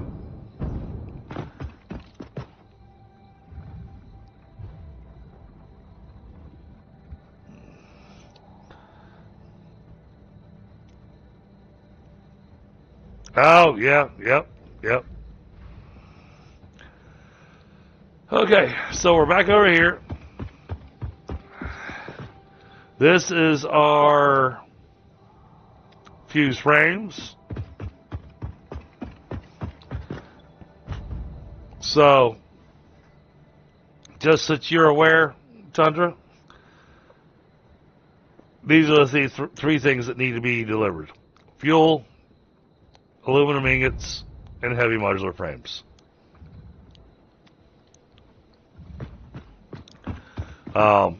I have everything else set up. These are already powered. I have not created the entrances to load these three machines here. The three rear machines, they are all fully running. They've got their iron plates, they've got their water, they got their nitrogen gas. They're good to go.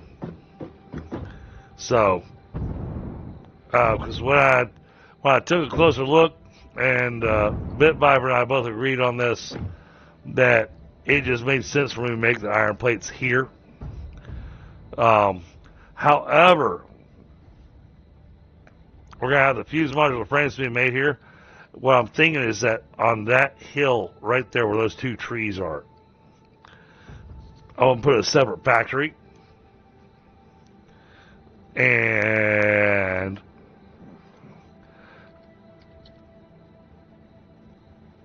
we're going to get our pressure conversion cubes over there.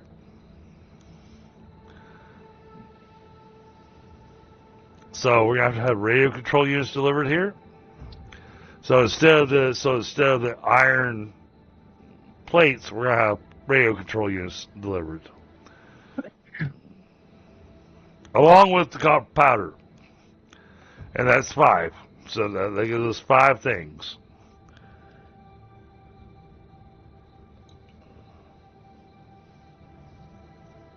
And then we've been debating on which radio control unit recipe to go with. There's been a lot of talking about recipes and factories, and who wants to build what where, who what's going to be the most important thing to be built. And funny enough, after going through all the recipes and getting down the nuts and bolts of the recipes, we figured out that what we need is a factory making motors. And that's why I ran some hard drives, so that, and luckily enough, we wound up with all 3 recipes for the motors for a bit Viber to be able to pick from as to what he wants to use to build.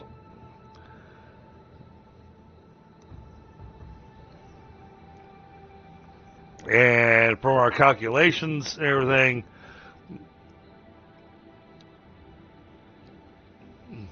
I figured that. Actually, when I look at nuclear pasta, it's actually not that.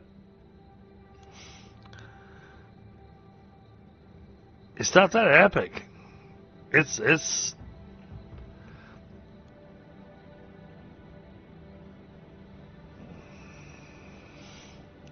Well, that's the thing. When I look at the nuclear pasta,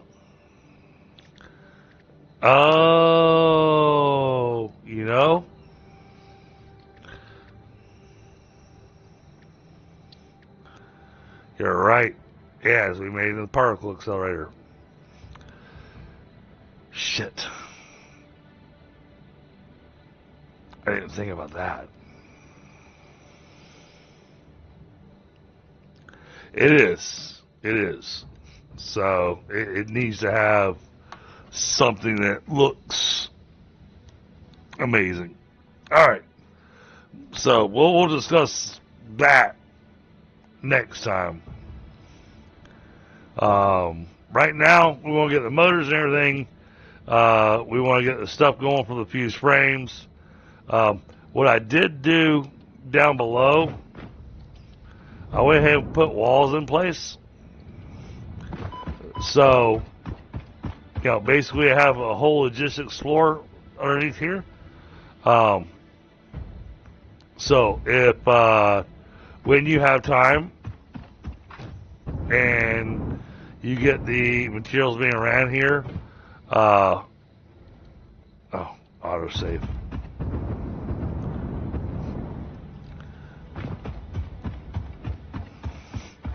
If you want to run that stuff in and connect it and go ahead and get this thing running, because everything else is set up,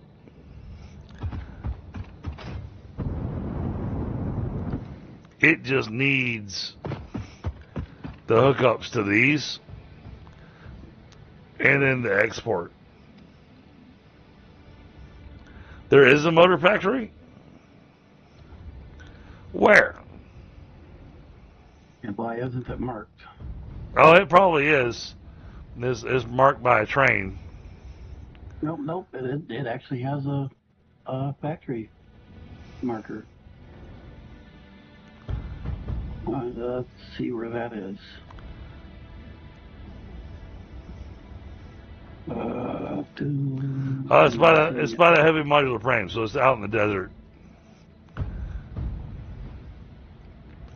But then comes the question: how many motors per minute is that thing actually making?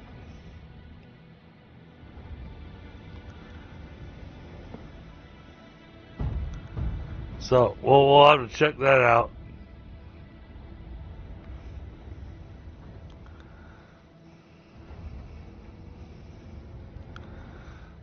But chances are it's making enough for what our needs are. But like I said, if we already have a factory making motors, then it'll be just like the heavy modular frames, where we're going to go and redo that factory to get us a minimum of 100 motors a minute. Preferably we get 200 motors a minute. It's a starting factory? Okay. So, yeah, it'll be a complete rebuild.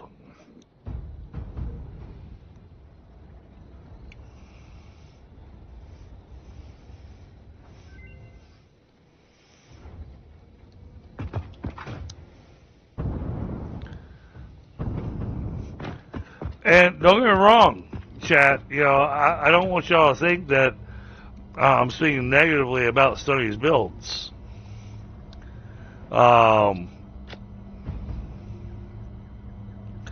Okay, I got just crap recipes all the way around. Oh, we're down to the point that we're down to the point that there's only 4 recipes left.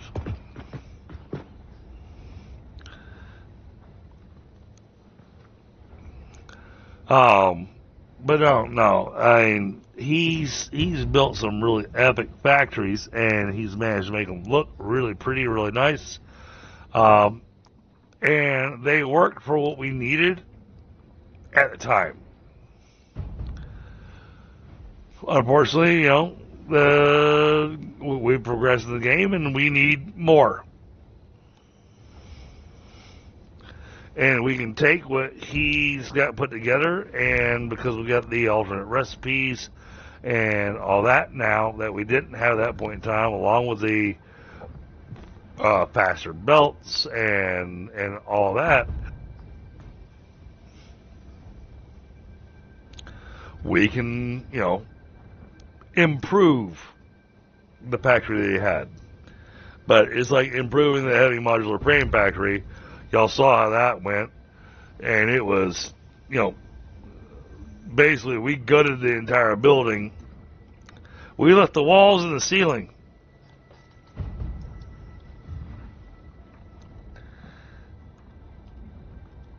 Rebuilding is the name of the game. And then we rebuilt the whole thing. So, but all right, guys, it is that time. I've got executives here, so I gotta make sure I get a little, just a tiny extra shut eye.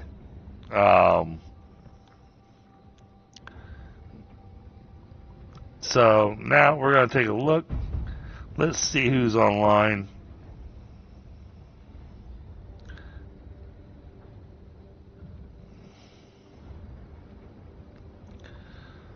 Because I much prefer doing a redirect.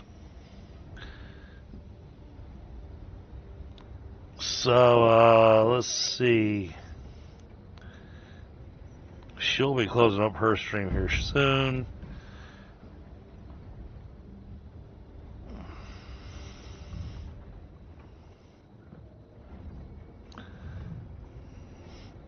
All right, well, I tell you what, I've got somebody that's actually playing one of the games that I really enjoy, and we haven't had a chance to get back to it, Tundra.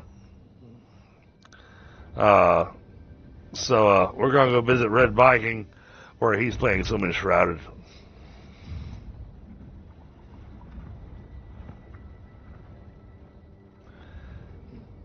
Oh, no, dude, I absolutely understand.